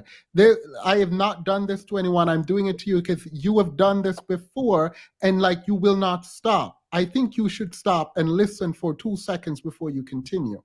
If we are talking about Black men, and are you accepting first that Black men aren't good, and that we cannot do this now? Is that what you're saying? That's not what I'm saying. All right. So there are good Black men then, right? Yes. Why aren't the good Black men doing it then? They are. I literally alluded to it earlier. So if they are, then what is the argument that we should be focused on Black boys if Black men are doing it already? I'm saying there has to be more push on that. There has to be more. It has to happen in mass. You know? Do you have an education center? So there's not enough good Black men. That's not what I'm saying. I'm saying it's not happening enough in mass. So there's not enough good Black men doing it. That's not what I'm saying at all. Because if they're good, then they're doing it. Stop. Are good Black men doing these programs? Yeah, amongst other things. All right. And is there enough good Black men doing these programs? I don't know how to answer that. The same way you answered the other question. Wait, so if you don't know if there's enough good Black men, how can you then say we need more? This is not a trick question. I'm saying we need more. If we need more, wait. If we need more, there is not enough. Correct? I guess. I'm not doing this. No, I'm not doing this with you because you are purposely Because I really not. want to move on the conversation. No, you You're don't get. not No, allowing it no, you to. don't get to move on with the conversation. There is a flaw that I'm trying to understand, and it feels like you feel like I'm attacking you. Let me say this now. I am not trying to set you up. I understand that sometimes my questions can be tricky. There is no trick behind this. There's nothing that I'm trying to do. You just said that black men are doing it, but we need more. If And then I ask, are good black men doing it? You said yes. So I'm asking, is it a problem that we don't have enough good black men, or is it just we have a lot of good black men, but they're just not helping the community? I would say it's more so the first one. That they're not enough of them doing it. Yes, not enough good black men doing it already. All right, so you think there are good black men who won't help who are not helping the community? Hold on. Because can you speak real quick? Just say something, because my phone is kind of bugging out right now. Wait. So you're saying that there are a black man can be good even if he's not helping his community. Not a trick question. Can you speak again? Because it's like a Borg sound. It's like a robot or something. A man can be good even if he's not helping his community. Thank you, Cynthia G. No, I'm not sure how to fix this. Can I go out and come back in? Yeah. All right. Okay. All right. Can I say something? Wait, before you concerned, I'm so sorry. I am, and he's not, I was going to say he's not a bad guy. All right, to the chat before concern go. Dr. Umar has entered the chat. I am not trying to trick anyone else. Like, if you felt like I was trying to trick people before, the only trick was that I didn't know what was happening. That was a trick. I'll admit it. It was a trick. But I'm not trying to trick you right now. I'm literally trying to understand. And for soft and wet, oh, he's back. For soft and wet, like SNW, I'm telling you that I am not going to have you, like I would not have Impossible or any one of the people who are, and the women here, I would not do that to you, right? Like, I'm literally trying to understand. So when you refuse to answer the question, it's frustrating because you're not operating in good faith. And I don't think it's because you're a bad person. I actually think it's because you think I'm setting you up. So let me say, I am not setting anyone up tonight. Like, there's no setting up anyone. There's none of that. I'm literally trying to understand now. All right. But soft and wet, you have to wait for a minute. Concern, go ahead. You said you had something to say. Yeah, thank you for having me, Themis. You're one of my favorite YouTubers. How dare you? How dare you? So anyways, moving on from that lie from the pits of hell, the truth about what I perceive as the truth, rather, is that admitting to these things makes you have to do something about it, right? It makes you have to sit with that. And change needs to, I went to this class the other day on how to help with change management within an organization. I think it applies here. They said people are motivated to change when they feel it's feasible, when it's beneficial to them personally, and when they know that the amount of effort it will take will be worth it. And the last two parts seem like they're the same, but I think that last piece about the amount of effort, meaning making it worth it, is the daunting part. Because when we think about how much effort it would take to change our culture to something that would put us in a place where we can have our values align with our outcomes and our actions, right? Because most Black people are raised within very traditional mindsets, family orientation, religiosity, etc. I'm not saying these things are good or bad. I'm saying that if we are family, or if we are religious people, and we're supposed to be family oriented, the stats and the outcomes are not showing that, right? So when we think about what it would take for change, I don't know if Black men feel like the amount of effort it would take to change Black men into somebody who would have different outcomes would be worth that effort. And I don't know if that is because they lack creativity. But I think that the hardest part for me as a person listening to you try so hard, Female, that's why you're my favorite YouTuber. Like, the good faith effort is always so clear. I think that for me, it's just, when I hear them, it's like this feeling of defeat and inferiority that is always underlying everything. And I think that's the first step, is to stop seeing yourself as pathetic and just a victim of your own patheticness, because it's not even the circumstances. They don't even care about the circumstances. The people come from two parent households do the same things that people come from one parent households. The men in the hood do the same things as the men who come from the cul-de-sac. Like, it's they feel like Black is inferior, and I think it's showing in the way that they feel about Blackness, and it's showing in the way that they talk about solutions. It's always this, well, something needs to change. Silence. Yeah, Yes. I mean, I am going to say that, like, I don't know what it is. I do understand. It is a kind of strength, I think, to grow up in this world and not see Blackness as inferior. And I think a lot of people have succumbed to this idea that Blackness is inferior. I do actually think this. And it does take the work to not.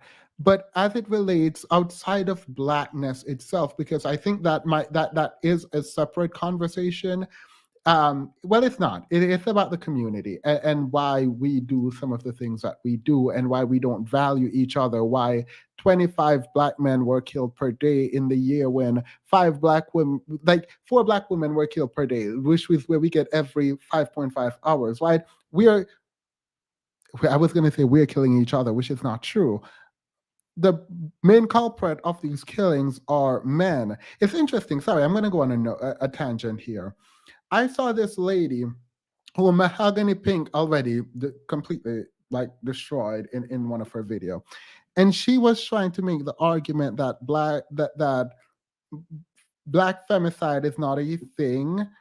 And she was saying, because we don't know that it's Black men committing these killings.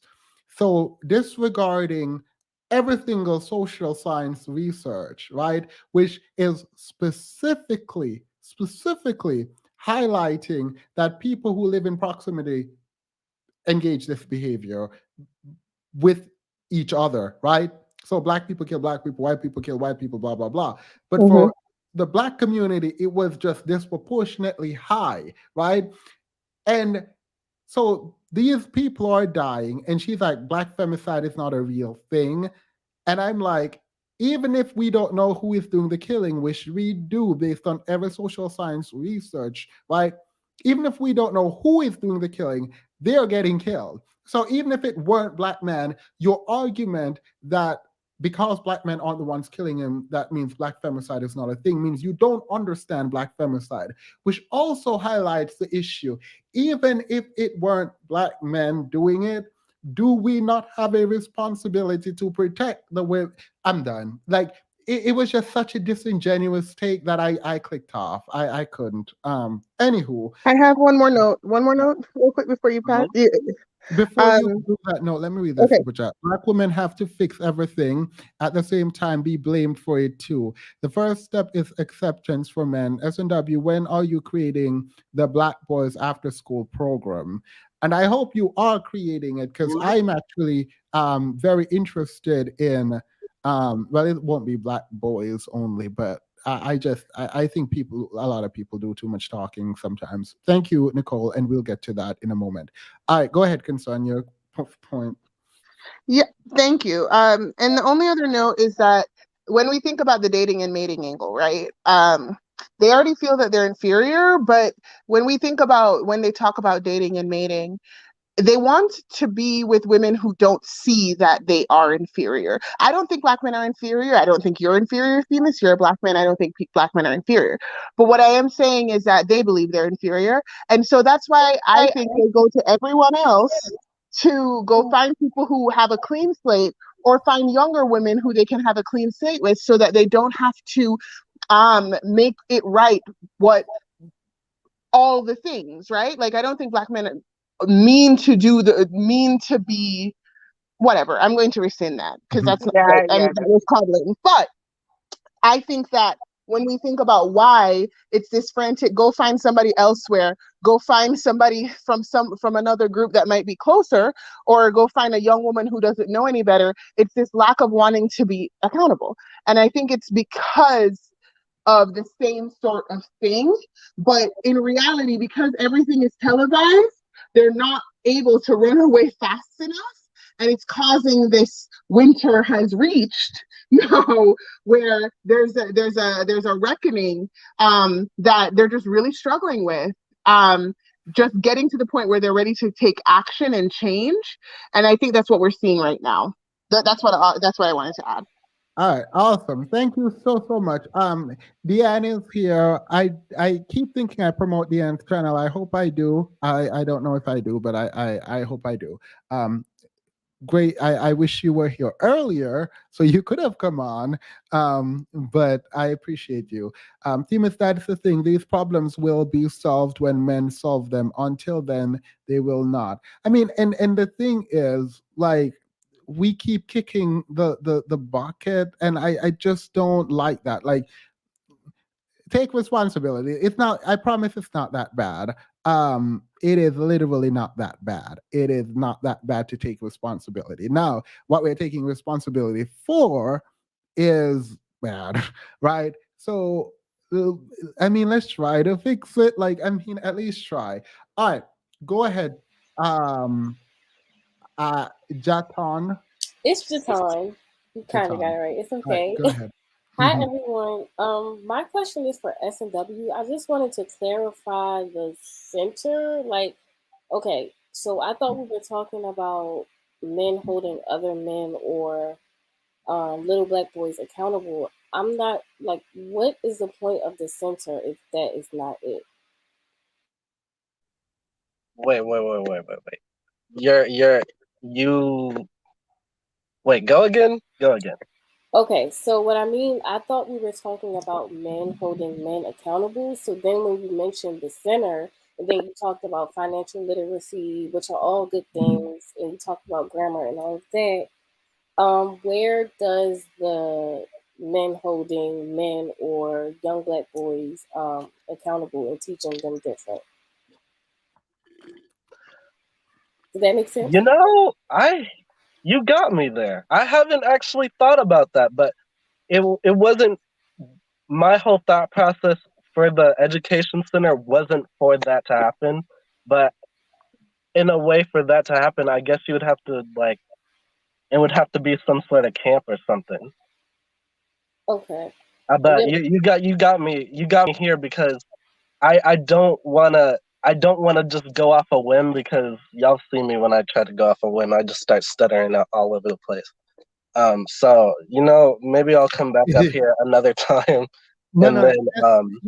Also, S&W, I would be remiss if I didn't point something out that's ironic that hopefully we can all laugh at, and then we can go around. Jatan, I hope I said it right this time. That was great. But I appreciate you, S&W, for admitting when you were stumped. But it's interesting because S&W, I say this with as much care as I can, but I literally am too petty to not let it to let it go. You see how you said when I came up here, I'm stuttering, and like when I go off the fly, you know how You remember how you said we should have after school programs to teach men how to articulate themselves? Yes. You see, you see where I'm going, or no? I'm terrible. No, I see where you're going. Who's gonna teach And him? that's actually what one of the things I've actually been working on, which is public speaking. Yeah, I'm no, I'm taking a speech class next that's semester. good. And you can always come on here and test it. Like I was joking. I mean, obviously, I'm joking with you. So, like, please, you can always come up and test. I But had to do it. to I'm sorry. Concerned, I wanted to answer. Go ahead. Answer concern. So Concerned, the reason why I didn't say anything is because I was relatively stumped. Because I'm in a weird place where I'm not where I want to be yet. So what do I look like saying yes or no when I'm not even there yet? That don't even make any sense. Yeah. No, and that makes sense. I think that we are all a work in progress, and I appreciate you. I hope that our discussion kind of got derailed, and I that's mostly my fault. But I think we overemphasize the focus on men, and we kind of minimize how much help women need. And I think that's the problem. And in fact, there's this idea that you can the sink and swim approach, where you just like, you need to figure it out. I think we don't do that enough to young Black men, but I also don't know if that's the right approach. So I'm not gonna say that's what we should do. But I feel like we are so careful with Black boys, and we protect so much that they are like, I don't feel like we are generally equipped. And I know we are not emotionally equipped, because the fact that we still are dealing with trauma from abandonment, and we are, instead of putting the blame where it needs to be, and even not blaming anyone, if you want, go to therapy and fix it yourself, but putting the blame where we need to be, I don't think we have come to any, as in mass, right? In mass, we have not figured out how to deal with our own emotions. So we're not developing well. And I don't think that's Black women's problem. And it sucks, because like, Black women are coming from the same communities we're coming from, and they are trying at least to make it work for themselves. They're trying to get educated. They are trying to get jobs. They're trying to take care of their children. Trying. Yeah, I mean, they are succeeding, but I'm using the word trying right now because I don't want to put aside the ones that are actually struggling in the process. And it's just a sad reality to see people struggle as single parents, single mothers particularly, and us pretending like, oh, they have failed. No, the man who is no longer there is the failure. They're at least trying. The emphasis on men assumes a positive outcome will trickle down, and that doesn't happen. They leave. Yeah, and that's another problem brought to you by Ralph Richard Banks. But period. I feel like if we get into that discussion, it's gonna continue forever. But so SNW, your final words before you're removed and we add some more people. So you've given me a lot to think about. Would you appreciate a moment of vulnerability? Yeah. So I've already taken speech class, but I did not take it in the way that it was intended. Because my professor, like, she called me up to her office because apparently I was not supposed to have note cards. And I'm the type of person where I like to think stuff out and write it down before I say it. And that's how I've always been taught. So when she taught me to she tried to teach me to just speak about it, I'm like, I don't know what to say.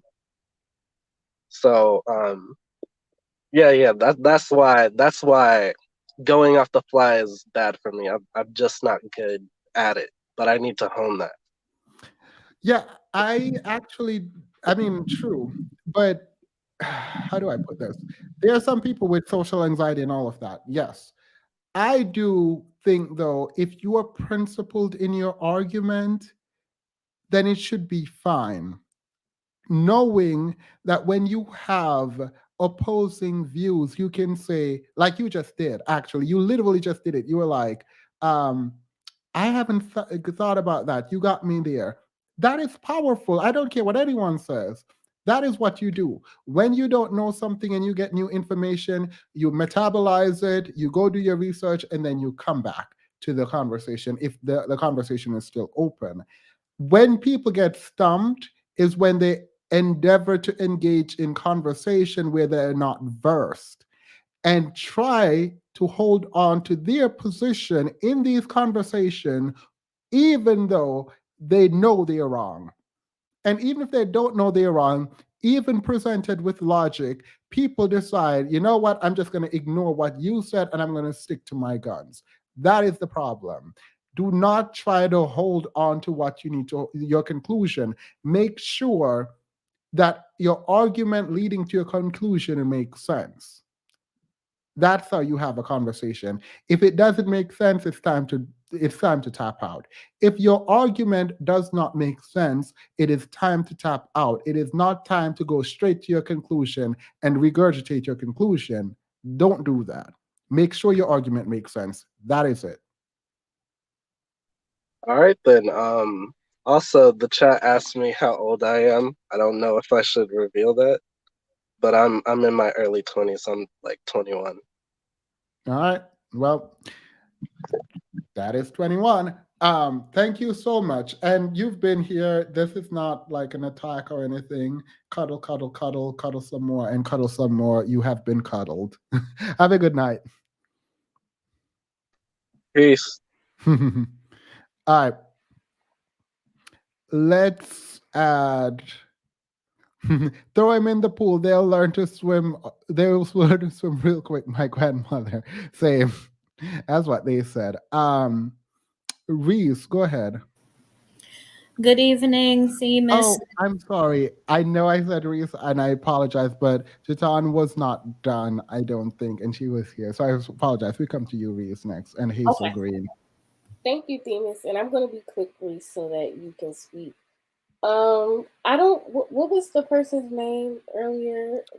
Sincere, SNW are sincere. Sincere. Yes, he talked about how Black women just choose to be independent. That's why we kick the men out and choose to be single mothers. And I really just want men to understand that independence is not innate. It's not something that we choose. It's out of sheer necessity. It's more of a need. We have to do this. Like, for example, I forgot which live it was, but we mentioned that guys usually get out of doing things because Wait, you can continue. I heard a noise in my house, so that's weird. Continue. I'll be right back. 2 seconds. Go ahead. Oh, I'm sorry. So I'm just gonna wrap that really quickly. So guys usually they can get out of chores, they can get out of paying bills. Oh, because he can't this month, or he doesn't really know how to do it good, so I'm gonna do it for him. It's not out of it's innate for us to be so hyper independent. Because for me, I really I love help. I love asking for help, and I love just a communal mindset. So I would just say that independence is not something that we choose. It's more so just out of necessity.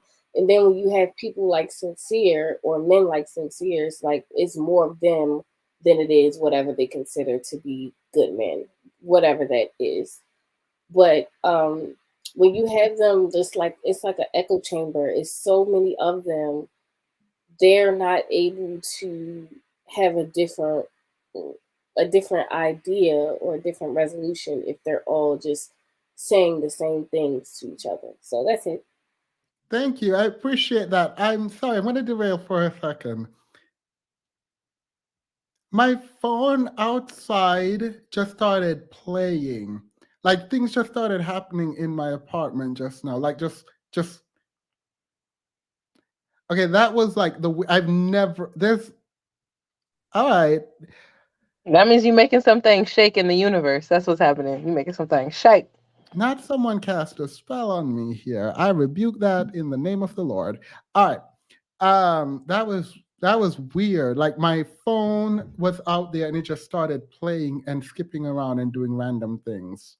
Like literally just random things. Anywho, not anywho, someone said weaponizing incompetence. Oh, there it is. Was that what you were talking about just now? Yes, that's what I was talking about. It's interesting because I do think people think like women having to do their own, women who have to like take care of themselves. I don't understand why you are being penalized for that when people are also saying, hey, you should not kick me out of your home. So on one hand, well, on one hand, well, let me not do it. Sincere was talking out of both sides of his mouth, and I don't understand why. Mercury is in retrograde, astrology-ish. Thank you so much. I'm sorry I wasn't here for most of that to respond directly, but yeah, that just kind of creeped me out. Hazel. Yes, hello. Good evening, everybody. Thank you for having me on. This is my first time ever being on live with your channel. I've been watching you for a few years quietly, and I really enjoy your channel. What you have to say. I take whatever you guys talk about and I apply it to my life the best way I can. But I wanted to talk about the gentleman earlier in the beginning talking about that the court system favors the women.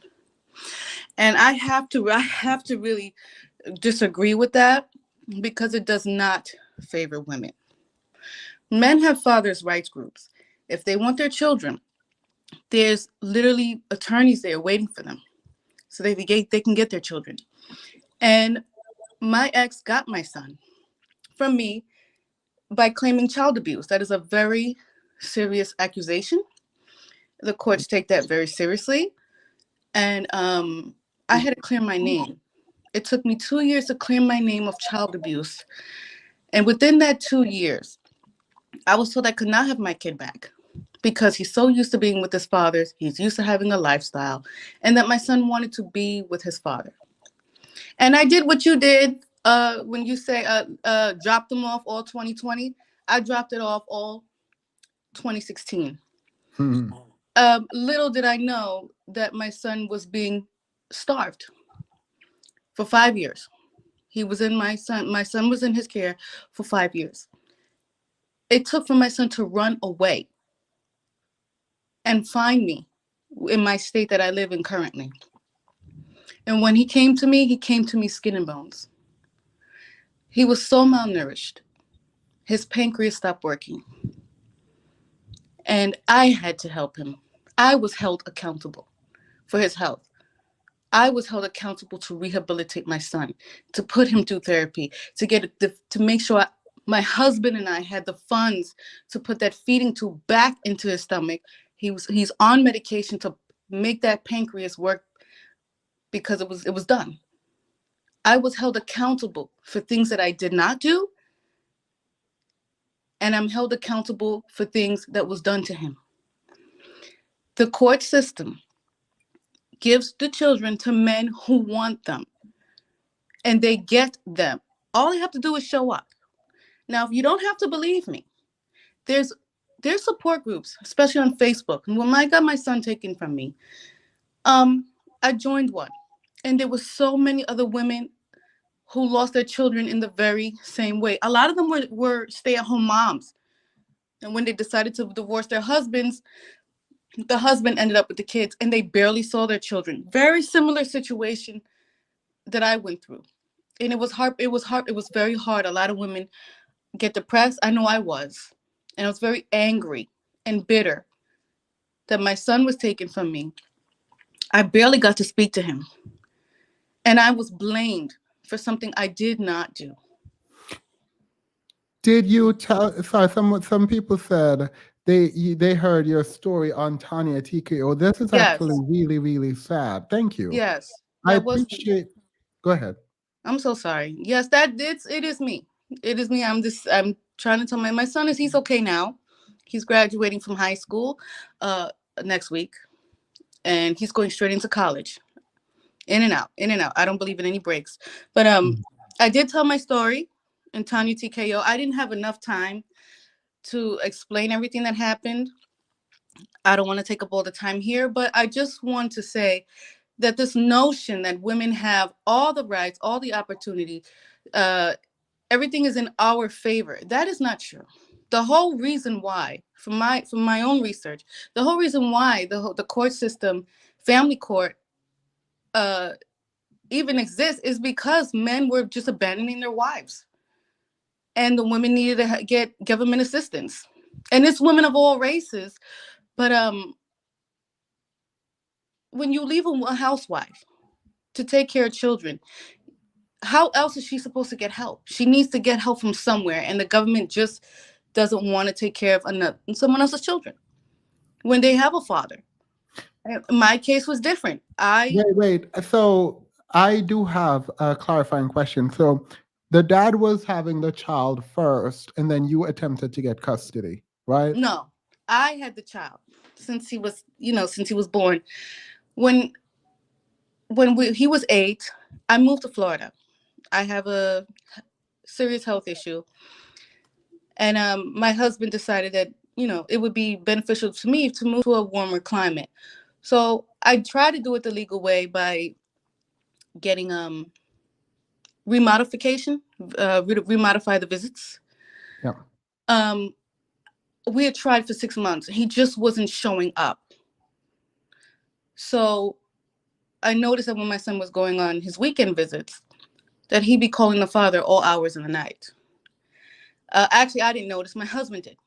And I asked my son what was going on. And he said, well, I don't want to go back to Dad's house because he's really never there.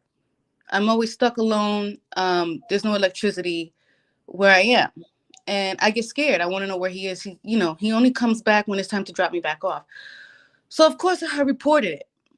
And the Child Protective Service, the representative I had, explained to me what was going to happen to the father, since there was enough evidence to make a case against him, and that I can go and move to Florida. And once he takes care of whatever it is on his side he had to do, he'll give my ex paperwork to go back to court, and all I have to do is just show up, fly back, show up, and explain my situation, and then they'll modify the visits because I already had planned on moving. Well, that it didn't happen that way. He claimed that I just up and left with the child. Wait, so you were remarried, you shared custody with your child, and there was an attempt somewhere for you to leave. You did, and he claimed that it was abandonment, and so that's how he got custody. Kidnapping, yeah, parental alienation. Gotcha. So that's how he got. I was leading up to the how did he get custody question. He got custody because I said I'm not going to go through another 2 years in court. We were already in 2 years trying to prove that I wasn't abusing my son. I was being the one accused of abuse. But I kept on being told that my son wanted to live with the father. So, okay, why are we fighting? I had the child from when he was born until he was 10. He's saying that he's having a good time with the dad's house. He loves being with his dad. He wants to have a relationship with him. So I did that. It was hurtful. It was very painful to just let my child go live with the dad. But I couldn't go back and forth fighting in court to get sole custody, or get he wanted sole custody, I wanted joint custody. So Wait, but didn't you guys have joint custody? Who sued? We had I was never married to my first child's father. Yeah, no. But you guys shared custody. We shared custody, yes. Who went to court? He went to court and claimed that I kidnapped a child or child abandonment. No, I'm sorry, parental alienation. All right, wait. I have a ton of questions, and I think it would because I feel so much for you, and so if you could reach out to me, it might not be. Well, we'll see. Oh, I changed my name on here. Do you have my email? No, I can write it down. Hold on, let me just get a. All right. I just wanted to express how the court system is not in favor of women. It is not. I think this is a good conversation, so I want to have it. Okay. Sorry, that's not it. You ready? Yes. It is Themis Thoth. It's my full channel name without and at gmail.com. Okay. Because I do want to hear the story, and I have some questions. Because it doesn't actually mean ultimately that the court is not in favor of women, because it seems like there was too long of a fight, and yeah, it's done purposely to drag the mother her resources.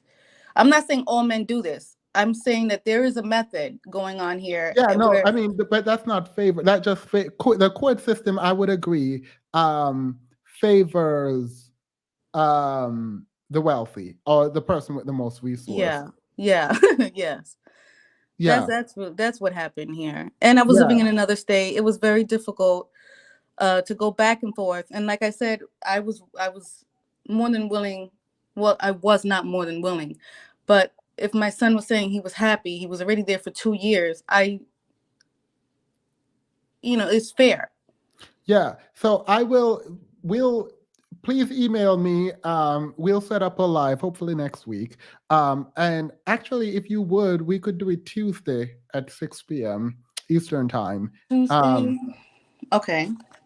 Tuesday is what day? Let me see. Yeah, I mean, I think I would love to talk to you just solely on this, because I do have a ton of questions, like a ton of questions. Oh, Tuesday's the 24th? I am not sure. Yes, I won't be able to do it on Tuesday. All right, well, that's fine. We'll find another day.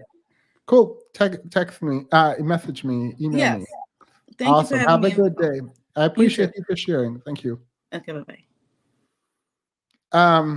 That's going to be an interesting conversation. You guys might not actually know where I stand, but I don't have enough information. And I think I need a ton.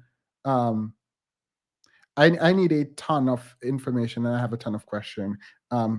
It's not going to be a cross-examination. All right, someone said, Themis, I'm seeing a ghost next to you. That might be it. What ghost?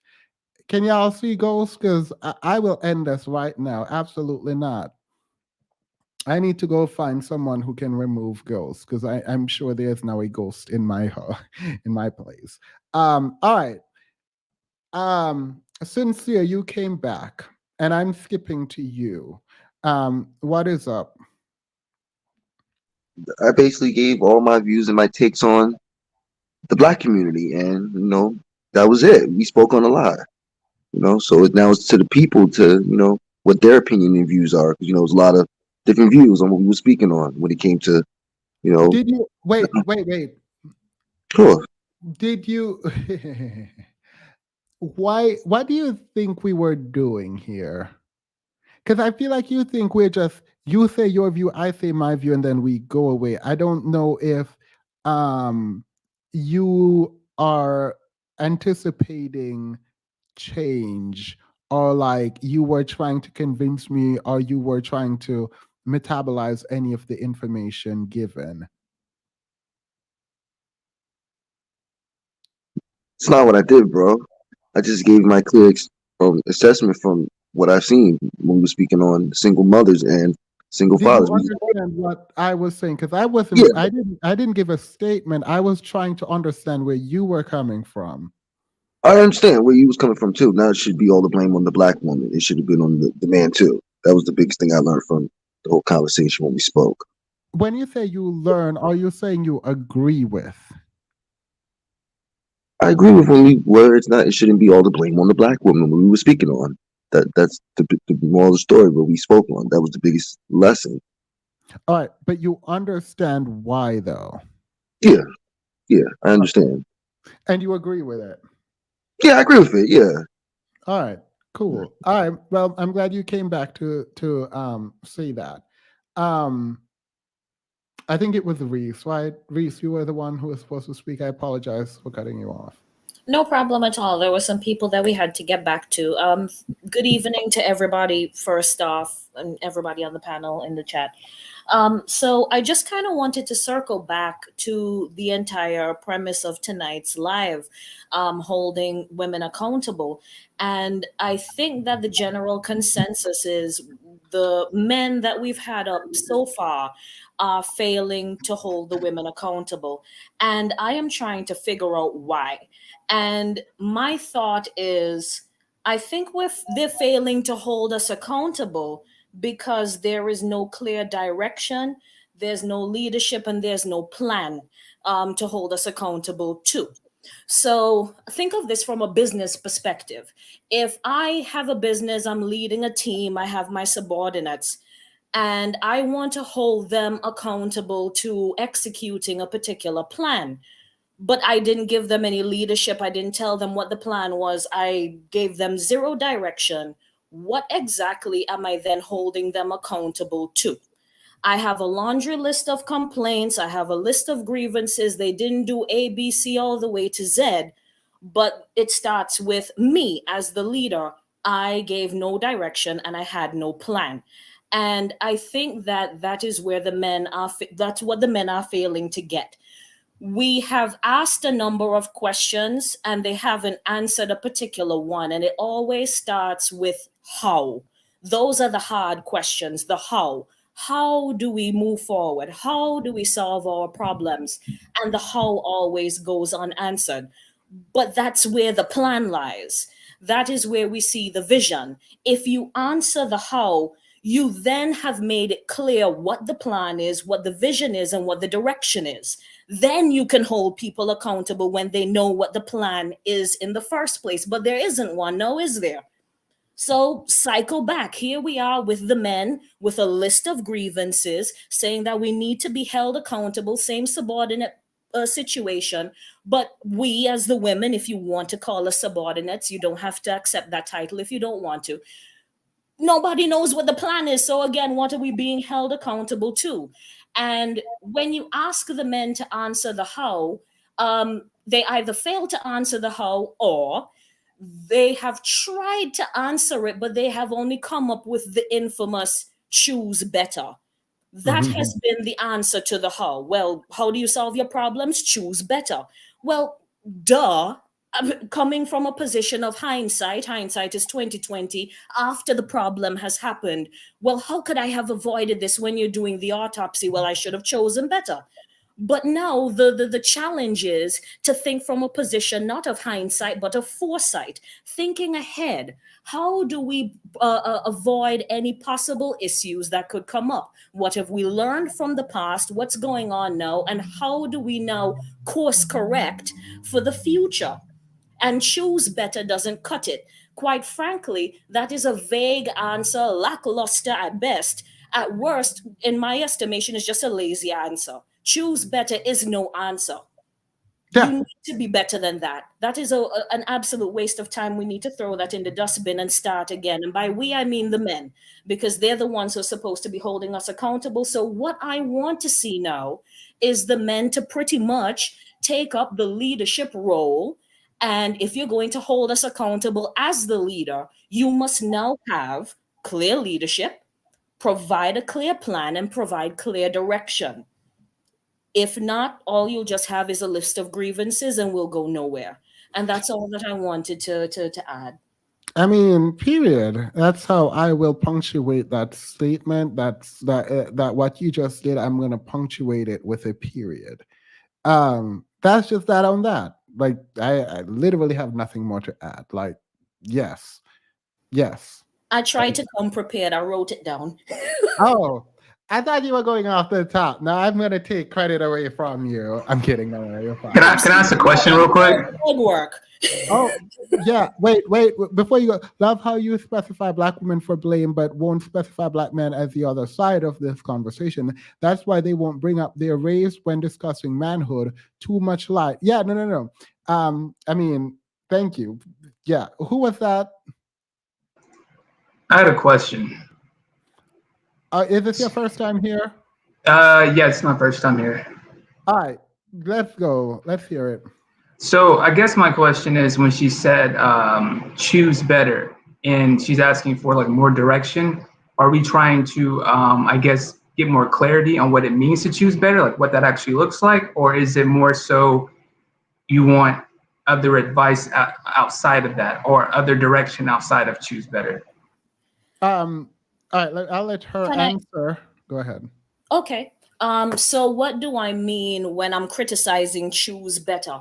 Again, the whole premise of choose better, all of life's problems could be easily and lazily solved with how could I have avoided that? Well, choose better. Now we need specifics. If you're going to set goals, they need to be smart, right? They need to be specific, measurable, actionable, all of that good stuff, the whole SMART acronym. So let's be specific. There is no specificity provided in choose better. It is just, okay, I need to say something. It's almost like a shut up kind of answer. Here, I gave you something, but there is no intellectual legwork. There's no intellectual heavy lifting in choose better. So let's be specific. Let's think seriously about this. Think harder. Provide actual, actionable recommendations at this point. Choose better is not good enough. So what do you have that is better than that, and something that is specific? All right. Instead of black women choose better, maybe black men should be better. All right, go ahead. Respond to that. All praise to. So I think you raised a good question, and I think that sometimes the answers can be pretty vague. But I think on a pragmatic scale, I guess I'm gonna speak from personal experience.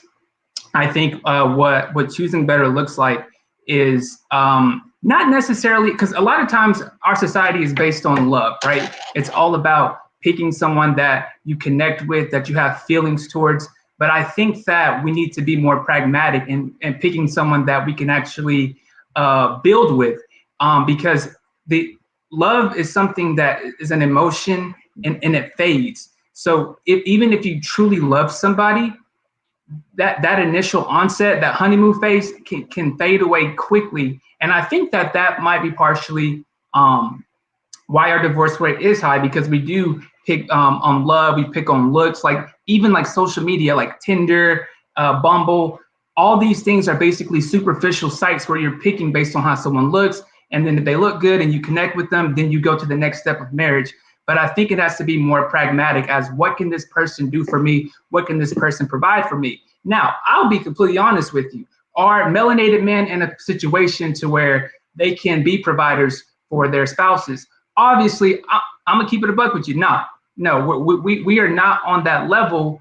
Well, not all of us are on that level. I'm not gonna speak of myself, but I will say on majority of us are not on that level. And if you want to know why, we can get into that. But No. I'm trying to stick to the point. Yeah. Okay, go ahead. So choose better means do not choose black men? No, it's not necessarily about the wealth per se. I think it's more so about how reliable they are. Wait. No. You said choose, in your defining choosing better just now, you said choose men who can provide. And then you said melanated men, unfortunately, a lot of them cannot provide. So the logical conclusion from those two sentences seem to be if you're choosing better, don't choose black men. That's not my words. That's what I'm understanding. How is that wrong? Hey, Valerie, welcome.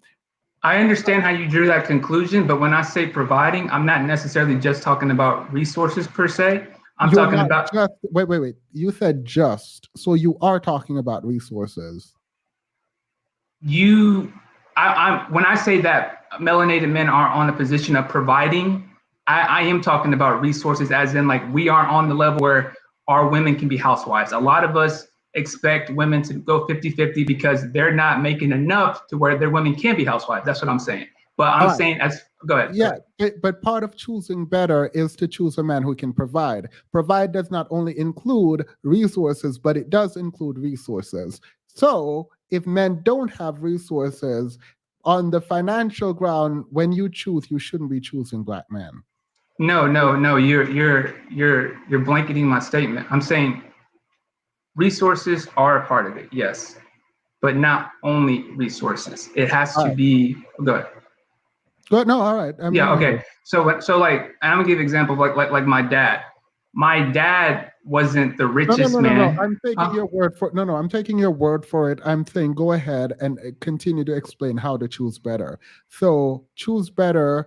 A man who can provide. Resource is a part of providing. I'm assuming you're going to continue to explain providing. Okay, yeah. So resources in terms of, providing in terms of, can this man give you plans, direction, and is he loyal to you? Is he going to be that type of person that always shows up on time, and kind of just checks off the little boxes? I mean, I can't give you a cookie cutter example because everybody has different needs. Everybody has different, everyone's in a different place, right? So you have to mold what you're looking for to fit your life, because there might be some women, right? Go ahead. No, we're not doing this.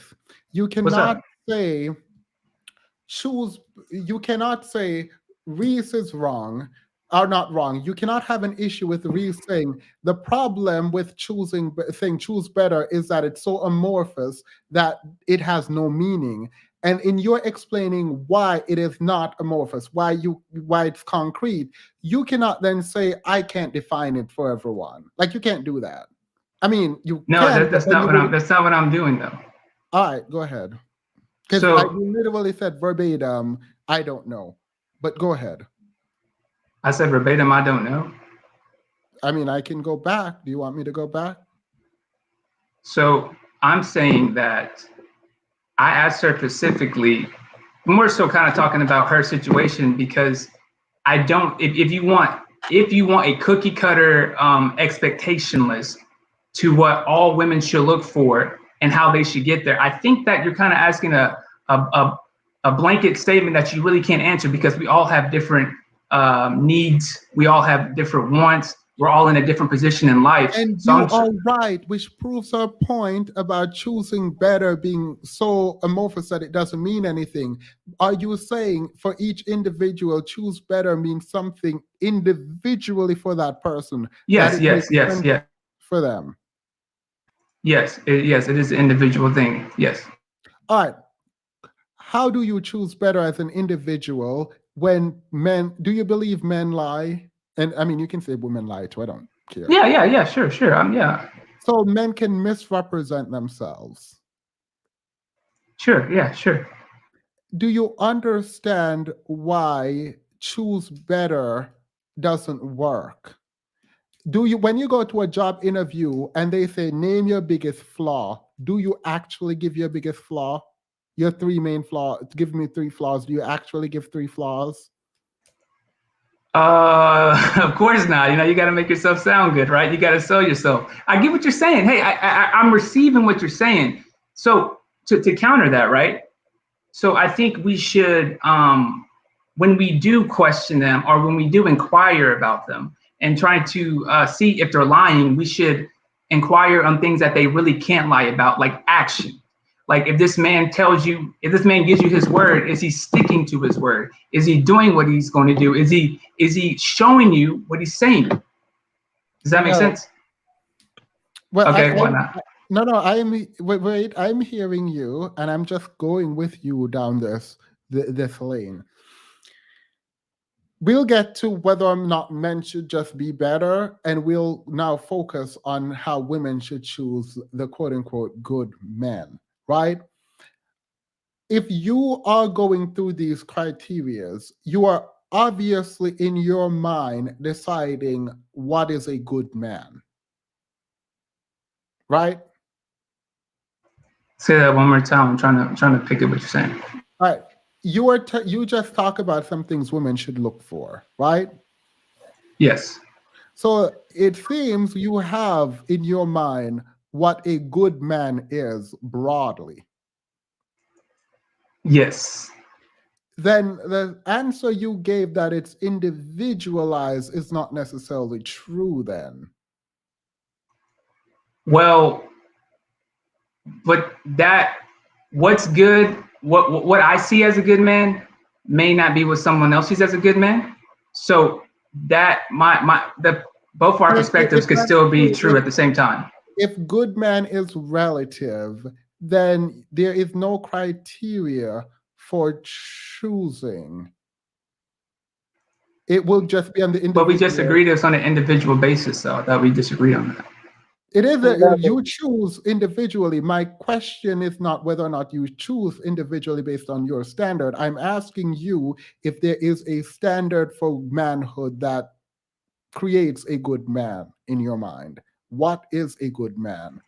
So you want just some general characteristics of my opinion, or do you want me to say that there's an objective statement that all men should have? Because if we were to go to objectivity, I would say, being able to provide. I Go didn't ahead. answer the question if I wanted to hear it. Your problem with Reese's statement about telling women generally to choose better, right, is that it's not true. Like it's not too amorphous. Like we can actually choose better, and that's something that should be said. You agree with the statement, it seems. So I am asking you to provide for us what choose better means. Okay, so I think we're kind of talking past each other just a little We bit. We are not talking past each other. Well, I know. See, but the thing is, when you're paraphrasing my point, I don't think you're accurately paraphrasing me because first of all, I don't have an issue with what she was saying. I'm just trying to gain clarity in what she's saying. So. Okay. Well, Reese, what part do you not understand? Do you just not understand anything she said? Well, that's why go ahead. No. Do you not understand anything she said, or is there a part that you have a specific question for her? So my initial question, and I'm kind of probably getting lost in my words a little bit, but my initial question was when she was asking about like a game plan. Is this a game plan, just a general game plan that applies to everybody? Or because I think if that's the question, if it's like, what should women in general look for? I think that's kind of too ambiguous to look for, or just too ambiguous to like narrow down. But if she's specifically talking about her situation, then that's something that maybe we can speak about. That seems more pragmatic. Well, that can't be true though, because she said women are being told to choose better, and choose better is not an actionable approach to whatever issue we have. You can't just tell someone to choose better because that doesn't mean anything. And you are saying that you wanted clarity on what exactly? Okay, I'm just going to keep it super simple. Is she talking about how to choose better for women in general, or is she talking about how to choose better for women herself? She's talking about how to choose better for women in general. So if we're going just in general, I think that's kind of just an ambiguous statement. That's kind of, that's very difficult. I think it's a good conversation, but that's very hard to answer. But I will say maybe general characteristics can he provide and protect, but that's where we would start at, I think. All right, well, give me 2 seconds. Everyone go on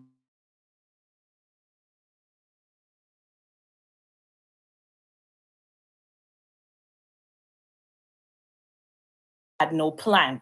And I think that that is where the men are, that's what the men are failing to get. We have asked a number of questions and they haven't answered a particular one. And it always starts with how. Those are the hard questions, the how. How do we move forward? How do we solve our problems? And the how always goes unanswered. But that's where the plan lies. That is where we see the vision. If you answer the how, you then have made it clear what the plan is, what the vision is, and what the direction is. Then you can hold people accountable when they know what the plan is in the first place. But there isn't one, no, is there?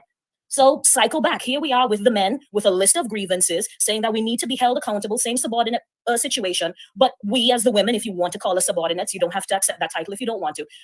Nobody knows what the plan is. So again, what are we being held accountable to? And when you ask the men to answer the how, they either fail to answer the how or they have tried to answer it, but they have only come up with the infamous choose better.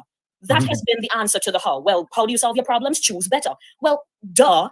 Coming from a position of hindsight is 2020 after the problem has happened. Well, how could I have avoided this when you're doing the autopsy? Well, I should have chosen better. But now the challenge is to think from a position not of hindsight, but of foresight, thinking ahead. How do we avoid any possible issues that could come up? What have we learned from the past? What's going on now? And how do we now course correct for the future? And choose better doesn't cut it. Quite frankly, that is a vague answer, lackluster at best. At worst, in my estimation, it's just a lazy answer. Choose better is no answer. You need to be better than that. That is an absolute waste of time. We need to throw that in the dustbin and start again. And by we, I mean the men, because they're the ones who are supposed to be holding us accountable. So what I want to see now is the men to pretty much take up the leadership role. And if you're going to hold us accountable as the leader, you must now have clear leadership, provide a clear plan, and provide clear direction. If not, all you'll just have is a list of grievances and we'll go nowhere. And that's all that I wanted to add. I mean, period. That's how I will punctuate that statement. That what you just did, I'm going to punctuate it with a period. That's just that on that. Like, I literally have nothing more to add. Like, yes. I tried to come prepared. I wrote it down. Oh, I thought you were going off the top. Now I'm going to take credit away from you. I'm kidding. Can I ask a question real quick? Good work. Oh, yeah. Wait. Before you go, love how you specify black women for blame, but won't specify black men as the other side of this conversation. That's why they won't bring up their race when discussing manhood. Too much lie. Yeah, no. I mean, thank you. Yeah. Who was that? I had a question. Is it your first time here? Yes, my first time here. All right, let's go. Let's hear it. So I guess my question is, when she said choose better, and she's asking for like more direction, are we trying to, I guess, get more clarity on what it means to choose better, like what that actually looks like? Or is it more so you want other advice outside of that, or other direction outside of choose better? All right, I'll let her answer. Go ahead. Okay. So what do I mean when I'm criticizing choose better? Again, the whole premise of choose better, all of life's problems could be easily and lazily solved with how could I have avoided that? Well, choose better. Now we need specifics. If you're going to set goals, they need to be smart, right? They need to be specific, measurable, actionable, all of that good stuff, the whole SMART acronym. So let's be specific. There is no specificity provided in choose better. It is just, okay, I need to say something. It's almost like a shut up kind of answer. Here, I gave you something, but there is no intellectual legwork. There's no intellectual heavy lifting in choose better. So let's be specific. Let's think seriously about this. Think harder. Provide actual, actionable recommendations at this point. Choose better is not good enough. So what do you have that is better than that and something that is specific? All right, instead of black women choose better, maybe black men should be better. All right, go ahead. Respond to that. So I think you raised a good question, and I think that sometimes the answers can be pretty vague. But I think on a pragmatic scale, I guess I'm gonna speak from personal experience. I think what choosing better looks like is not necessarily, because a lot of times our society is based on love, right? It's all about picking someone that you connect with, that you have feelings towards. But I think that we need to be more pragmatic and picking someone that we can actually build with, because So when you say you were speaking, you weren't speaking generally. I'm kind of confused because you just said we and you were speaking generally. I'm going to continue to play it if that is where you decide to stand. So it depends on how the question wants to be answered. We can speak on generalities, and maybe that might be best, because obviously just going with one specific. We were speaking on generalities. Okay, yeah, fine. And you were speaking in generalities too. Sure, yeah. So why are you now changing your position to saying if it's general, then it's too vague, when you understood precisely what Reese was saying, and now you are changing it to say, well, generally Reese is right, but individually. Let's keep playing what I was saying. I want to keep playing what I was saying. Wait, are you? No, no, no, no. We're not just gonna keep playing what you were saying. I find it very off-putting that you're sort of retracting what you're saying without admitting that you're retracting what you were saying. I thought you said if I was speaking in general, you would keep playing the clip. That's what I thought you said. Yeah, you said you weren't, and then when I asked you a question, you decided that you wanted to hear more of what you were saying. Okay, so I kind of feel like I'm getting interrogated here, and I don't know if that's your intention, but my whole point was to gain more clarity on her question, and now I feel like I'm being like a lawyer's interrogating No, that me. could not have been, because you asked her. She made a statement of a very clear statement, I think, and then you came and then you asked her to clarify what she was asking, and she said, "When men say ask better, I want clarity. Be specific." Then you said, "Okay, I can be specific," or whatever. But then you said, "from my perspective," and then I thought you were going to do it individually. And then you, instead of doing it individually, you said, "We can do this. And when you hear this, this is what we are saying." So then you understood, based on the way you interpreted what she said, that she was speaking in general terms. You literally said, before you went broad, before you went narrow, sorry, before you went narrow, you said, "Okay, well, let me tell you about me specifically," right? So you understood in your response that she was asking you about generality. I'm really trying to understand what point are you trying to make, because when we were having a discussion, when you have discussion, sometimes it can shift. So if I'm trying to gain clarity on, hey, are we going to dwell into the more general realm, or are we going to dwell in the more specific realm, then I think I have the right to ask that question. And that's not me trying to be intellectually dishonest. That's just me asking the question. But I feel like but I'm not saying that you're doing this intentionally, but it kind of feels like you're interrogating me and you're being very pedantic in a conversation, to which I'm just trying to keep things simple. But I will say, when she was speaking, she was kind of talking on a lot of things, so it's kind of hard to keep up with. Nothing against her, and I'm not nothing against anyone, but even when you speak, you go, it's hard to, I guess, follow you, because you make these soliloquies instead of just keeping it just simple. You know, I feel like I'm being interrogated by a lawyer, going point by point, pedantically on everything I say. Themis, can I say something? Because I'm No. being brought up. Yeah, no, before you do, Reese, I think we are not, I'm not going to excuse this with a lack of comprehension. I'm not doing that. Because if you say you did not know that we were speaking in general terms, that you did not know Reese's statement was about generally what is happening, I am saying, no, that's not true. I am saying that's not true because you started your answer acknowledging that she was speaking in general terms. Okay, I'm with you on that. I'm saying that sometimes conversations can shift. And let's say it did shift. Okay. Let's say it did. Your statement about why she is correct and why you actually agree with her statement is that if she's speaking generally, or if she was speaking generally, then you agree with her. That's your statement. Yes, but you yes, already yes. know that she was speaking generally, because when you ask her to clarify, she clarified, and in your response, you then intentionally vocalize that you were going to attempt to narrow it, which you didn't, but then you said you were going to narrow it. So you can say you didn't understand that it was general. You also can say if the conversation shift, because the conversation did not shift. But even if it did shift, you are saying if you were speaking generally, then I agree with you, when in your answer, literally the first sentence out of your mouth when she was speaking was that, okay, you understood that she was speaking generally, and now you are going to narrow it.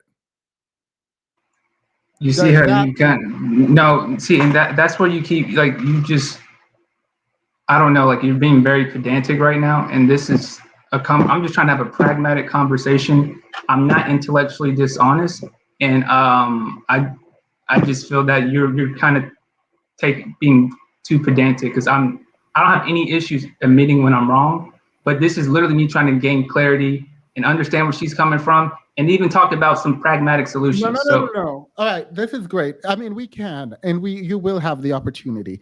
I am saying, even in your answer just now, that you were just asking question to gain clarity is not true.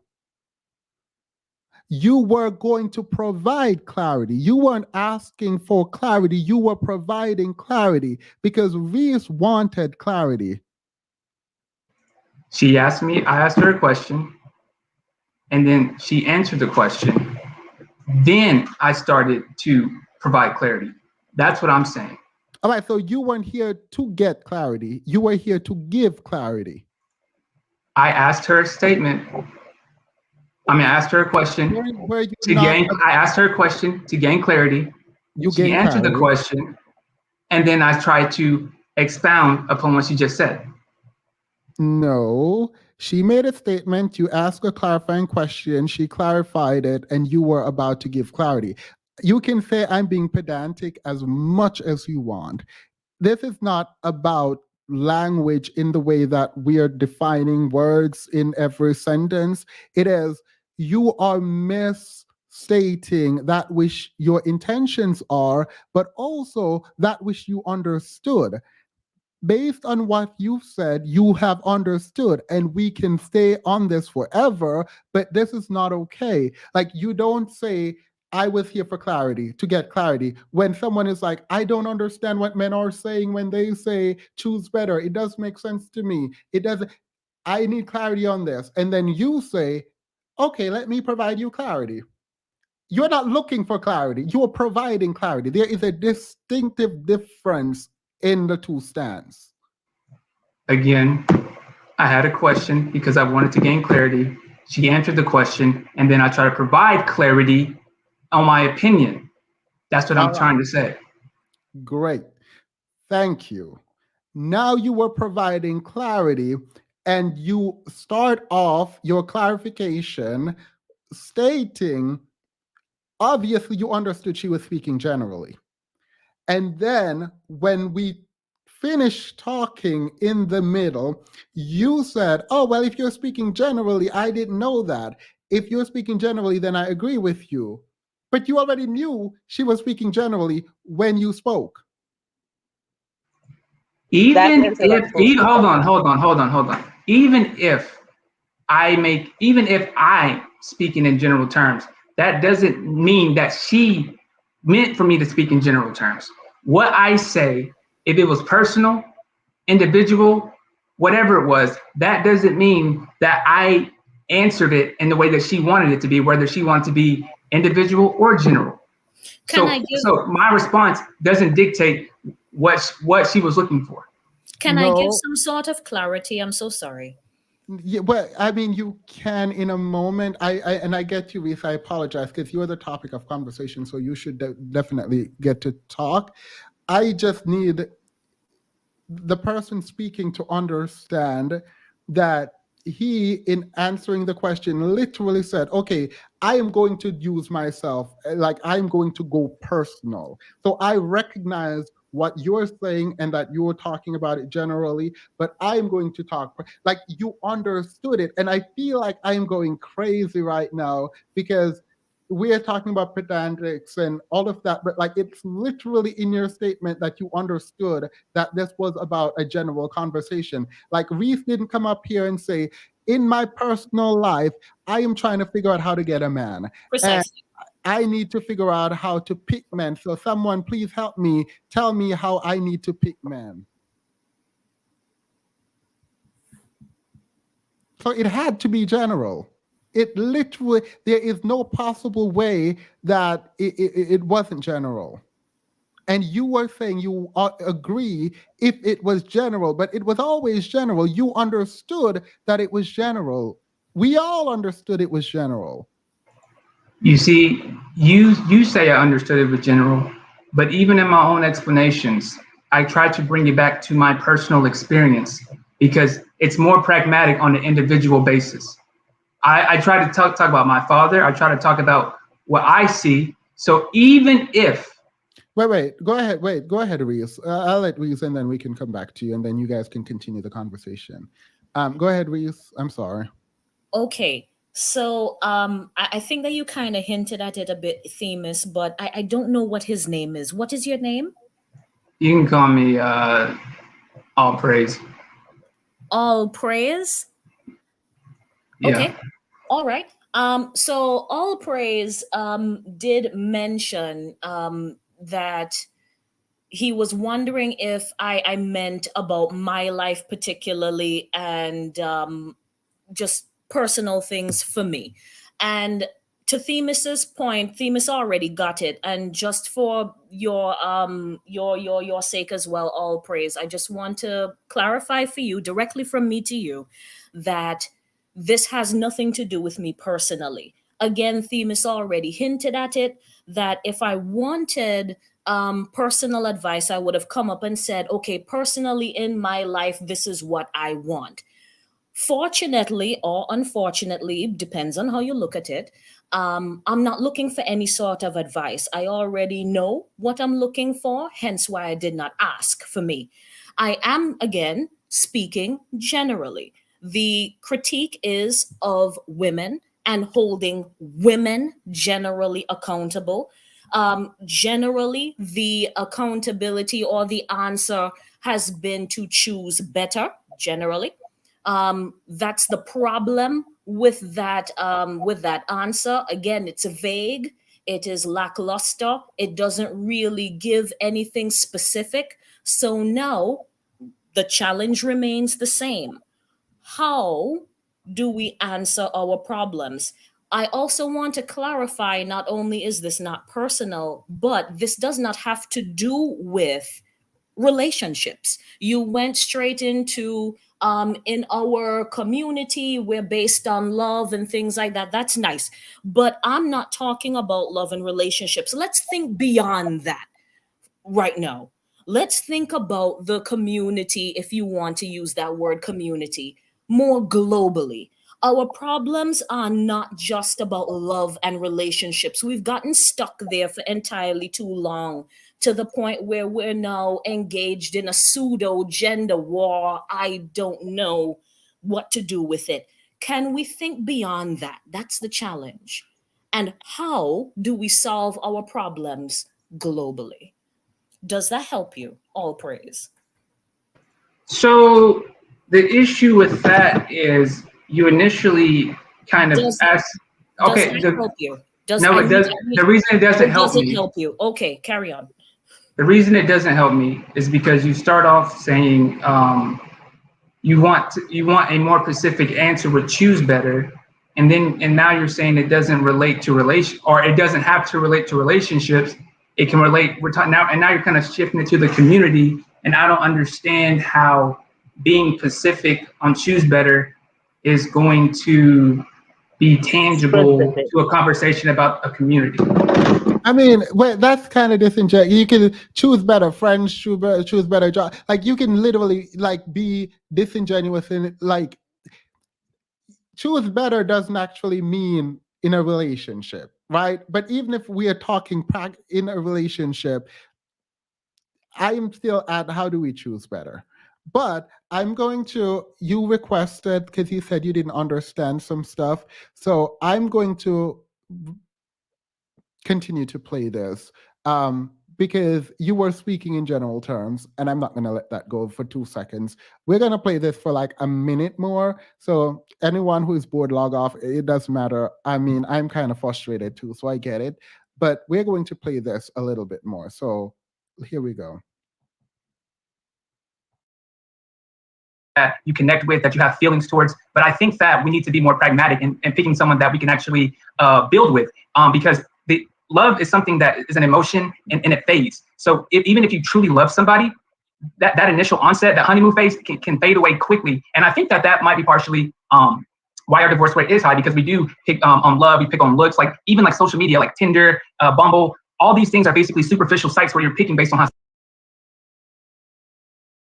I don't need to go any further. You were not speaking in specific terms when you're bringing I up did those speak on my my personal experience, You were and I mean, you were speaking generally. You said when people choose on looks and all that stuff, and then you went to the divorce rate.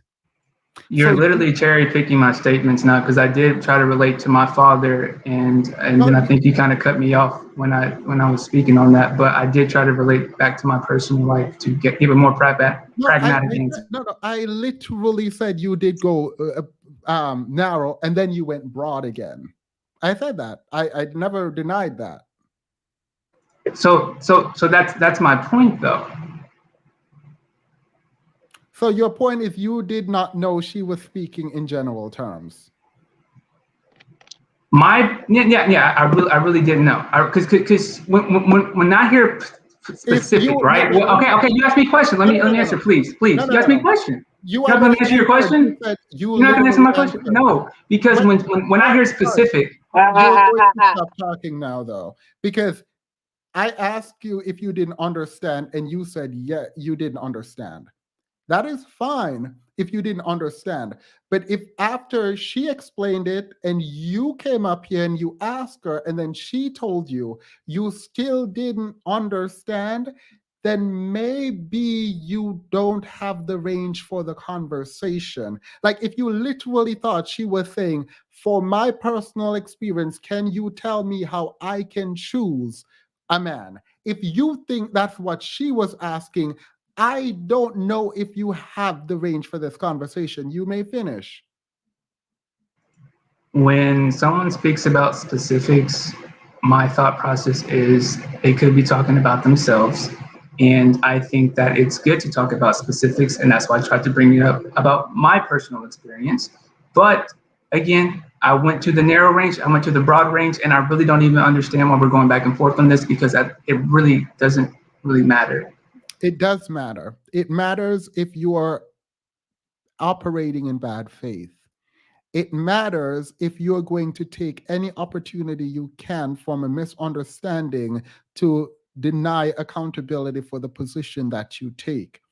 It matters in the specific circumstance if you are actually in complete awareness of what is being said.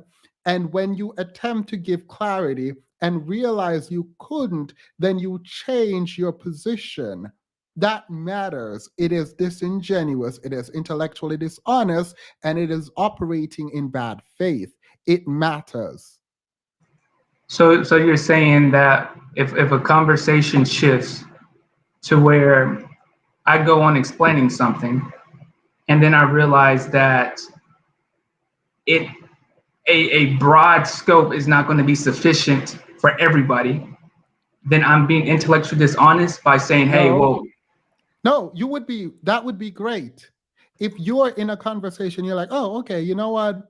A broad stroke doesn't really work for everyone. So I was wrong. You don't have to obviously say I was wrong, but highlighting that, okay, yeah, well, actually, now that I've heard this and I've attempted to talk about it, a broad stroke doesn't work. And so that was wrong of me. However, specifically, maybe we can do something there. So that's why it matters. And you are now attempting to say, and I just won't let you do it, is, oh, I just adjusted my stance in the conversation. That's what you did. But you did so without acknowledging that that was your stance and tried to pretend that was your stance all along. That's the part that is disingenuous. Do you understand where I am coming from? Well, so you agree that if I'm saying that the broad scope is not sufficient, right? You agree that that's a good position to take, because I'm saying that's not a realistic. Okay, I think I did say that. Okay, a broad scope is not sufficient for this conversation. So I don't understand why you are. I don't understand the issue. You then said if I knew, if we were talking about broad stroke, then we would agree and I wouldn't be objecting. But we were talking about it, and you knew we were talking about it, and your position changed, and that's great. I commend you on that ability. But you don't then say or pretend like that would have been your position all along, that new information didn't cause you to change your opinion. You don't then just switch your position in the middle of an argument and then attempt to gaslight everyone listening into believing that has been your position from the beginning. No, a good faith conversation is like, I heard you and I was wrong. This is what it is. That is it. So that's my problem. But what was I specifically wrong about? Because what am I taking a stance on if I'm explaining something and then I say, well, okay, yeah, we can't make this broad scope expectation. No, we can't do that. How what stance would I take? With that. Nothing would be wrong with that. But we just had an entire conversation where you attempt to say that wasn't what you were saying initially. Now you're saying, yeah, I changed my opinion. Yeah, you did. And that's great. And that's amazing. No one would drag you for that period. You're learning. That's not what you did. He knows I really don't see where you're going with this, because I'm just saying that, hey, a broad scope it's not going to work, but you're still saying that I'm being intellectually dishonest somehow, and I'm trying to see what you're saying. Stop. All right. Whew. He is. He's wasting your time. He's doing it on purpose. He's probably a narcissist. This is what they do. They are here to try and confuse you and gaslight you, and you're just wasting your time on him. He knows exactly what he did and how he's doing it, and he just wants to waste your time. I just had to say that. No, so you are saying you don't understand what I'm doing. I'm trying to follow what you're saying. I'm genuinely trying to follow what you're saying. I wonder if people actually do think this way. I actually do wonder if people, I didn't even get to Mahogany Pink video or any of the other videos, but it's fine. This was better live. A better live. Not than Mahogany Pink, because period, Mahogany, that girl. But so let's go through it. You came on, right? Just yes or no? Right. Yes. Reese was speaking. Yes. Keep me. Don't go on mute. I need you to stay. Okay. Yeah. Sure. Right. Reese said some things, but then you say, "Hey, can you clarify for me?" Yes. She clarified, and she wanted more specificity on what choose better meant. Yes. All right. And you attempted to tell her what choose better meant. Yes. And you were speaking so in general terms. General and narrow, yes. But I don't care about narrow, but you also spoke in general terms. You were trying to clarify. General and narrow, yes. Stop saying narrow. Please stop saying narrow. You were trying to clarify what speak better meant in general terms. Not only general terms. I understand you also were speaking and trying to clarify what it means in for specific individuals. But I'm going to need you to say yes to this, because you just said you were doing it and then you changed later in the conversation, you got more information and you changed your mind, which I'm commending you on. But you were speaking in general terms.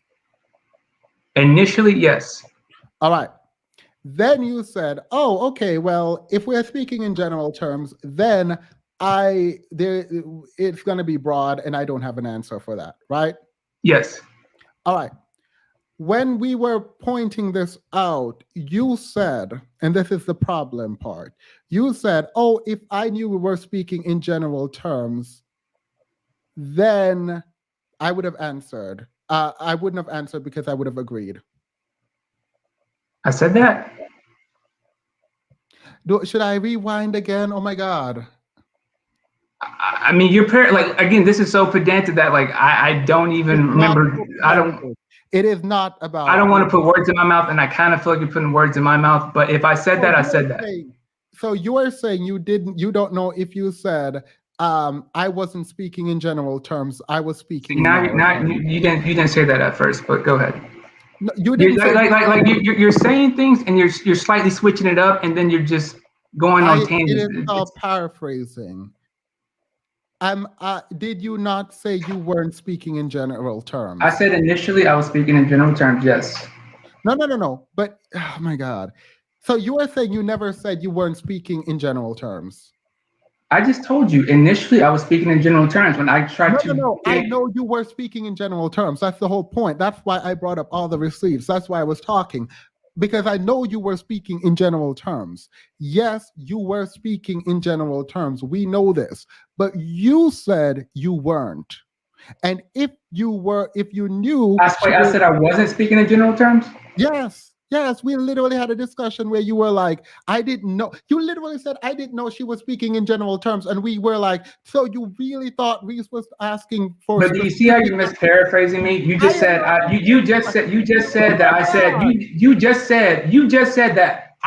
I verbatim said that I was not speaking in general terms. I never said you verbatim. I've not used the word verbatim yet. Okay, but you just said that you said that this is what you said exactly. You said that I said that I was not speaking in general terms. You said that I made that statement. And now I'm seeing that what you're doing is you're slowly misquoting me, slowly paraphrasing me wrong. And it's just like so pedantic. I'm like, why are we getting this deep into it? Because I'm just trying to have a conversation.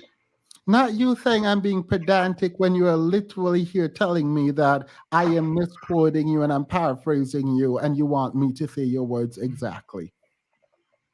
Because you are misphrasing what I'm saying. I'm genuinely trying to see where you're going. I'm genuinely trying to have a conversation with you. And I think you're a good person, but like when I came on here, it really felt like I was being interrogated by a lawyer for just trying to have a conversation. If I misspoke, I misspoke. It is what it is. But it's hard to... No, it is not what it is. That's what you are disregarding the most important part of this conversation that we're currently having. It is not what it is. You were attempting to explain to us that you did not know that she was speaking in general terms. Had you known she was speaking in general terms, you would not have engaged in that way because you agree with her. And now you are saying, oh, I agree with her, and I knew she was speaking in general terms. I attempted to explain it, and in my explanation, I realized I couldn't. And in my explanation, I realized I couldn't. So do you understand? Like, this is a bit frustrating because I can see this happening globally, right, in smaller conversation, and it's really, really frustrating.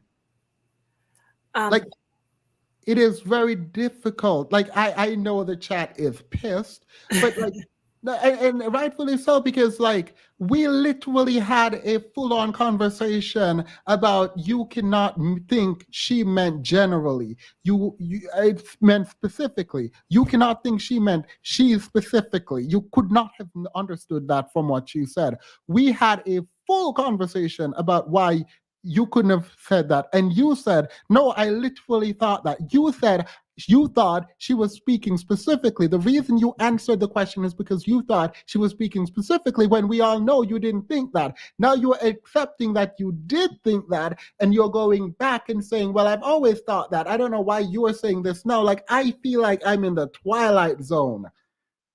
Like, I actually, like, the fact that you don't know why we are going back and forth is odd to me. Like, that's very odd to me. All right, but continue. Now you can continue. We're going to leave that there now, and you can continue. You're muted. All praise to TMH.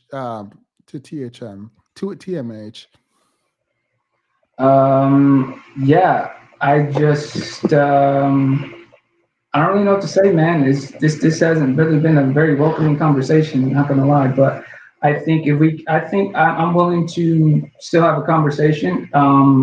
Is she still here? Yeah, who? Yes, I'm still here. Okay, yeah, let's have the conversation. I think in general terms, I think some of the general things a woman should look for is a man loyal? Can he protect and can he provide? And I think that those are some crucial elements in the idea of choosing better, not just being super vague, but those are the crucial elements. You said provide doesn't mean resource. What does it mean? So providing could be providing emotional support. Like I said, providing pragmatic plans. It could even be just providing resources are a part of it as well. And we'll go with that. Resources and emotional support. And also providing maybe availability as well. And financial support.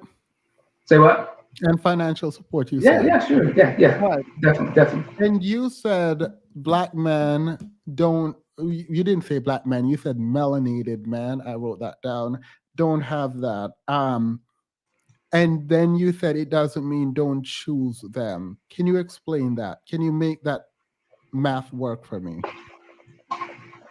Well,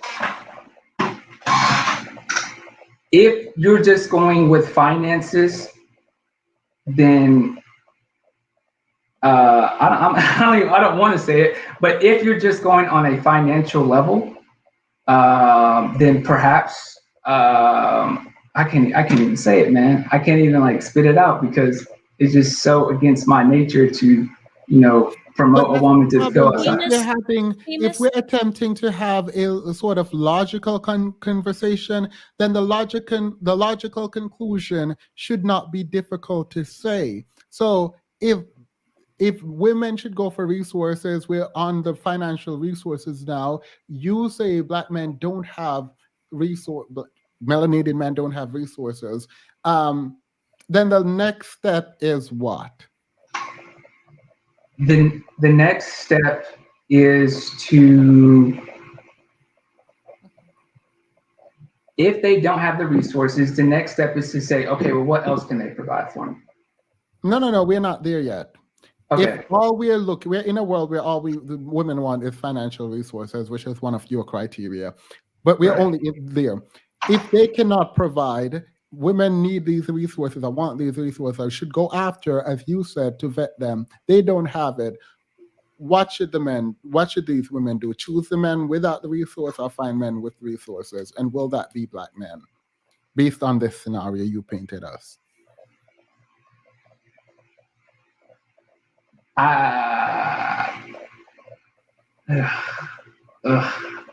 Themis, can I interject? Wait, no. Oh. In the bubble you just created, in that imaginary world that doesn't exist. No. In the world where women need resource, men don't have resource, should these men still get picked? Because it's more than just resources, though. No, yeah, but we're at one first. We'll go to the next in a moment where you get to redeem yourself, hopefully.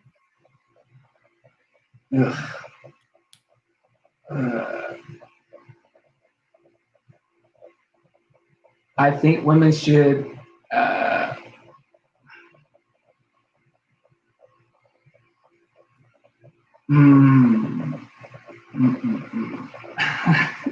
Hey man, I'm not gonna lie to you, man. You're not. I like for me. I understand. I see the logical conclusion, but for me, I cannot promote our women to seek out.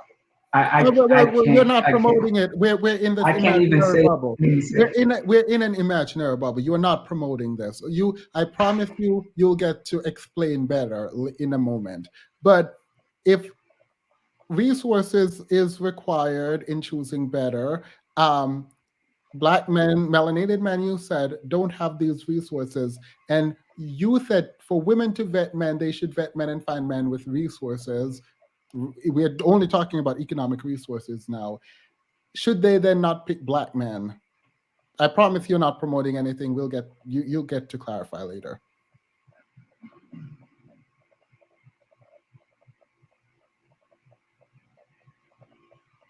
I mean, I think we all know the logical conclusion. Can we just go with that? I don't know that. I literally don't know if you know the logical conclusion. I mean, I see where this is leading to. I see where this is leading. I do that. Can you say it? Can you explain let me know what the logical conclusion You're is. saying that the logical conclusion is to I date am not out. saying it. I don't say I'm saying it. What is the logical conclusion? But it's your analogy though, right? So it would be Yeah, true. but I'm asking you what the logical conclusion is in that analogy. In your analogy that you painted, the logical conclusion would be to date men who do have the resources. All right, but you don't think women should look for men who with resources? Say that again. So that's in my world. You don't think women should look for men with resources? I think that's part of it, of course. So they should look for men with resources. Yes. But Black men don't have resources. Why do you keep doing that? I understand where you're going with that. I get where you're going with that. No, you keep saying my world. I just need you to understand. Like I don't understand. I see what.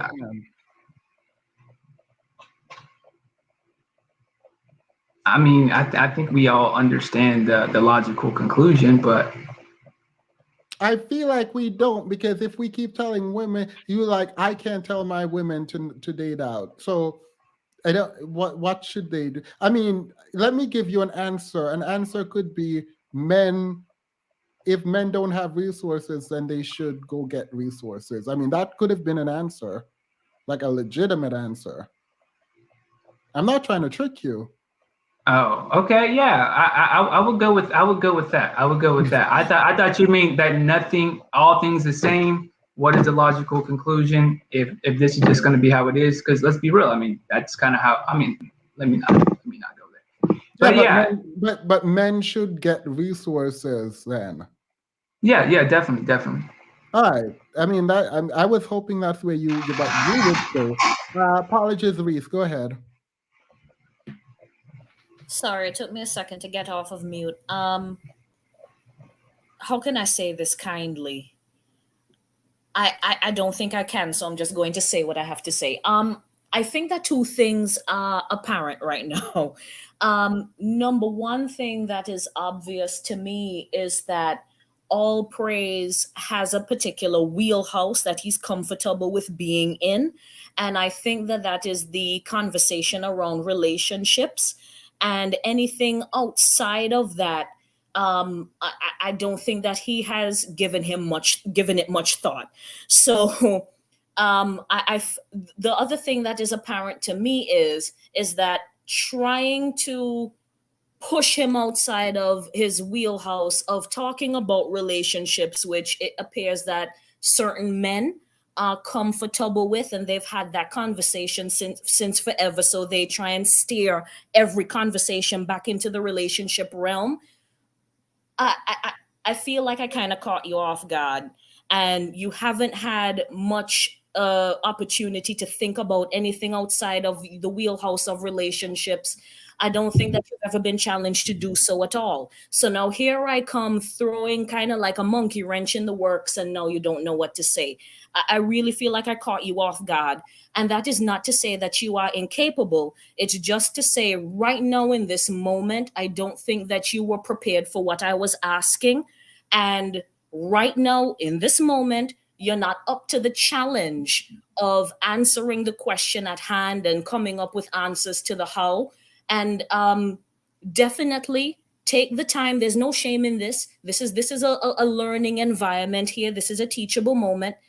Take the time, think about it, sit silently with your thoughts. You say you like to write things down, if I'm not mistaken. Work through this and actually come up with a list of specifics. And maybe that will help you for the next time. There's always a next time over here.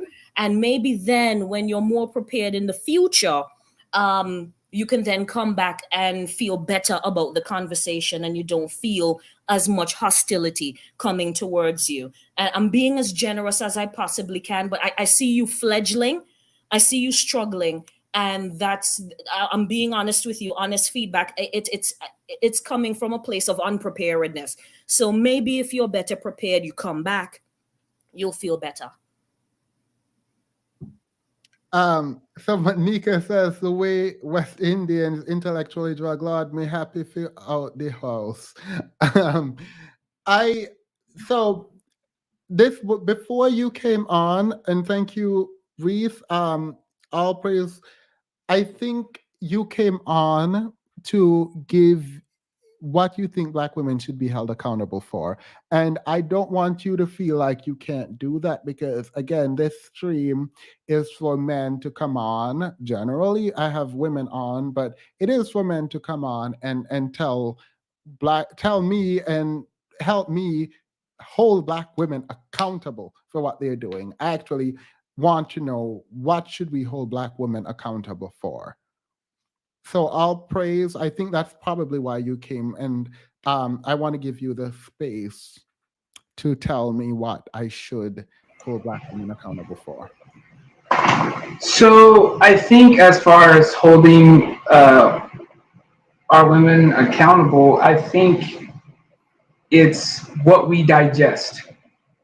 I think a lot of the things that are broadcasted in the public are our image, right? It's tainted in the public, but it's a choice to consume that image. It's a choice to engage in quote unquote the culture. So I think accountability could be disengaging from the culture since it's so toxic, it's so negative. I actually think there's a lot of negativity in the culture. I'm trying to understand though, because I do want to hold Black women accountable. I think our community is doing not great. So I do want, is there anything that Black women should be held accountable for in regards to where the community is?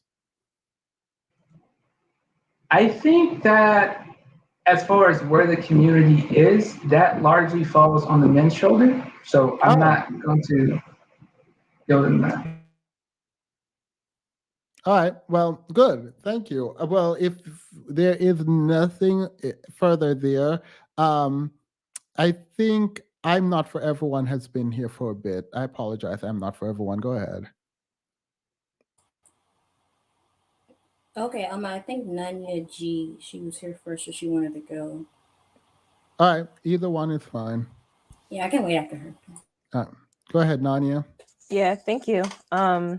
So there's two things, and all praise. I'm actually glad that you brought up the community or the culture more so than anything else. But before I get to those, I just want to make 2 points. The first one is there's a saying that if America catches a cold, then Black people get pneumonia. And to that I say, if Black people get pneumonia, what do Black women have? And the very fact that Black women have seen as much trauma and abuse as they see, and they're still here, and they're able to do all the things that they do and accomplish everything, is amazing. So don't let anyone or anything dishearten you at all. Go ahead, continue. I love this message. The second thing is, a lot of people are saying cognitive dissonance, and while I can't necessarily explain what happened in the last couple of hours, I can definitely say the beginning is actually, from like what I've witnessed, is not cognitive dissonance. It's actually an awareness continuum issue, which is why, Famous, you were trying to, like, you actually walked someone through like a whole thing and they still returned right back to where they were. It's because their awareness continuum is not directly connected to a logical ideology that they have. So it's like whatever they created in their mind is their reality, and that is their awareness. That's as far as it's going to go. To the culture comment, I would say that if you really look at the culture, it's really an environment that, but it's really Black men's culture.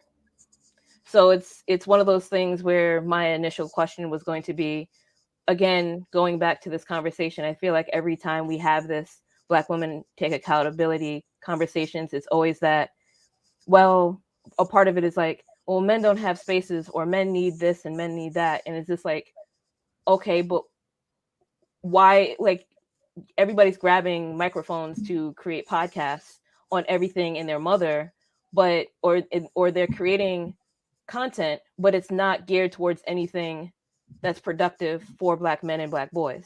So it's not that there aren't any resources. It's about where those resources are going and where that energy is going. they would rather spend $900 on a manosphere talk than $900 on training. I'm a Or little bit confused. Hafiz's suit to not go to an interview, but that's neither here nor there. Period. Like that, I just don't understand. And again, going back to the awareness continuum, is how is it that Black women are experiencing the brunt of the trauma, of the abuse, but they're able to still be able to accomplish and still be able to go to schools where they're bullied at this point by everyone, including people from their own community. I hate this phrase that pressure creates diamonds or whatever, because I mean, if true, maybe we need to apply more pressure elsewhere. Right. Yeah, sorry. No, absolutely. And so I think that to someone's point earlier, is like, why are Black mothers still willing to take accountability or take the blame for how things are turning out? And the direct answer to that is Stockholm Syndrome. It's one of those things where you're so used to the abuse because it's, again, a part of that culture where it's like, if there's anything that I don't like, oh, just blame Black women, it's fine. Whenever we actually create a space that's for you, even right now, this panel and even panels that didn't initially start out with conversations like this always redirect, or sometimes redirect to, okay, well, I don't like how you're speaking to me, Famous, or why aren't men given enough space? Or even the last panel we have where someone called Famous out for, not having certain knowledge on certain things or having certain voices on the panel. It's one of those things where no one's preventing you from these spaces. Anecdotal, like a personalized story of mine, I've actually been a community leader for a very long time up until I realized, and I was actually told by my brother, he was just like, look, appreciate what you're doing, but this is unrealistic. And I had to have that real conversation with Black men in my community to really, really get what was happening. And when it came down to student council and doing things for the community and making sure Black schools, particularly Black and brown schools particularly, was getting access to computers, updated programs, curriculums, all the women on those councils, all the people on those councils were women, Black women specifically. I mean, y'all need to read. Our reading club is reading. Why is this not working? So we are reading a ton now, thankfully, and we're doing thick and we're also doing heavy. Thick is one, like what you're talking about, women being a part of the community and lifting the community up. Like that is such a real thing. I know it because I'm a beneficiary of Black women investing. And wait, how do I stay hopeful during these lives? I have to, because the truth is, the whole thing about Black women not actually helping in the community and divesting and all of that, that's a very small number of Black women completely outside of the actual community. What you're hearing, I'm not just for everyone saying, is what is actually happening. So I will rather lose everything that I have fighting to say, hey man, let's actually help these women out, because even if I don't, they're still gonna try. They're still going to continue to help. And there are men who come on here and say, we don't even have a community. And someone said, I'm offended, Themis, you should read Skinny. No matter how much I hear it, I can't. Like if I give up, and this is sounding kind of sappy, I don't actually mean it to be sappy, right? If I give up, I am leaving women to do it on their own, right? And the problem is, like, if I thought they were also going to give up, I wouldn't care. But then they're literally not going to. They're going to continue to fight for boys to have access to school. They're going to fight against police brutality. They're going to be the ones marching. They're going to be the ones funding literally every organization. They're literally, Black women are actually, stats are out there on this, by the way. They're funding literally every program to help the Black community. Like, It is ridiculous the amount of actual work self-proclaimed Black feminists are engaging in to uplift the Black community. And people who don't even consider themselves any kind of feminist. The amount of labor that women are putting into this community, it is absolutely ridiculous that these men are online. Now, by the way, these men online are forcing Black women to have to grapple with the fact that, you know what? The Republicans pointing out that police brutality is not the number one issue in the Black community in terms of what is actually causing disruption. It is the fact that 25 Black men per day were killed per day by Black men, and not all of them, obviously, and 4 Black women were killed per day in the community. That is not the same as what's happening in police brutality. And because men are so loud and vocal, the writers, the theorists, all of these women who are doing the work in uplifting the community have to grapple now with a reality that there is danger within the community. Men touching little girls before little girls are ready to be touched in ways that are inappropriate. And the family protecting these men because they are quote unquote Black men. In fact, actually, these academics were wrong. They were dead wrong for ignoring what is happening in the community to fight against white supremacy while the little girls at home and the little boys were being touched. That is absolutely ridiculous. So yes, the people online, they've gone through it. These women were going through it, all through generations. You gave men a microphone and a video camera, and while these women are going through it and still trying to help the community, you have the audacity to blame them for your lack of leadership, for your lack of access to resource, and for your political, social, and economic.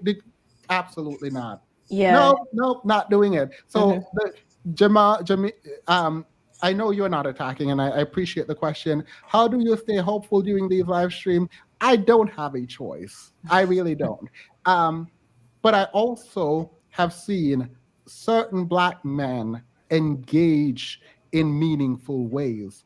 And I wish there were more of them opening schools, not scamming the community, particularly Black women, again, donating to Dr. Umar, right?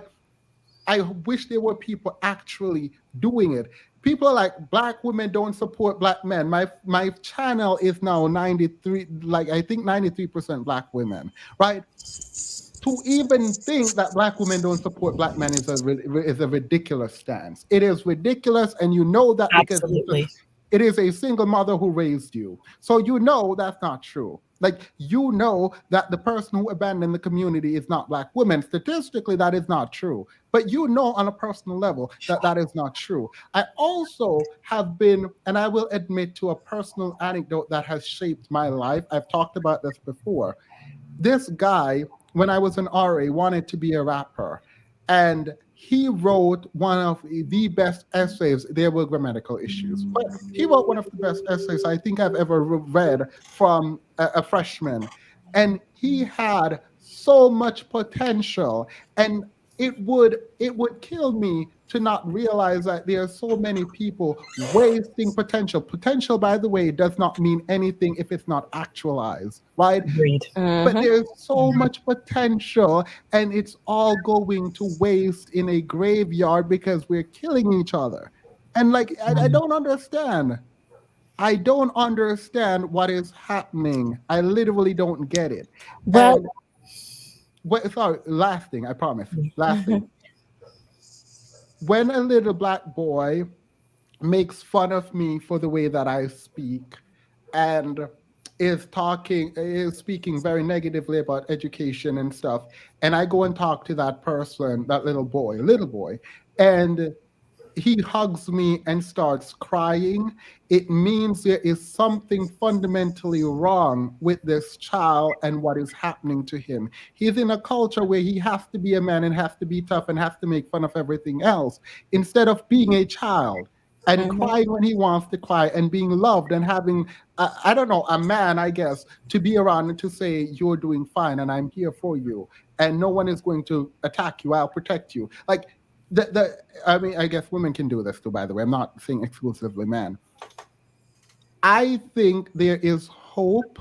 I just don't preach it to other people because I already know women are already doing this and will continue to do it. So it would be beyond me to come up here and say, women, don't give up. No, do what you want to do because you've been carrying the burden, and it's tiring. It is tiring. Sorry, go ahead. I'm not for everyone. I apologize. I had to respond to that. Wait, I'm not for everyone. Oh, Nanya was still talking. Oh, was it Nanya? Sorry, I Yeah, don't know. it's okay. So to that point, like you brought up so many good points, Seamus. The only three things that I had left to say was first that, well, the way it was explained to me was, if it gives any clarity whatsoever, is that, I'm just going to say it like this. It was relayed to me that the way you have to look at how conversations are unfolding is that, especially with the males with mics, they are addressing the whole situation as men first and then Black men second. So they're looking at themselves as men. So whenever you hear the argument of, oh, it's the system, and then like earlier, Thamus, when you asked, okay, well, who created that system? It was quick to associate themselves with the men, but then they disassociated themselves again. Yeah, no. It was funny. It was so Yes. funny because I was waiting for that distinction to be drawn. You If lean not forward me, and everything. yeah, he just accepted it and just went with it. I was like, when the system was being created, we were enslaved. I mean, we weren't even here. All right, let it continue. And then it's just like, even to the point of how Black women lift up the community, even when they're supposedly divested to a different partner, they are still very active in the Black community.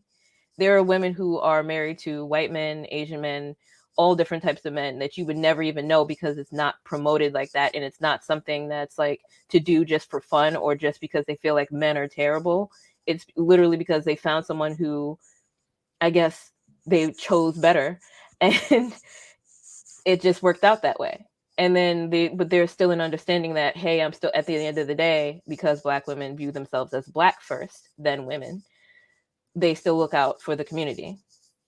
The thing about me is, I was reading an article that was shared where a Black man talked about his relationship to white women and how if you essentially inverted a Black man, you would get a white woman.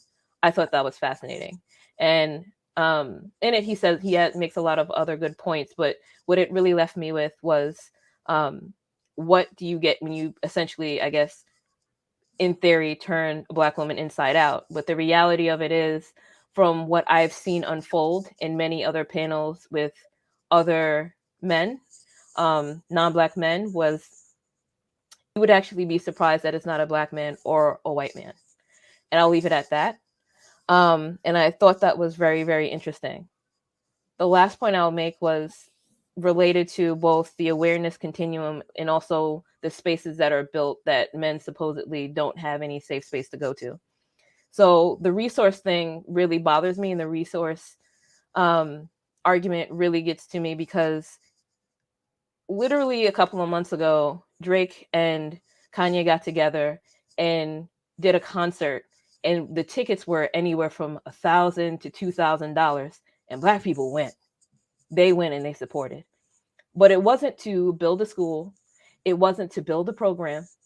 It wasn't to do anything productive for a community. It was to raise money to help a convicted felon get out of prison. And that's when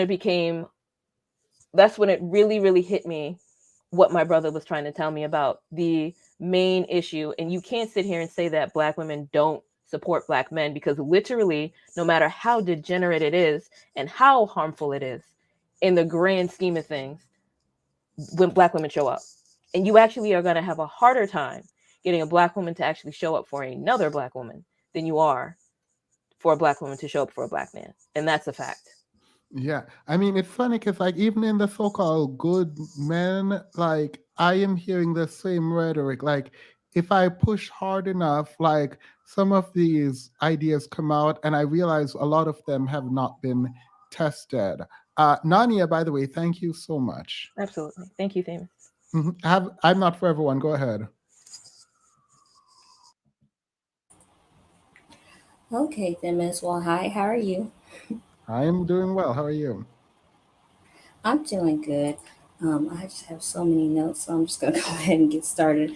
Um, it seems to me that a lot of the male gender they don't have a problem with giving out criticism, but they do have a problem with taking it. Just from this panel alone, more than one male has come up here, and they haven't even uttered the words to say that their gender is wrong, that they're not equipped to be chosen as a collective. I mean, to me, I just said it right now. How hard is that to say? Yeah. Yeah. Yeah. Wait, before you continue, they don't. Being queer saved me because there were tons of safe space to explore my feelings. Black boys are missing that, and many black moms don't want their boys being soft because of homophobia.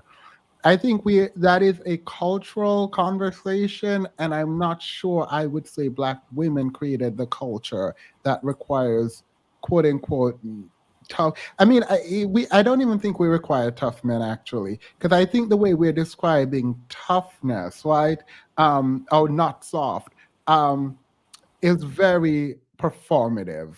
But we can get into that if you want. Go ahead. Sorry for cutting you. Oh no, you're fine. I was just gonna go to the next point. Girls also they go through not having their fathers as well in their lives, and their fathers possibly walking out on them. Yet they don't end up with the same vitriol. They're not misdirecting their hatred if they possibly do have it most times than not. But they're deemed more emotional than men and boys. What I mean, that's not a question that I'd like to know as to why is that. That would be deemed incorrect, possibly. Yeah. For me, honestly, this makes the collective of men, period, look very cowardly. And for me, in my mind, why would I want anyone who claims to be a leader who would rather cower than fight? Yeah. Males have come up here today and told women that they need to accept men that are a lower tier, but they have yet to tell these women what they're going to get as a benefit for choosing these men and how these men are going to benefit their lives. It's just been about the fact that, well, these men need someone, so just go ahead and just do it. No, that's not acceptable. Because if it was your sister or your daughter, it would be a whole totally different story. If we're comparing black men to black women in terms of homophobia, I would say the one killing people for being homosexual would be the most homophobic. There's no debate there for me. Continue. Go ahead. Absolutely, that's absolutely true. Bottom line, what I'm getting to is, why should our gender trust anything that another collective of a gender has to do and say when this collective is very comfortable with wanting to do harm to us to obtain something that majority of them don't deserve and really refuse to work for?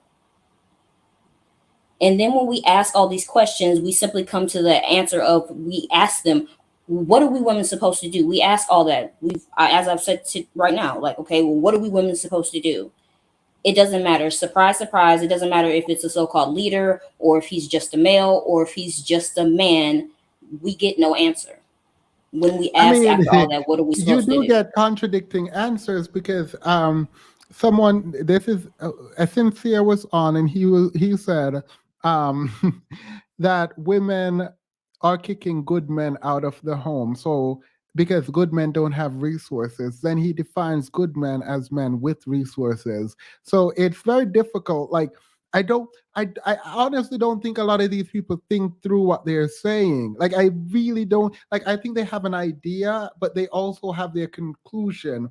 And they're so stuck to their conclusion that they don't actually think about the logical consequence of the conclusion that they hold. Like it is quite obvious that, well, I mean, y'all saw the contradiction, so I'm not even going to get into that. But yeah, so that's that on that. Hey, this is the last point I'm going to make.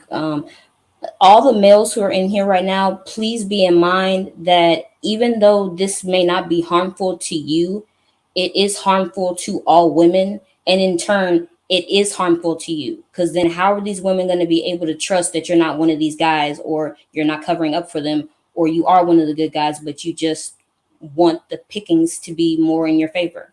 How are they going to know? Yeah. They won't. So the smart thing for them to do would be to not choose any of you. Dean says all 6 of us male. Period. There's more males in here. There's actually a lot more males on the channel than I thought. Men. I don't know what the proper phrase is, but anywho, thank you. I'm not for everyone. If you guys think I'm moving too quickly past the women, I apologize. This is actually supposed to be men time to vent and talk, so I do apologize. Albie, you've been on for a while. I apologize. I apologize. What say you? I'm assuming LB is no longer there. You're muted, LB. All right, LB going once, LB going twice. All right, Obi. What's up, Themis? What's up, everyone? How you all doing? Doing well. How are you? I'm doing really good. Just got back from work. Yes, do a job. Yeah, just finished doing daddy duties too. So, yeah, the topic is super interesting. Like, I've gone from being super frustrated to very inspired because, like, I like this conversation. People are seeing this and hearing what these people, us that are claiming to be good men, are saying, right?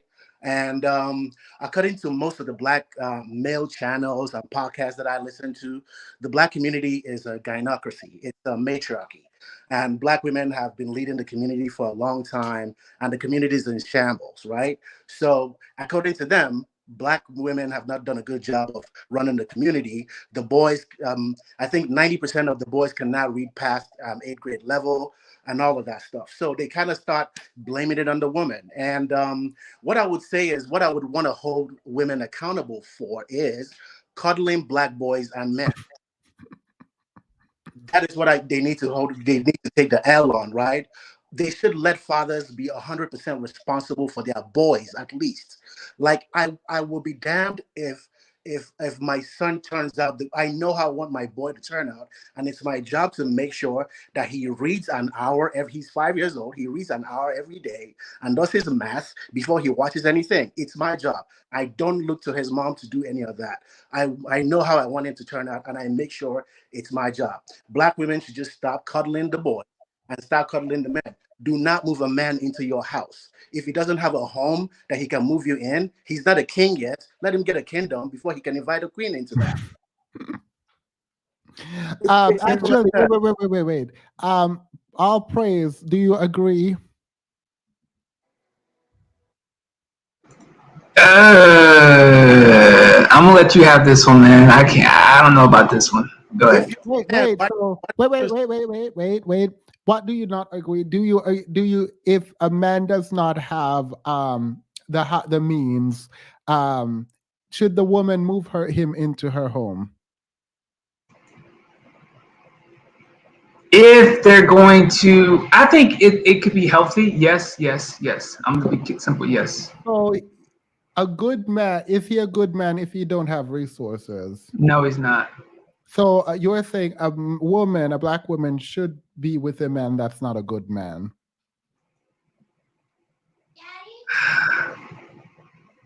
I guess at this point, I'm looking at it in terms of the child, and I just feel like the child needs the more the child sees the father and the mother, I think it could be better. But now I think about it, if he doesn't have resources, he probably not going to be able to guide his son either. So probably not. I'll take that back. Whatever. Yeah, my bad. All right. So you shouldn't take. All right. Go ahead, Obi. I just wanted to get to that. All right. So, like, another thing women need to take accountability for is to, whenever there's an issue in the community, they should stop jumping in front of the line to do anything. The demonstrations and all the things that women are leading in, they should fall back and let men be men. If I've said this over and over, I said it at every panel I go to, including the male channels and the manosphere channels that I visit. Let men be men. Where is our version of Black Lives Matter protecting the men? We don't have any, but we're complaining about the women that empowered Black men by making the men in her family millionaires. I mean, I'm with you. People might be upset when you say women should step back, and I say drop them kids off, but like I was getting to that. Like, let men be the fathers of their boys at least. Men should be fathers of their boys and daughters, but men should take responsibility. We are complaining that our boys are turning out bad. They are going to grow up and be the men that are going to complain again. So why don't we as men take the responsibility to make sure that our boys turn out good? Why don't we recruit more men to be teachers so that there are a lot of men that we teaching the black boys in the schools and raising them? Why don't we pull our money together as men and own the stores, the hospitals, and the banks and the schools in our community? Yeah, And wait, let me read this. Because Wait. I know that we're past the topic, but I needed to point out that if men keep using choose better argument, when it comes to single mother, there will be an increase of boys in foster care system. Just say, I mean, that's ultimately the conclusion. I think I just saw the pink pill in here. Hey, Pinky, here's the link, by the way. Please, if you have the time. Obviously, if you don't, it's fine. Come on. Yeah, I mean, I'm with you, Obi. I think LB was going to interject. Go ahead, LB. Yeah, I do have a question. Like, I do agree that what should be happening is that the men should be stepping up, and that we should be able to depend on the men to step up. I think that the biggest thing is that we should, I hate saying we should hold Black women accountable for anything, because I feel like we do all the things, but I think if anything, we should choose not to support men that won't support themselves and won't support their children. And if that means you and your child have to go solo without him, but also to Obi's point, I have this question. So just as humans, when we see humans that aren't sociopaths or psychopaths, when we see that are in need of food, shelter, water, basic needs, we want to help when there are children. And I don't have any children, but if it was my niece, nephews, godchildren, I would not want to see that kid starve, go unclothed, go unhoused, not have proper education, things like that, right? So when you say that Black women should step back and Black men should step forward, is that to all circumstances, or just raising their sons, I think. Huh? I think in the circumstances where leadership is required, where men are supposed to be doing things, what the women should be doing is, if there's a mic in your face, what the women should be saying in unison is, we're waiting for our leaders to do what they are supposed to do. We believe in our men, and our men are capable of leading the community, and we are waiting for them to go and demonstrate and go change policies and go do anything. Do not let that motherly, womanly thing in you jump in front of the man. That's why the men say, you guys want to lead, you guys don't want the men to lead. Allow them to do the leading. So that's just specifically towards men and activism type stuff and caring for men in general. Let them be men and don't step in and do their job. I'm just clarifying. Yeah, let men advocate for themselves. Let men take care of. Let us take responsibility of our boys. That's my new cry right now. I tell I have a small program right now where my son and a bunch of other boys, we come together with their fathers and we play with them and we teach them things. We teach them about honor, responsibility. They're probably not old enough to. My son is 5. We talk to them about things like that. We continue saying things like that because I have to start from my home and my environment and recruiting me so that we can of our boys, because they are our boys and they're going to grow up as men that we don't need to complain about the next generation of men. We can raise that. We can prevent what has happened in the past from going forward. I have a question, if you don't mind. Okay, I'm sorry. Yeah, wait. Sorry. Who is that? I don't know who. All praise to them. Huh? No, I was saying it was all praise to them because you said, who's that? Yeah, I was. Wait, no. Are you sorry, done? sorry. No. All right, can you hold your question until she Yeah, finishes? sure. Okay.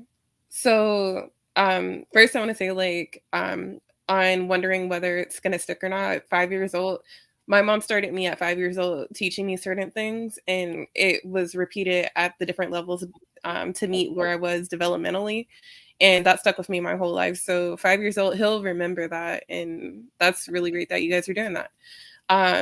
With so like my thing is I completely understand the whole like step back and let them do their thing. I don't think that we should be on the front lines. I don't think that we should be stepping up to provide for the households if we're in traditional relationships. And my only concern is like when it comes to children and ourselves, I feel like yes, the man should come in and take care of your children, but also like at the end of the day, they're your children. And like to me, it's like I'm gonna provide for my kid no matter what. And if the dad's not at par, then you could stay wherever you be at. If you got to be a homosexual, if you need to rent a room, like do that. And me and my child will be in a home. But what I'm not going to do is bring a man into my home and then like try to like delegate and stuff. But I don't think that that should have to happen. I think that also like there's like this I think that it's hard for a lot of Black women, and I'm not speaking for all Black women, but I think there's a good segment of Black women that look at, specifically in America, we look at, well, in the United States, we look at, well, probably America. Sorry about that. I had to think geographically for a second. But in the Americas, anywhere that was impacted by slavery, you have to think like you're telling them to step back and to allow the men to be men and just like trust in the process. And the problem is like we've stepped back multiple times throughout history and let the men be men, and they've I don't failed. actually agree with that. I don't think that's historically accurate. I I'm don't not think just that's talking about the slave trade. I'm talking, so I said the people who are affected by slavery, because I'm talking about everything we did from the time that we were free forward. Black wait. people Sorry. If you are coming on, can you stop? And I'm going to remove someone in a moment so that the pink pill can come on. Go ahead. Sorry, I had to do that. If you're coming on, just stop trying. So I'm not saying that the first failure was when we became slaves, even though it could be argued that, and I think that's the part you disagree with, no? Yeah, well, the part I disagree with is that Black women have stepped back. Oh, well, no, like we've been there the whole time, but what I'm saying is we've let men have the leadership position, even though we were leading from behind. Like, for instance, like with Martin Luther King, there was a bunch of Black women behind him, but he was the face of the movement because they felt like a man had to lead and that you had to let a man be in his place and stuff like that. So like there's a bunch of examples like that throughout history where women were doing stuff the whole time, but men were allowed to be the face of it. Men were allowed to lead it and have the final say in it. And like they have failed us multiple times. Like names are like slipping my mind right now, but I know there was like, for instance, somebody, a man, he was actually biracial, not Black, but he was in charge of the NAACP for years, right? And Yeah, you can come on now. Go ahead. Pink pill, come on now. And Black women were behind him, supporting him, and he would shut down certain things that were brought to him from different people, younger Black men, Black women, whatever, because he was a man and that was his role and he was supposed to do it.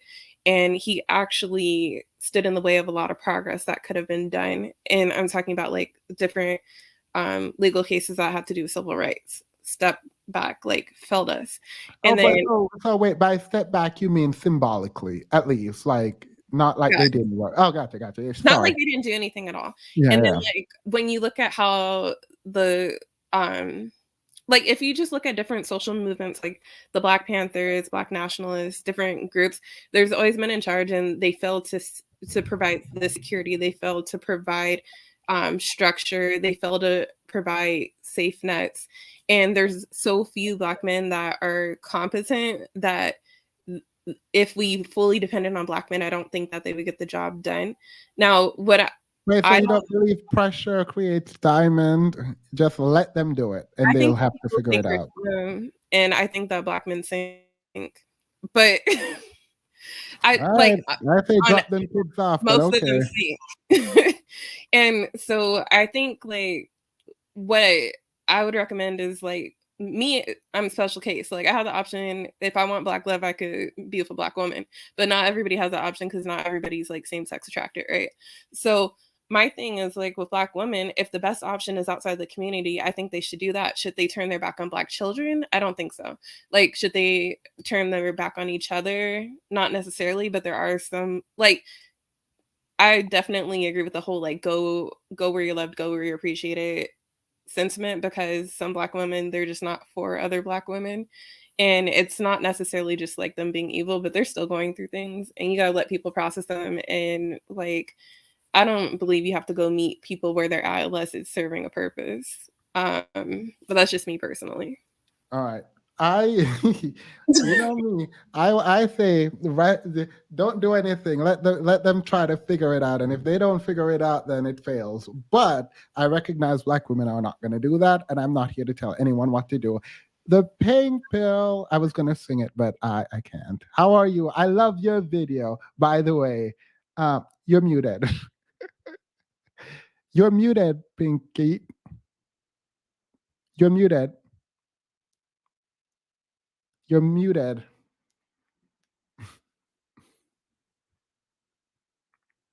Sorry. Yeah. Okay, I'm sorry. Yeah, no, it had to be said. I think that there's a time to have that anger and that disillusionment, and it needs to be processed and it needs to happen. It's necessary for a lot of us, but you can't stay there. Staying there, like, what are you doing? Yeah, no, It's someone sent me the video from the attorney interviewing the lady in the thing, Mhm. and wait, People said that, oh, she's fake, she's not real. I'm like, she's real. She makes her way around this. She's real. She's very real. yeah, She's been on my live stream. She's been in my clubhouse. She has a very distinctive voice. The girl is real. I mean, and it's like, are you just gonna let that? Is that gonna be the face of it? A Confederate flag? Is that gonna be the face? yeah. I mean, yeah. I don't understand that. I actually was one of those people who thought she was probably paid to wear the battle flag. No, she apparently was on another content creator's um, live stream, and I guess it got hidden, but where she said she did it on purpose, deliberately to like antagonize. And I'm like, you're not over this. You're not over this. If you feel like you still need to do that, you still need to get these men's attention, even if it's negative attention. You're not over this. Yeah, but I actually separately I wanted to talk to you about. I've been watching a lot of your video recently, by the way, that I'm like, oh my god, we should talk about this. We should talk about this. We should talk about this. So Mhm. we should have a live where we go through your video because if y'all haven't seen them, you should. Quality great, but Thank you. as we go today, I'm trying to get men to tell me because I've gotten a ton of emails saying I don't hold women accountable. And I'm trying to figure out for what. Um, Yeah. and so far, it has not been great. I haven't gotten anything to hold women accountable for. Obi said, "Stop cuddling men," but I think, I mean, I guess that's one. Yeah. I wanted to talk on that a little bit, Go if ahead. I could. hmm So I've been in situations, whether it's in relationships or friends or associates or whatever, and when a person does not display competency, what automatically happens, because I'm a very feminine woman. I'm a very feminine woman, but if you put me in a situation where I feel like I need to I don't trust you, then I automatically get into that mode. So I'm gonna be really frank right now. So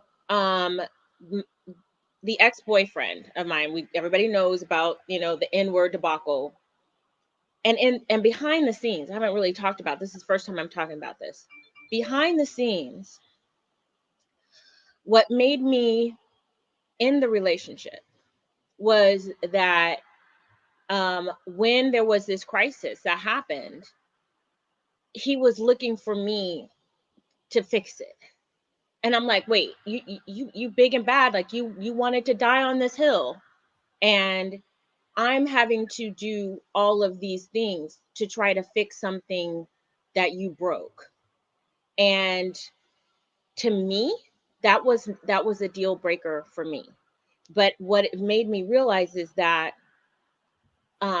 with the lack of that masculine leadership, I think especially Black women, if we don't trust you, then we feel like we gotta fill in the gaps. So it's the same thing with like um, um, with our education. You know, Black women are getting their education because they want to, but let's just be frank, we don't know if you know, the guy is going to come along and we can be the soft feminine house, you know, domestic goddess, and you know, wear pretty clothes and cook and garden and do all that stuff. That's not guaranteed for us. Like that just doesn't, that's unusual for that to happen. It's very, very unusual. So we do this stuff to stand in the gap because we don't trust the men, and we have a good reason for not trusting the men. Yeah, Okay. you want to know something? I didn't know you would say that on here, but I remember us talking behind the scenes, and I was like, "That is a bad look," and you were like, "Yeah, he's gonna have to figure it out." And I know, I actually, in my mind, it would have been like, "Let me go out there and protect him, and I'm gonna protect him," and you're like, "Nope, he's gonna." No, he's gonna have to go out there and figure it out. And I'm just like, and he was like, what did he say? What do I do? And I'm like, you know what? That to me, and this man had asked me several times to marry him. And I'm so glad that I didn't, because, and I'm glad that that happened, because I'm like, wow, at this major crisis, like we'd never had a major crisis, but in this major crisis, I can't depend on you to try to solve this problem, then we're done. And so, and that man is white, he's from Canada.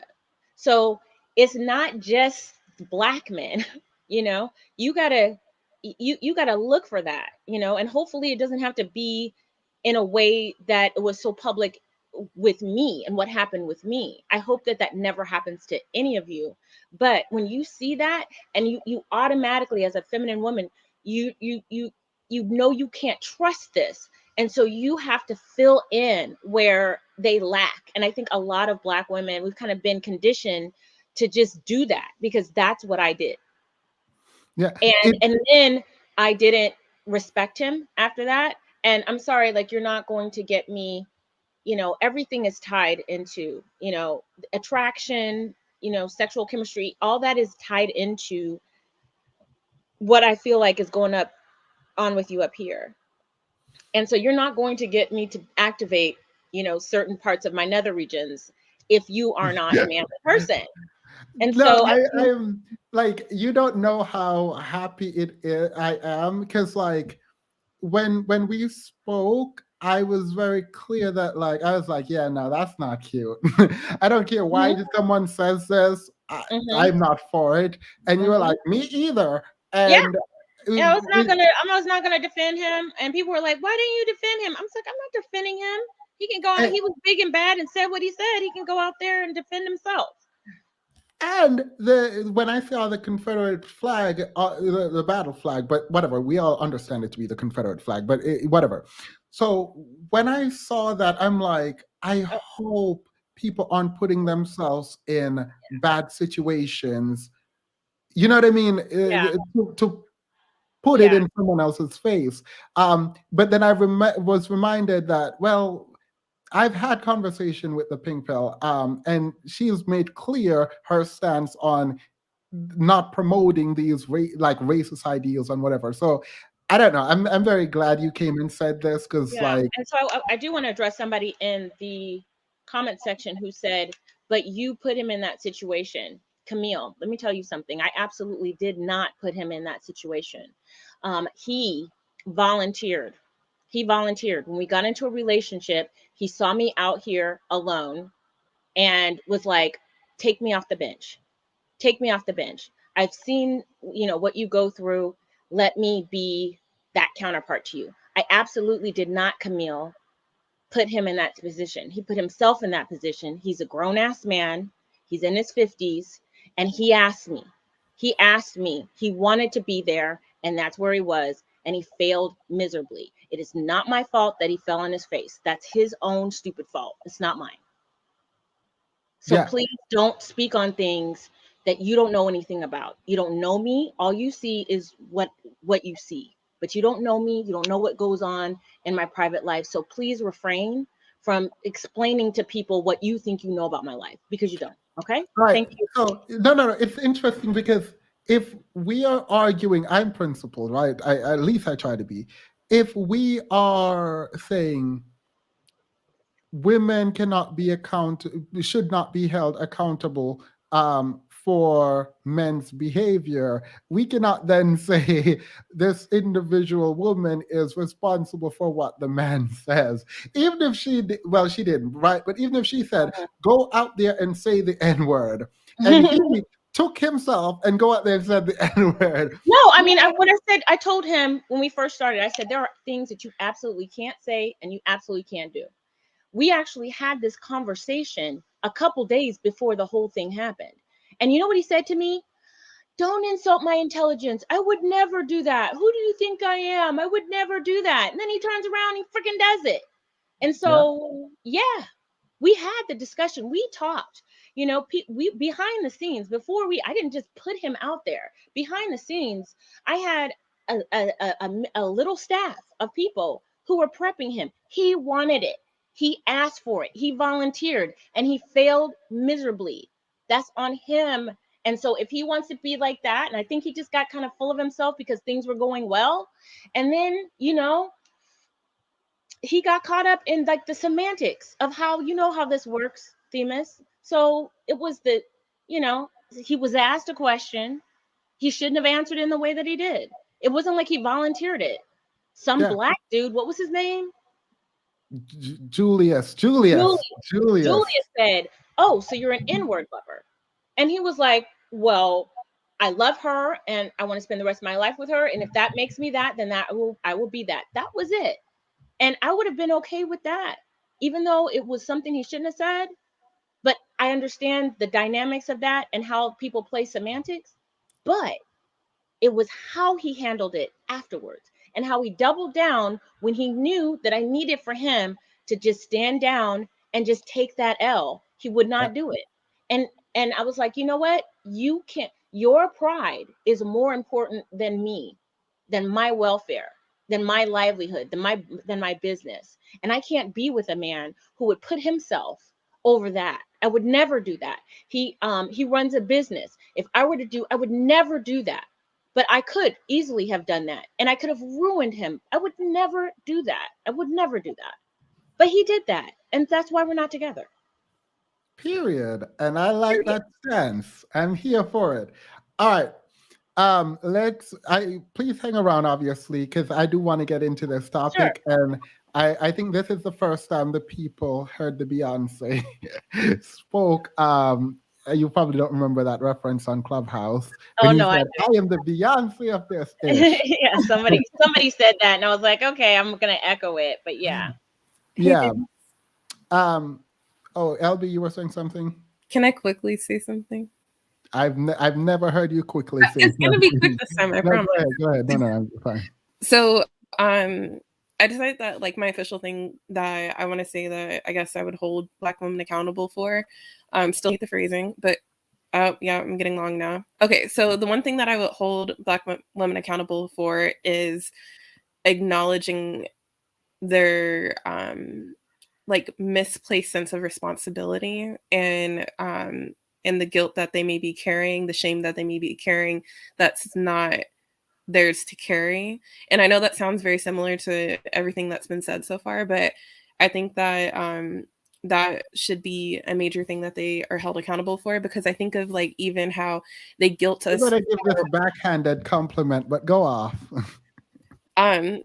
I think it's funny how Black women get guilted for wanting money, for instance, but like money isn't even what they're really asking for. Money is a means to an end, and the end is security. The end is food, water, shelter, and like ability to take care of your mental health and your physical health. And all those things are secured by money. And so when a woman's asking for money, they're not really asking for that. If you provided all those things without touching a dollar, then that's amazing. There's multiple ways to get at resources, but the way that Black men traditionally have tried to get at resources has been waiting. Well, okay, I'm not going to go that far, but like say when they do alternative means to money, it often lands them in jail. And so like if you don't know how to work the system, don't try to be a criminal, because you're like you're going to jail. And then the other part of it is, if you don't know how to work the system and you don't want to go to jail, then you need to figure out how to do it legitimately. That involves money. And those are two separate points, but like I think that's the main thing. Women should let go of that guilt, that shame, that So guilt is that misplaced let's use responsibility. this analogy one more time. So in an interview, I say, so what would you say are some of your biggest weaknesses? And you answer, well, I overwork, I take on too much. That's exactly what I just said. Yeah. gave. That's exactly what I just said. I'm not even mad at you for doing that to me. Yeah. Period. You know, yeah, I'm not even going to go down the route of trying to deny it. See, oh, and also what I just did is an example of what you guys that come on here could do. Like the guys that come on here, you could just say, yep, you got me. That's what it is. And it's not really that Themis got me. It's that I said something that was low key, like exactly what Themis said. And as much as I could just stand on pride and say, no, that's not what I said. I said this, I said that. Oh, And true. I play didn't even know what you semantics. were doing just now. Yeah. Period. Like, yes. And Yes. play semantics, I just said, yep, yeah, you see me. That's exactly what I was doing. Because I wasn't going to come up here and say anything that Black women truly had to be accountable for. I was going to say, hey, I'll use the word accountable, but reality, I feel like Black women are doing the damn thing. And that the biggest thing that they need to do is just continue to take care of themselves. Period. Yeah. You and Ralph Richard Banks would agree on women are doing the thing. Thank you. All right, let's go to who was next? Let me see. What in the world? I don't know. Think you've spoken yet. Hey, Themis, how are you? Doing well. How are you? Doing good. So I just wanted to make a few points. I've been listening since the beginning, and I in terms of accountability for women, because everybody, both men and women could be good and bad. There's some good people, some bad people. I don't want to say bad, but there are some. Wait, Okay. pause. I'm sorry. Some good people and some bad people. Dean, please come on. You said I can think of some things. All y'all are definitely not perfect. We've been on for almost 6 hours, and I've been asking men to come tell me, and you've been in the chat and twerking and not coming to. Please come tell me what women should be accountable for. Please come. I'm not saying you're wrong. I'm just saying we've been here. Come on, let's go, Dean. Cuddle Dean 2022. Go ahead. Sorry, I won't interrupt you again. So I don't want to present as if women are not capable of being at fault. Neither are men. There are things that men do that is not okay. There are things that women do that are not okay. But on this chat, I'm not going to help the men that have been claiming that women are not being held accountable. I'm going to let them do that. I'm going to allow them to do that work and specify exactly what they want to hold women accountable for, because they need to have that understanding. I'm not going to help them with that.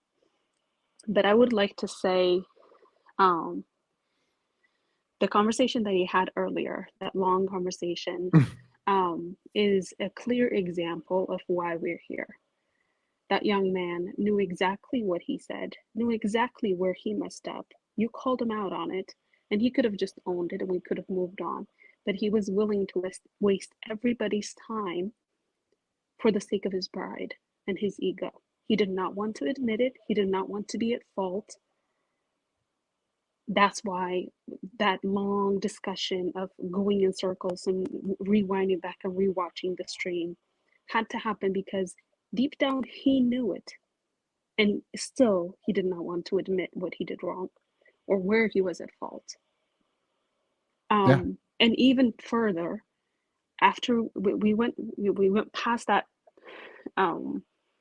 claiming that he didn't say what he said, we went past that, and you were asking him about the importance of resources, and if Black men did not have resources, then Black women should go outside. He knew exactly what that logic was, and instead of admitting where that logic actually would take us, he just could not swallow that. He if it was up to him, he would burn the earth down to stick with his points. He just did not want to admit it, and he could not even find the words to come out of his throat to defend it, to deny it. I'm pretty sure at that moment he would have wished he never started that conversation. Like, you could literally see the struggle happening within him, and that is precisely the reason why we're here today. Can I please respond to that, please? Yeah, you can. So I just want to clarify something.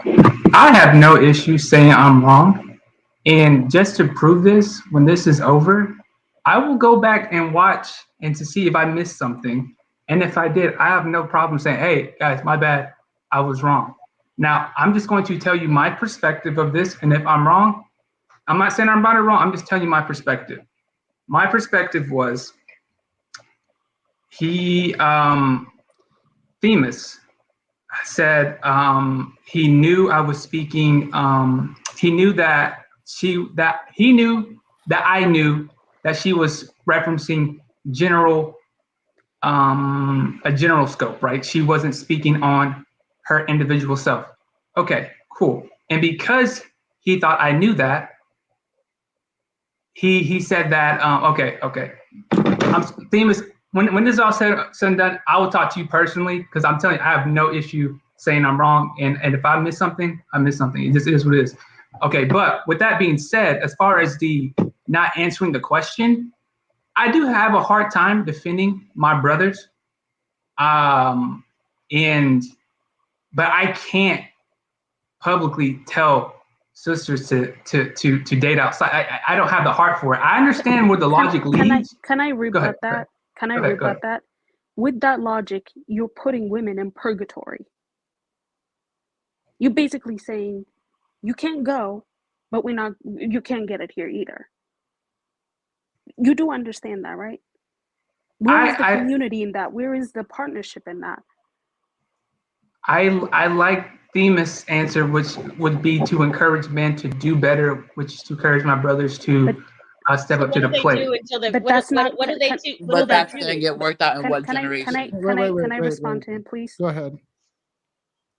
But the communication that's coming from men is not about doing better. It's about transferring blame. It's assigning blame. No matter what, the woman is the problem. The single mom is the one who raised the boy that's actually growing up to be the Pookies and Ray Rays that is creating the problem, and therefore you're the problem. It's a circular reference that cannot be broken because accountability is being denied. I'm not saying women are not doing things that are not okay. I'm saying before you can say women are doing this, you need to do your part. You need to be accountable for what you've done. I'm talking men in general. I'm not saying you personally. I'm saying this idea of choose better, this idea of, I'm sorry, nobody's static. People grow, people change. I could meet a man. I'm married I'm just making a point. Let me give you a scenario. Man and a woman, they meet, perfect couple, they get married, they live a perfect life. Something happens in their life. Are you saying that the man is not capable of changing for the worse?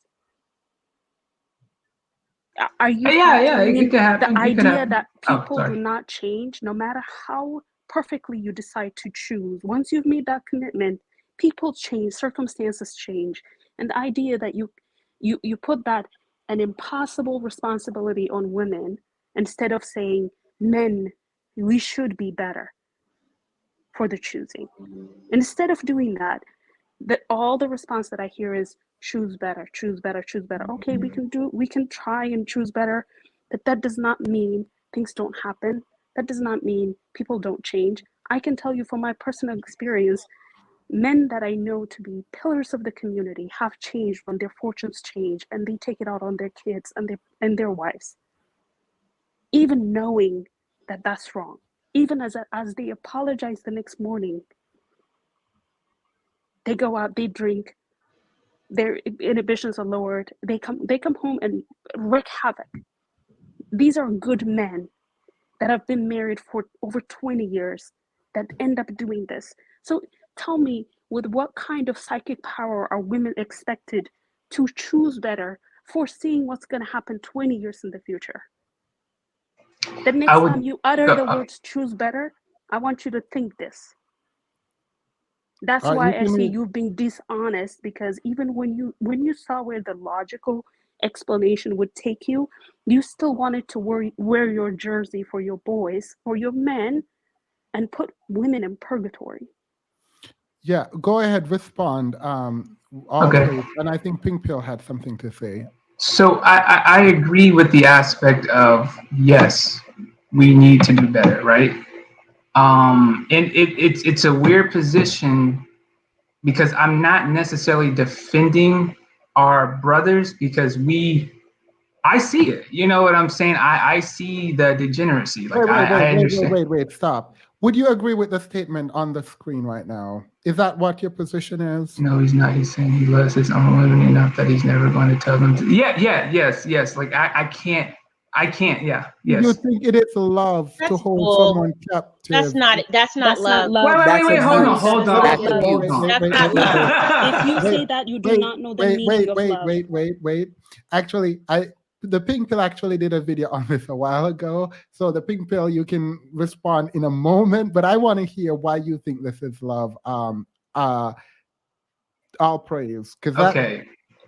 Can I respond to that comment? That's not love. No. Possession. I want him. I want him to respond because he said it's his position. I assumed that he would agree with it. That's why I put it on there. If it was, I get what you're saying. Like, if you love somebody, you want the best for them. So you're not going to put them in a scenario to where they're going to be worse off, right? I get that, and I respect that. My position is, though, okay, so my position is, I do love my sisters to a point. Like I don't want to say for you to go out. If that was the best option, I would say that. But I think that the like when you say that, how can you know 20 years later you won't change? I think you would have the issue with any community. No. Pause. Go ahead. That's not the question I asked. You said you love your sister enough, and if it was bad enough, then you would tell her to go out. But you just said you cannot tell women to go out. Do you understand the contradiction there?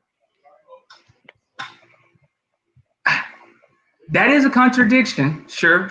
But for me, I want our brothers to do better, and I think that we can find some. I think we can make things work. I think.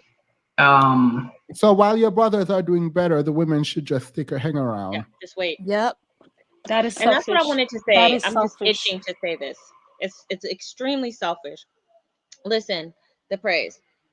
Black women outnumber Black men who are marriageable by 2 million. So even if every Black man got it together and decided that they were going to marry every other Black woman, there'd be still 2 million other Black women that never marry. That never marry. What are those women supposed to do? There's never any answers. I got a very bizarre answer once on Clubhouse where a Black man said they should just leave. They should just stay behind and help raise the next generation. And here's the thing. I'm not saying you, but when we have these conversations about choosing better, what you want is you're waiting. You know that song from what was his name? Gosh, waiting on the world to change. Who was that guy? White dude. John Mayer. John Mayer. You're waiting on the Black woman to change so that you can do what you need to do. That's backwards. So you're saying, well, when she does things, do you understand that femininity and softness and submission is a reward for your building? It's a reward. I agree. And so you want us to get our shit together. You want the reward first. You want the payoff first before you actually do the work. And that is not how it works. You build it. Listen, if masculinity were a house and femininity was a house, you would be building the structure. Okay? I agree. Yeah, I agree. Femininity would be hanging the curtains, putting the furniture in, growing the garden, making the place nice. And but if I did that, if I hung the curtains and the furniture and did the gardening and everything, and there was no house, wouldn't it look kind of funny? Yeah. I hear what you're saying. I hear what you're I mean, saying. what do I hang the curtains on if there's no frame? Where do I put the sofa if there's no floor? I do feel that Can I explain something? The reason why we need men to do better, the reason why I expect nothing less than that from my husband, is because we have a responsibility to provide for our offsprings. This is not about Gucci bag. This is not about a lifestyle. While it is still important to have a decent life, our responsibility is to provide a decent, not just a decent, but a competitive life for our children. That's why women are demanding that. It's not for fun. It's not for joke. It's not because we don't want to work.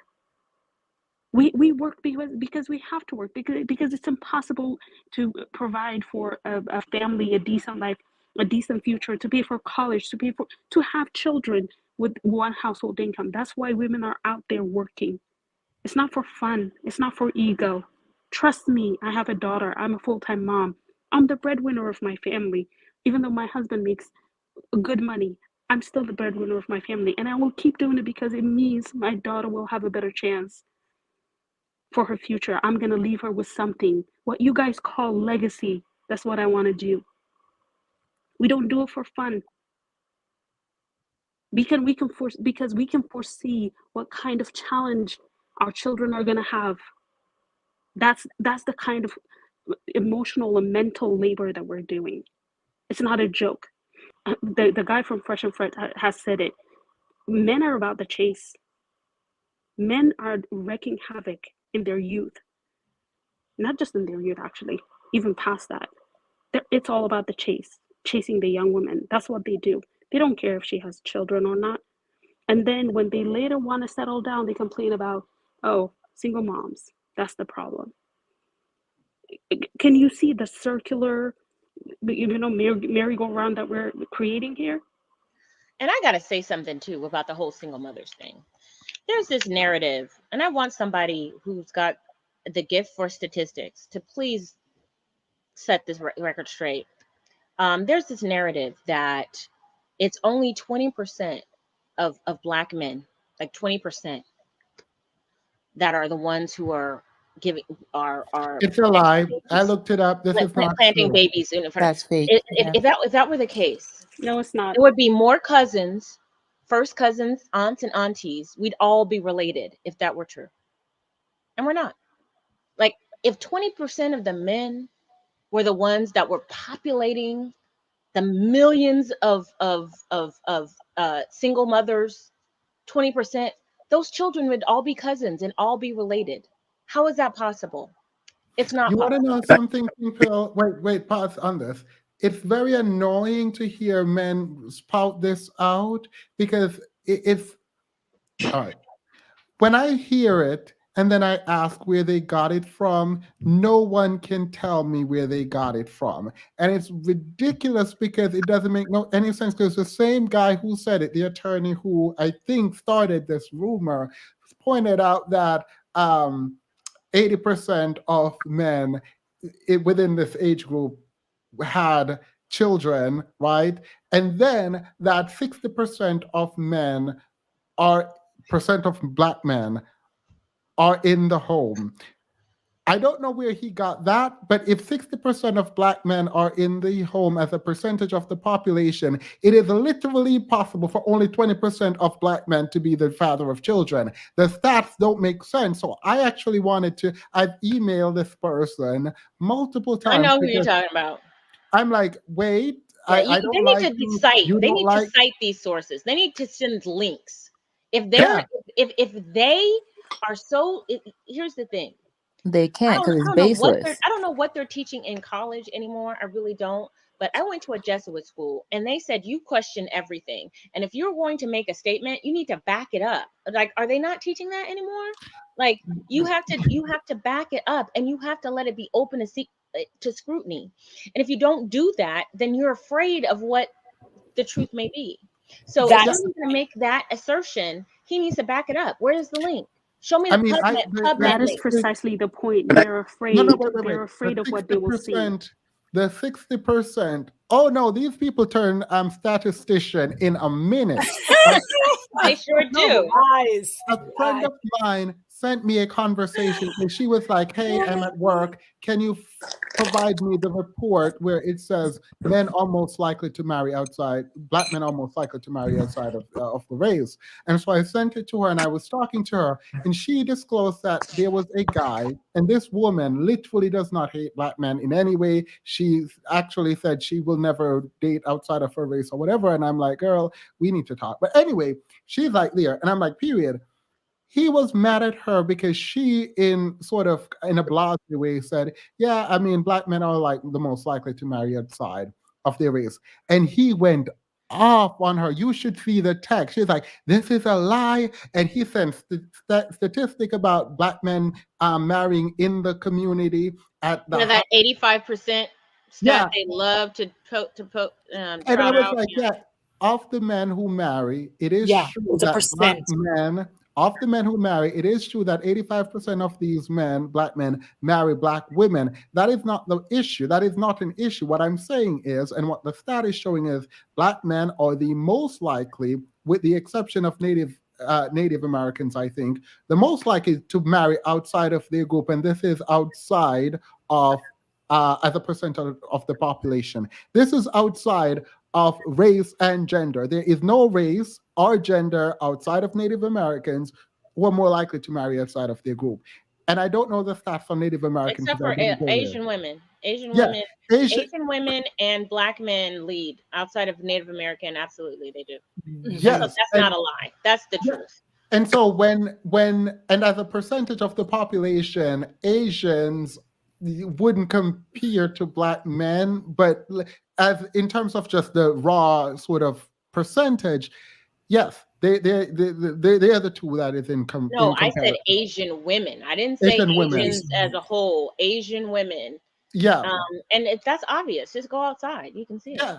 And so it's just like there is an unwillingness to accept reality, and there's this weird thing where they will just purposely misinterpret stat. Like it's just a weird thing to watch. Like people who have never opened a book, a study, people read a pamphlet on statistics will become statistician, explaining to you why the methodology is incorrect and what is the appropriate methodology for defining things, and then they'll throw Cupid in your face, and I'm like, okay, I'm not doing this with you. Anyway, I mean, as if, but yeah, I mean, it's to me, it is just a way.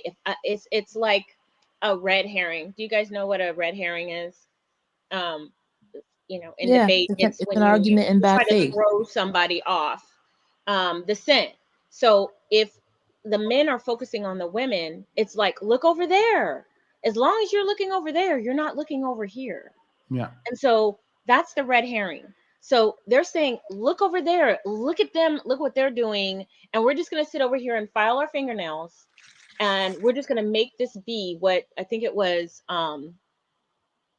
What in the world? I think that was her. They're going to wait until we get our shit together. And then maybe they'll do what they're supposed to do, but not before. What's this? Wait, what is this? Wait. Yep. Oh my gosh. Even if it's true that Oh yeah, okay, sorry, go ahead. even if it's true that only 20% or 15 or 20% of the men that are having all the babies, that means that 80% of men, of black men, are standing aside. They're supposed to be good and standing aside and letting a minority destroy the whole community. And we are impotent and can't do anything about it. That makes the rest of good men look incredibly weak and should not be trusted with any woman around them. Because if a minority of men wreak this much havoc on the rest of the community, then what's there's no need to claim that you're a good man or anything. So even on the face of that, even if we're going to accept that stupid statistic they're saying, it makes us look incredibly weak and bad. So like, it's not even a good argument. Yeah. No, I mean, yeah. And I guess I don't know, but I appreciate that. All right. Can I say something? I've been listening from the beginning as well. It's Truth Teller here. Yeah, no, go ahead. And so many things. Firstly, Themis, I want to say, I want to commend you for your patience and your grace under remarkable, like, just, I mean, you have some patience there and some grace that absolutely needs to be acknowledged and called out. Many people in the chat have been mentioning that, because it's just exasperating listening to this sometimes when you're trying to really engage in good faith conversation and trying to illuminate them and trying to have them to see how to properly formulate an argument, and then it just ends up falling flat, sadly. But that's not from a lack of effort on your part. So I just want to acknowledge you for that first. I mean, thank you. I even give them the argument sometimes. Yeah, But go ahead. exactly. So that's why I'm like, God bless him, because like, oh my gosh. But I wanted to say what I keep hearing as I listen to this, and we go over and over and over again and around the circle and back again. What it comes down to me, is that Black men are consistently abdicating manhood and masculinity. They have opted out of it while at the same time trying to perform it, like it, and to project it. And there is a disconnect there. They are literally steeped in cognitive dissonance. And instead of grappling with the truth of the matter, they double down on the scapegoating of all the degeneracy onto Black women. And that is the crux of the issue. It's like they lack reading comprehension skills. And I think instead of chasing after women when in their youth, they should have been paying attention in school to learn how to decipher, communication, and how to properly communicate, and how to listen actively in order to respond appropriately to what's being said and the questions being asked. Because a lot of what's being shared is not that complicated that it should cause this much confusion. And it's really troubling, and it's sad that this is the case, because time and again we see Black women come up here and they beautifully, articulately, and clearly express what our concerns are, what we would like to see happen. And Black men say that they have a grievance, and up until now, none of them have been able to properly and clearly articulate what the apparent issue is that they would like for us to resolve. And that is very, very sad and pathetic, quite frankly. And so I think that it absolutely, the onus is on Black men to counteract this. And it begins by them, first of all, paying attention in school and stop leading with hypersexuality and focus on getting the foundations together. Because it is not there. It is simply not there. The fact that you cannot understand simple communication is a problem, a serious, serious problem. Yeah. It's not hard. Thank you. I appreciate this. I'm glad you came back to add. Rose.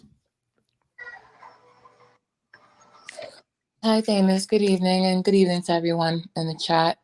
I just wanted to piggyback on a point that Pink Pill made is that, and another person that's up here now made, is we need structure and create, and going with this whole ad hominem attacks on how we appear or how we present as women, in spite of the fact that we are in an adverse environment, because the harmony institutions are not led by brown men, black and brown men. So we have administrative difficulties. We have difficulties procuring resources in our community. We have difficulty maintaining homes because it's more important to have an appearance of affluence, have an appearance of dominance through sex, through violence, through drugs, as opposed to concentrating resources, attention on what matters, which is our children, which is our communities that we have to frequent. And it's difficult to say that we're the problem when all that happens is when we say, okay, well, tell us the problem. You can't tell us the problem. All we get are these bogus fingers pointed back at us. No real point to make. All these bad faith arguments. We can't have a conversation that is constructive with someone who continuously deflects and displaces the anger that you have at the masculinity that failed you in your childhood, and you that is now blown up and festered and is being projected and spewed on us. Well, period. I'm just gonna go, I'm trying to go between Santana. Are you a man or a woman? I think you've come on before, so I apologize. I don't remember. I'm a woman. Oh, But I can wait for the cue. You guys have to wait for the kings. All right. I think the Dusty Whisperer should go first, but I feel like Dean, I want to hear what Dean has to say. So how do I do this? Who do I do? Go ahead, Dean. Hi, am I coming in clear? Yes. Okay. Well, I always ask because it's important, for on the opposite side listening. So the prompt was about accountability. Is that right? Mm-hmm. And women accountability. So I sent in a super chat, just a list, and did I put it on screen? I don't remember it. No, I if you ignored it, I was like, that's good on you for ignoring it, because pull up, right? Say it with your chest. No, I was showing a super chat. I'm trying to be better at that, because people keep super chatting and I want to No, read. Go ahead. it's not even about it being what I'm saying is I sent a list in because I felt like a lot of the talking points were getting caught up in dating and mating talking points and humble brags, which LB acknowledged that she was doing. But that list was basically this. I think there should be. Go ahead. What's that? Go ahead. Oh, yeah. So the list was this: accountability for your health, that's mental and physical. Accountability for your health, and this is not just exclusive to women, obviously, but accountability for your health. Also, accountability for your debt, right? Accountability for your debt, however you obtained all of that debt, but accountability for your debt. Don't ask for the government to take you out. Also, accountability for your self-esteem. Unfortunately, and maybe you could make an argument this is what certain groups are trying to do by putting your self-esteem down. But take accountability for your own self-esteem. That could kind of be coupled with mental health. Also, accountability that everyone that you meet in your future or in your present is not responsible for the actions of your past. It's not fair to them. It's not fair to you. Wait, come again. You said accountability. What was the last one? So basically, stop blaming other people for your past. Stop blaming new people for your past. If you want to kind of whittle it down to something as minute as that, but don't. You'll get to explain. Stop blaming people for your past. Go ahead. I love you, Themis. But yes, stop blaming people for your past. Was that all your list? That was just the starter list, you know, just to say, hey, these are No, some you have things. more. Do you want to list some more? No, I could take a break. All right. No, it's not going to be a break. All right, health. Black women should take accountability for their health. You said this, and I said I don't completely disagree with this. I don't actually disagree. I think everyone should take accountability for their health, but without doing whataboutism, I do think Black women should take accountability for their health. What were you thinking in terms of how they take accountability for both their physical and mental health? So they're And starting how to does do. that contribute to the community degradation? Go ahead. So my comments wasn't about to a bigger community impact. It was on the individual. I think that's my. No. Wait, no. It has to be about the community. Why would they be held? If you're doing something that doesn't affect the community, then I'm not going to tell you to be Well, accountable for it. okay. So better people lead to a better community. How about that? All right. So yeah, period. Just make it work. I'm here for that. All right. Yeah. So how should they be accountable for their health? So they're doing a good job in the physical, right? Especially as it pertains to birth. What do you call it? Maternity, and things like that. So they're doing a really good job with that, getting checkups and everything like that. But there's some statistics that that we could be better at when it comes to breastfeeding, right? Even when it comes to mental health, and this is across the board. I remember there was I a don't know. I don't understand the breastfeeding bit. like there's certain statistics out there where you can see that certain lifestyle choices are impacting other things. So I think statistically, Black women have the lowest percentage for breastfeeding. I don't want to harp on breastfeeding, but No, I'm it's not making you harp. Wait, no, please, okay. No, Dean. So no one comes off mute because Dean is going to punt it to you. And he's literally going to always punt it to you. So please don't, unless it's like burning desire to speak, please don't, because I don't know what breastfeeding means, and why Black women should be accountable for breastfeeding. No, that's not what I said. I said health. Formula. I do know we have a shortage in baby food, so period. But can you explain that? Not a lot of time. 30 seconds go. Let me explain that. So there's certain lifestyle choices that are causing us to be the leaders in heart problems, diabetes, and those things trickle into other things when it comes to breastfeeding and things of that nature. So just an overall better health. I mean, even Pink Pill has made You comments. and I don't know what we're talking about here, so let's move on from that. Mental health. Mental health. So across the board, I think we all, and I'm glad that you're talking about therapy. You're kind of leading by example.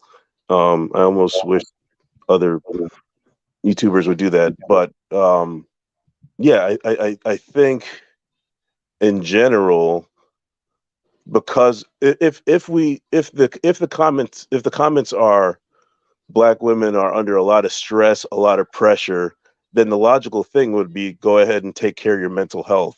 How can they do that under all this stress and pressure? Because the stress and the pressure is fundamentally important. The stress is they have to uphold the community, and the stress and pressure is they have to take care of their children by themselves. They have to feed, clothe the children. Like the stress and pressure would imply that a very limited space, if any, to check in on their mental health. So I mean, So those are talking points, right? But you did ask for a solution, and I think a lot of people aren't aware of resources that are available to them. Most women work a job, right? And therapy and counseling might not be in your medical insurance, but they do have what's called employee resource programs, and many of those offer counseling and therapy, but people just don't know about that, right? So that would be are these resources available to everyone? Like, who are these resources available to? to employees Of what companies? in general. So if you most companies So you're have telling me that the fry cook at McDonald's have this resource?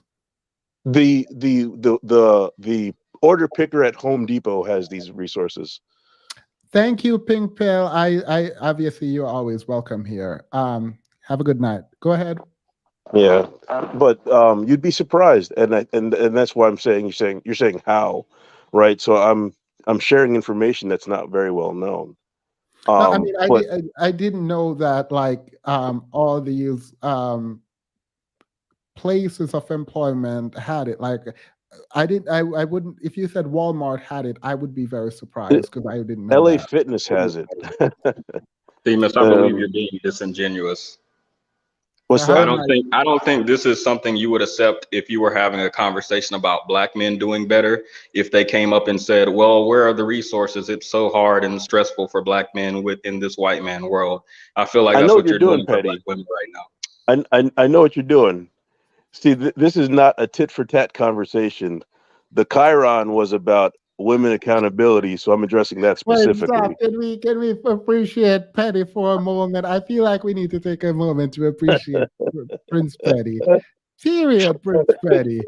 Like, period. Period. I'm not here to drag anyone, but I mean I appreciate what you just did. And like I'm here for an intellectual drag. Go ahead, because he definitely would. But go ahead, continue, Dean. No, that was fine. That's fine.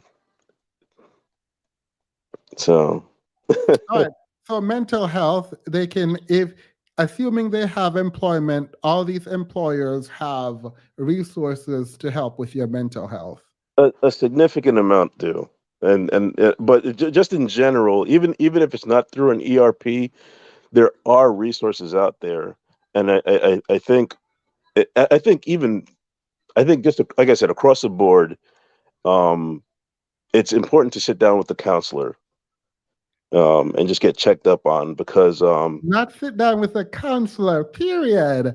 So you might be overworked, underpaid, no time, but you need to find the time to sit down with a counselor. I actually believe this. I just don't know how feasible it is, but go ahead. I hope the women have their pen and papers out, but continue, Dean. A girlfriend of mine told me, way back in the day, Once you there's could a will, find there's a time. way.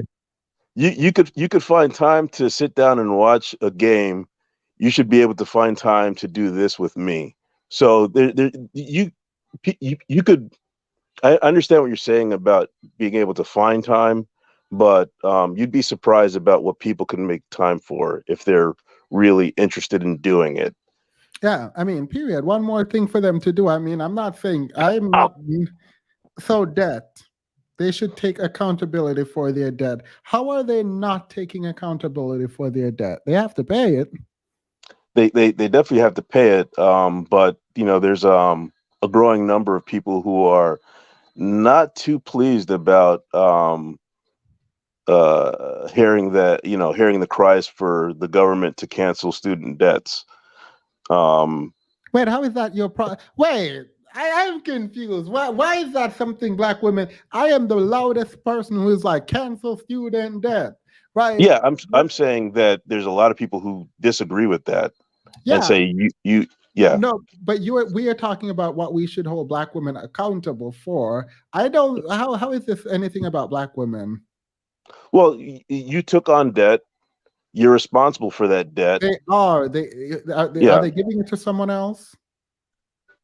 No, but asking. So they're responsible for it. I'm sorry.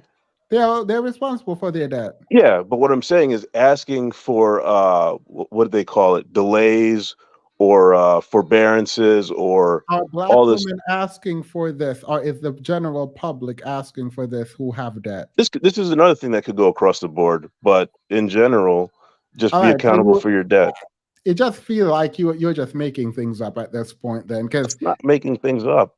Like you were saying, black women should, like, you're spewing the sort of Republican talking points, which is fine, but like you're saying black women should be accountable for their debt as if they don't have to pay it.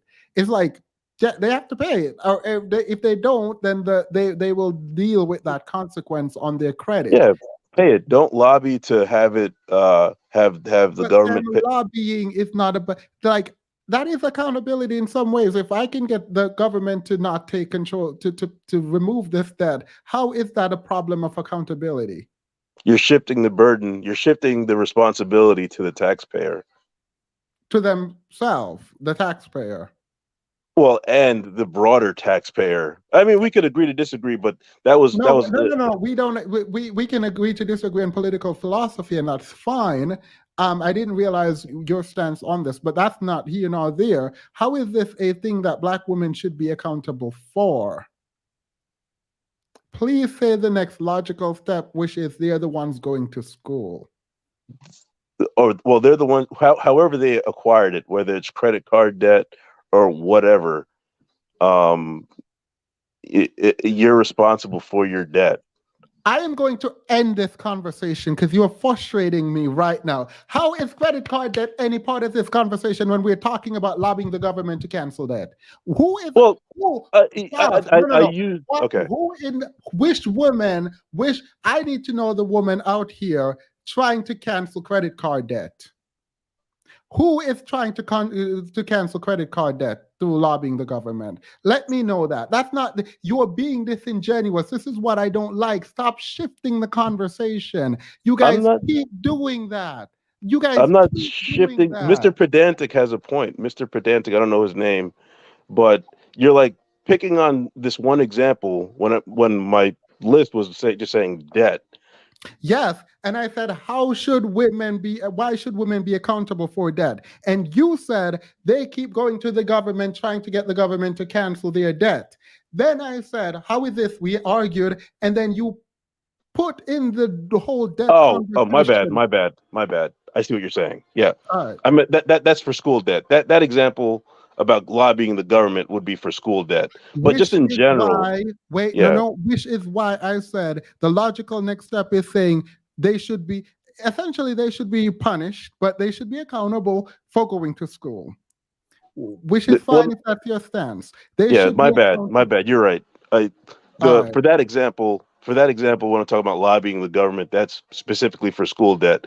But when I'm talking about being accountable for your debt, that's not just school debt. That's just, hey, if and I'm not a 50-50 type of person, but if you're, dealing with someone who wants 50-50, your debt is your debt, my debt is my debt, that type of stuff.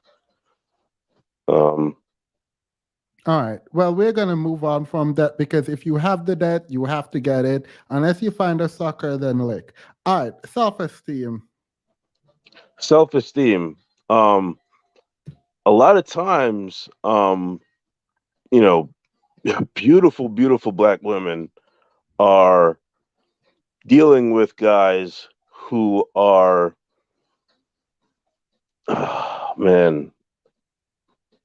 forget that because that goes with dating and mating, but know your worth, boo, like that type of stuff, like know your worth, and it's really just kind of knowing your worth, because if you have a low self-esteem, that could really I think I agree with you on this. I don't give advice, but if I were to give advice, I would actually agree. I don't think black women should date down. Well, dating down, you and I have a different philosophy on what that means. Well, but... wait, what? we have a different philosophy on what that means, but like when you're talking with someone and they're just always negative or down on themselves, that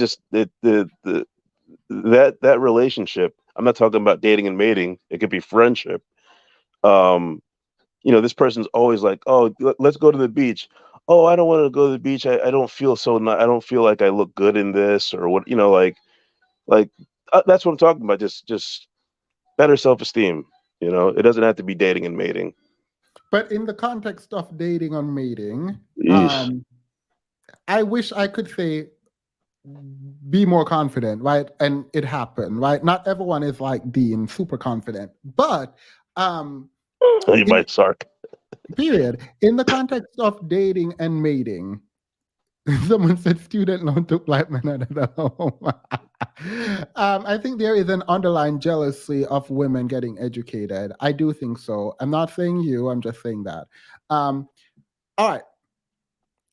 In dating and mating, when you say know your worth, what do you mean? In the concept, I hate going down this path, so I'm going to punt because it's like it always goes down one way in certain groups, and what I'm talking about is more like you're talking about in my experience. No, you said we are holding black women accountable, and these Yes, black women need to not have low low self-esteem and know self-esteem. their worth. And I want you to tell me, what does it mean to know your worth in the context of dating and mating? In the context of dating and mating, which is not why I put that on there, but if you're No, gonna I hold mean, you me, talked about choosing, so I'm very curious as to this choosing yeah, I argument. said relationships. So like even with friendships, like but in the context of dating and mating, um, don't. Date down. But you see, we have a different, uh, you know, philosophy on what dating down means because you put a high, you put a high weight on scholastics, which I agree is important, And but finance. and finance, which I agree is also important, but um, dating down for the individual, whatever How does you someone with high self-esteem go around dating? with high What, self-esteem. what do they look? What does that mean? Oh my God! Like just like the communication and conversation, everything is just a lot more pleasant. Like Wait, I don't understand. Pleasant. you don't understand pleasant.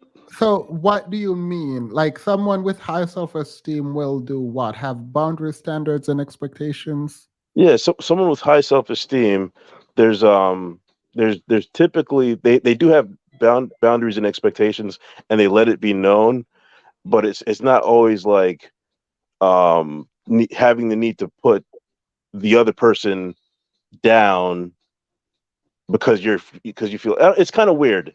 It's kind of like when it comes to dating and mating, Yeah, there's I so mean, much you have the nuance. floor. I'm just trying to have you educate these women about what it means to have high self-esteem in dating. I would think it's about finding someone with integrity, but also being able to financially provide and emotionally support, and also academically engage. But I Yeah, mean, integrity is paramount.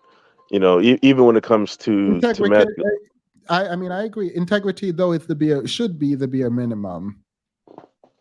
um it should be a significant weight, but like you No, know it it, should be an expectation of every human being, but go ahead.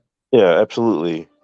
But like if you are just constantly have a negative view of yourself, and you're in a relationship with a guy and you feel like, oh, I'm not worthy of this guy, and just all this stuff, it doesn't it just you just become like an unpleasant person to be around.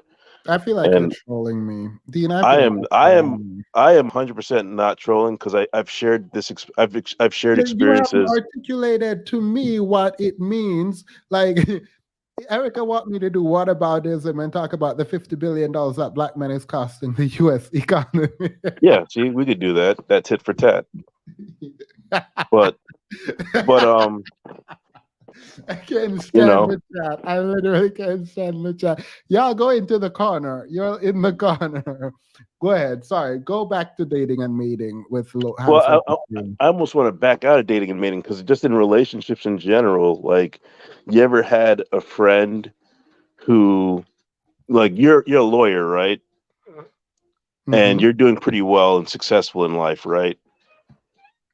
Do you have friends who are not necessarily doing the same things Nope. And then no, they're all doing pretty well. Mm-hmm. See, I have friends who I've not really abandoned, right? Like I still keep in touch, but like if I want to go to um Thailand or Puerto Rico or whatever, I know not to go, not to approach them anymore because of their finance situation. In the past, they would always be like, "Oh, you always doing this stuff," or being sedity and all this other type of stuff, right? Or you too, I don't know, all this other type of junk, and it's I really feel just like you're a. gonna be big mad when you go back and rewatch this. I Because am.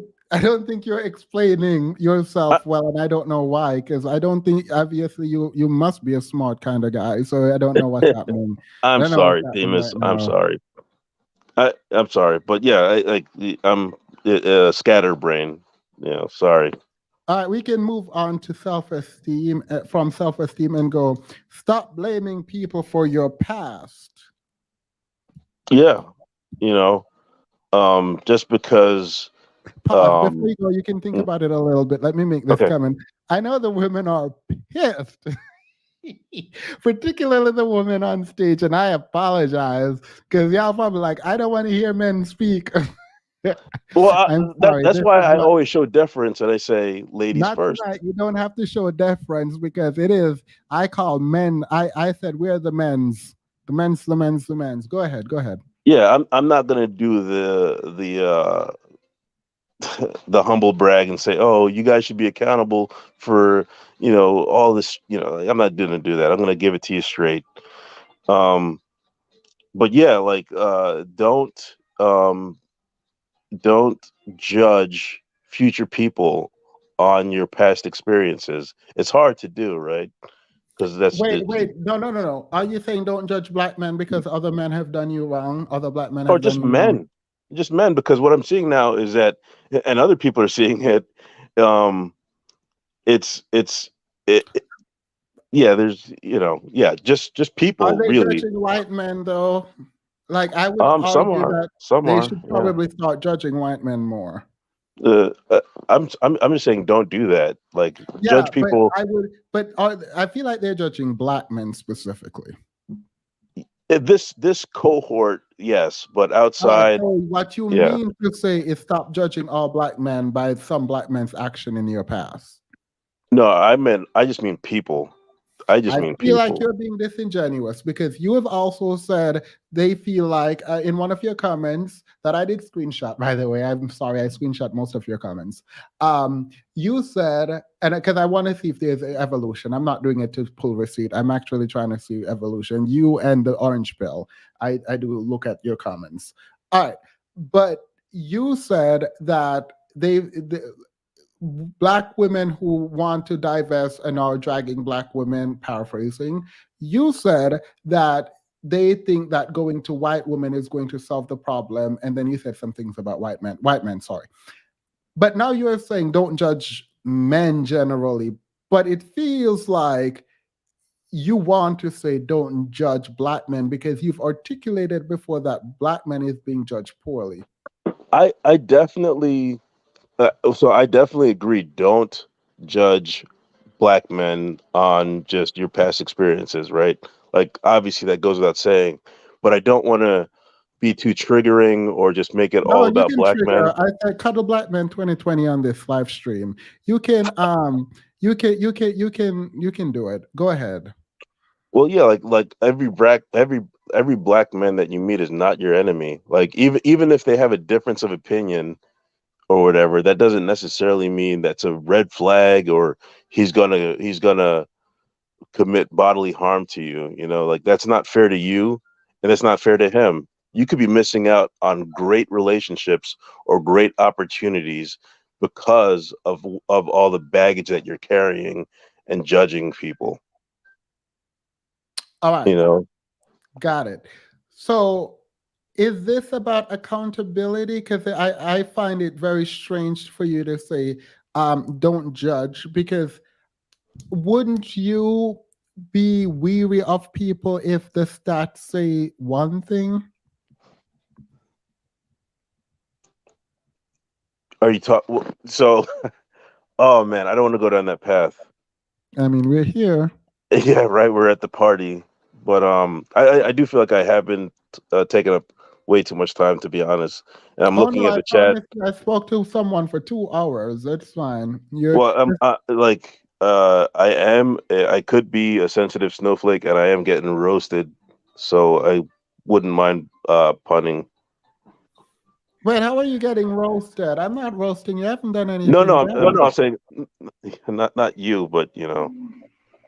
I don't know. I actually think the perception is that you are getting roasted, and I don't think that you mean to do it intentionally. But the way you articulate yourself, it almost puts the talker like he's getting interrogated, and then it makes us look bad. Like now the whole chat thinks I'm some dishonest guy, and maybe because it's easy to have a misunderstanding Wait, live who's on camera. talking? I am so confused. Who is this? This is me. All praise. Oh, sorry. Struggle to make a list of things Black women should be held accountable for. Took Black men at home. All right. Got it. All right. All praise, you came in to help, Dean. Got it. Cool. What am I doing now? Okay, I don't think you're doing it intentionally, but and to be clear, Themis, I'm not talking about you. I love you, brother. I'm talking about the box, the box that can be they're definitely on one. All right. Now you softening me up by saying I love you, brother. Now I feel all squishy. It is what it is. Go ahead, all praise. I don't know. It just feels it gets very philosophical because we start talking about we go from talking about a concept, and then we start talking about particular words, and we start talking about the nitty-gritty of the words, and it gets so philosophical. It's like, yeah, and then it never actually gets anywhere. You know what I'm saying?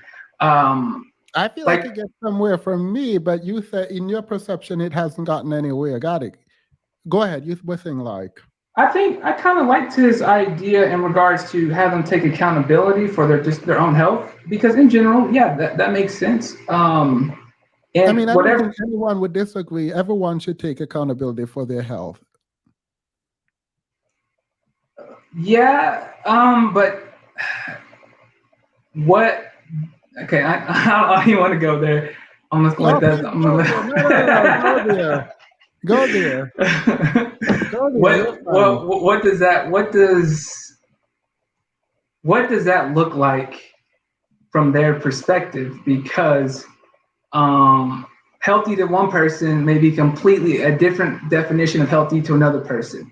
Eat better, go to therapy, go to the doctor, get regular checkup. I mean, try to make health problems not your biggest problem once it's not like genetic. Wouldn't you say? I think me and you are on the same page on that, but I've seen, and this is my personal experience, I've seen plenty people who think they're healthy, but they're not really. I'm just not gonna go there. I don't want to go down there. I really don't. You can. I'm telling you, I'm giving you permission. I guess health just seems very perspective.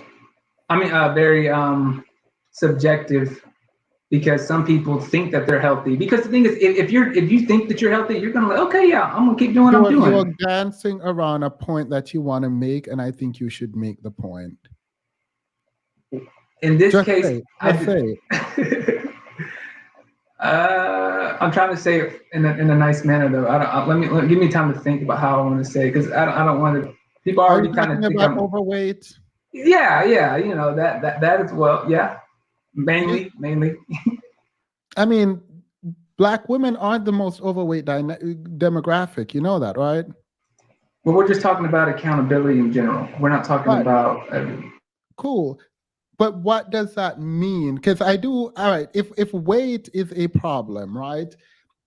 Are we going to ignore what accountability would mean? Leaving your environment, because in your environment there might be, and this is not true for everyone, right? It's about access to good food. It's about having access to a gym. It's about having all kinds of access that requires resources. In the absence of resources because of the communities we have created, or we have been relegated to, depending on what side of the political spectrum you fall, there might not be, right? There might not be the kind of accountability that you think exists. I figured you wanted to say weight because I've had too many people concerned with Black women's weight. But if you think health is somehow kind of intertwined with weight, I'm not going to be promoting anything up here either way. I'm just saying there is a broader context here. Have you considered the broader context when it comes to being accountable as a Black woman for your health? And Okay, it's so sort of fine. I'm sorry. So just so I make sure I get your point, you're saying that there may be other factors in play that affect their weight. Is that what you're saying? And that we may not be taking that into account? Is that what you're saying? Yeah, well, not other factors. I'm saying weight specifically as a thing, if it is bad, right? To the extent it's bad, it's usually derived from sort of unhealthy habits, right? Correct. And if we're talking about that weight that is derived from unhealthy habits, we're talking about eating habits and workout habits. Right. And we're saying we're ignoring the sort of medical issues, right? And we're talking about people's eating and all that stuff. Right.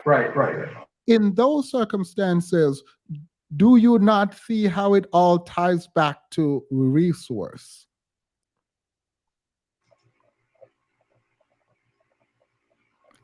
I can because technically, if you have lower resources, you may be going to McDonald's more often. So yeah, you don't get to go to Whole Foods and get the best produce when you go there when you don't have the money.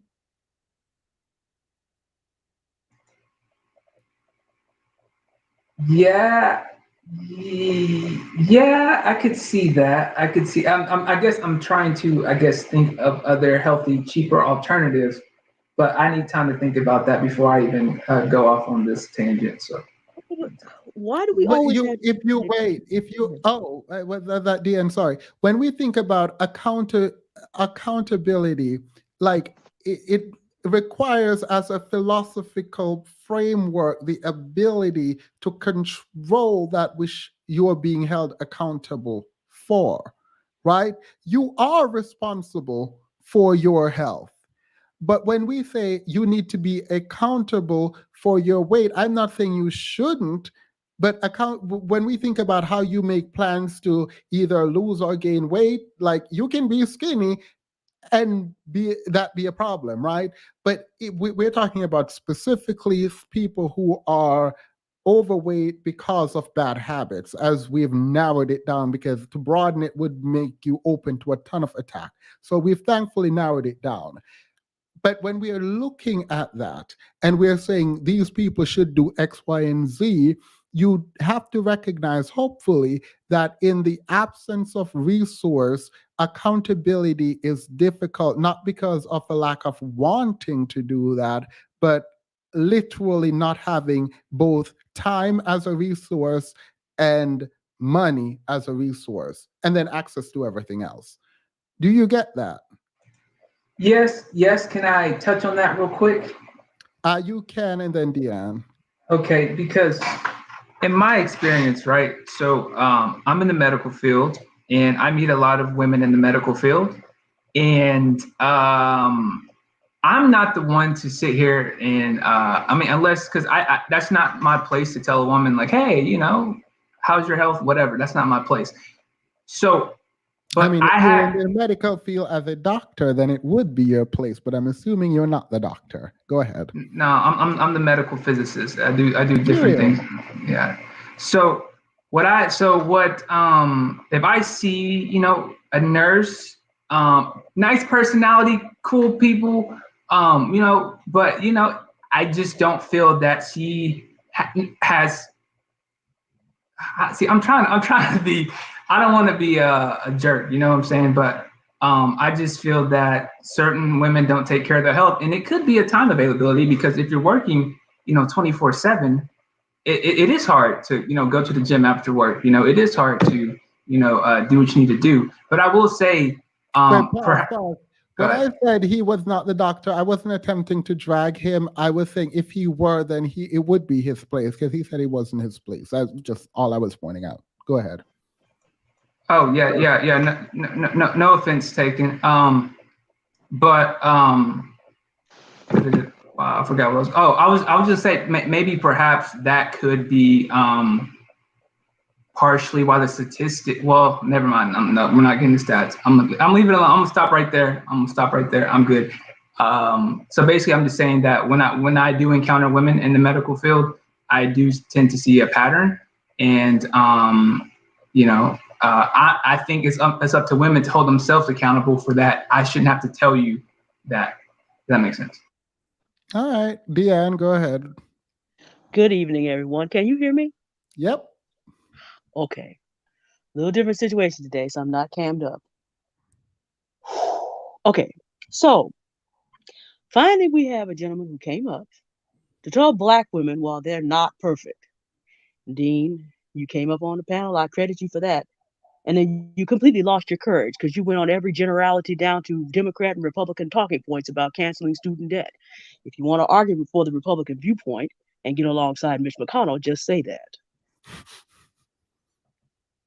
Because the only way you can find Black women in that is because, yes, we vote Democratic, but if you're going to say that, we had a gentleman up here who wanted to talk about some time ago about Black women's student debt. But if you're going to do that, if you're going to confront us, then do it. We're going to go all around the mulberry bush. This lack of being able to have courage is ridiculous. Next, we're going to talk about Black women's health. Okay, I'm a fat Black woman. I don't have any problem with that because I can't hide it. You know, when I started losing weight finally, when COVID-19 took the stress of trying to hold up a community where 0 men my own age were doing anything, that's when I started losing weight finally and getting healthier. Roll that around in your mind for a minute. Black women are asked to be responsible for their health, their children's health, their elders' health, and the community's health. And where are the men between 25 and 55? Well, okay, let's deal with mental health. If 25 and 60% of Black girls are inappropriately touched before the age of 18, that's going to give them problems with their self-esteem. That's going to give them problems with their body image. That's going to give them problems. I know so many Black women who put on weight to try to protect themselves from predatory men. Do I need to tell you what color those men are? So here's what happens, though. As someone who's done therapy and life coaching, you know what eventually the conclusion is? The conclusion is you have to remove yourself from environments in which you are constantly being traumatized, which means, gentlemen, that we will have to leave you. Because after this long of Black men wanting us to transform into what they want and providing, who is the demographic that's causing the United States to be losing about $50 billion per year because of unemployment? That's $50 billion that Black women and children don't have to be the best that they can be, because we cannot do this by ourselves. And you'll look at us and want us to be accountable. We're doing the best we can, but we can't do 100% of the work and be what you want us to be at the same time when you're not providing for that. Now, about Black women's health also, go back and look at your statistics. 44% of Black men are overweight, 37.5% are obese. We're right neck and neck. We are together the unhealthiest group in America. So the pot really shouldn't see sitting up here talking about the kettle. Y'all just need to quit. But the other thing about that is, go back to those same stats. Y'all want to talk about our weight and talk about heart disease. Which one of us lives the longest? Black men or Black women? We may not have the shape that you want. We outliving y'all by decades. And they're not the ones carrying the children. Continue. Sorry. We're not, and we're carrying children, being single mothers, and holding up the community, and we're still outliving y'all. Okay, who goes to the doctor most often? At least, all praise, you get to see these women. If I would have asked you commensurately, how many black men do you see who actually even come and get checked out and are trying to get their issues? Do you see a commensurate number? Nope. Okay. So y'all want to talk about our health? You're ridiculous. You want us to transform into your fantasy so that you'll then be motivated to do whatever it is that you have a responsibility to do in the first place. And then when you want to come up and talk about us being accountable, and then you want to go all around the mulberry bush, and you wonder why you can't get no respect. But again, if we start caring for our mental health, we will be leaving y'all. Because a man who has no courage, a man who cannot stand on his convictions, a man who's going to come up loud, proud, strong, and wrong, and not be able to defend his position, articulate his position. If Themis didn't Iron Man, y'all, you would never have gotten through this. Now, I came late. There was already 2 hours spent before I got here.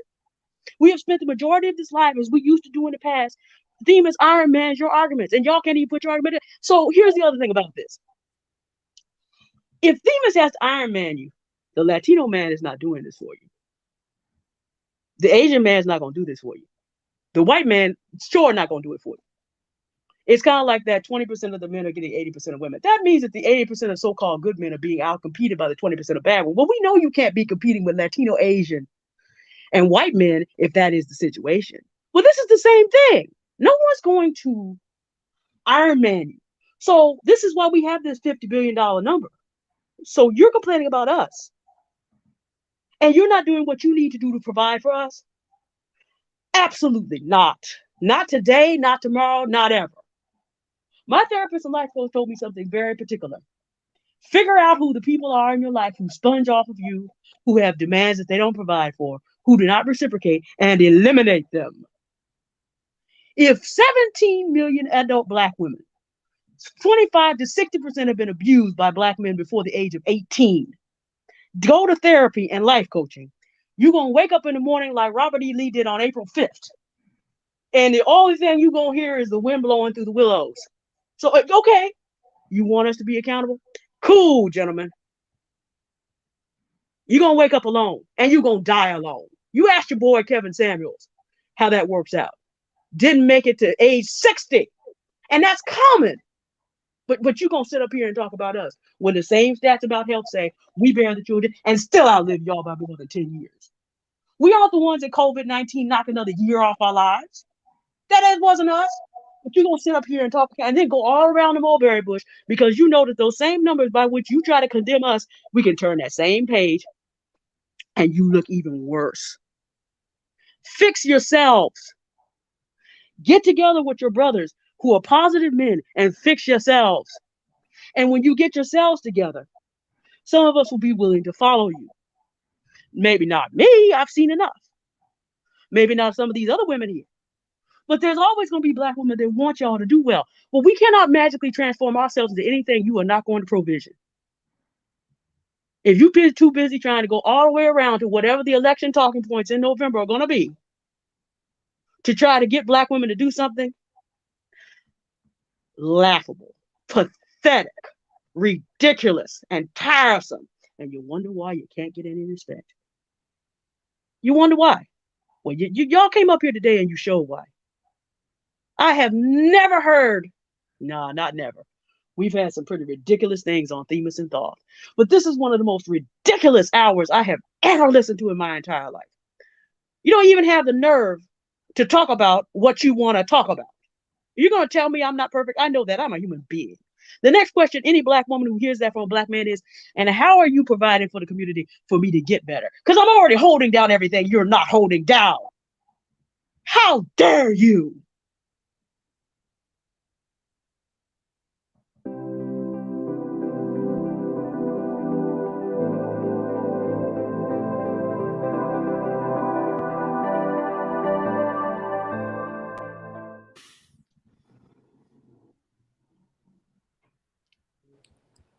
Hot damn.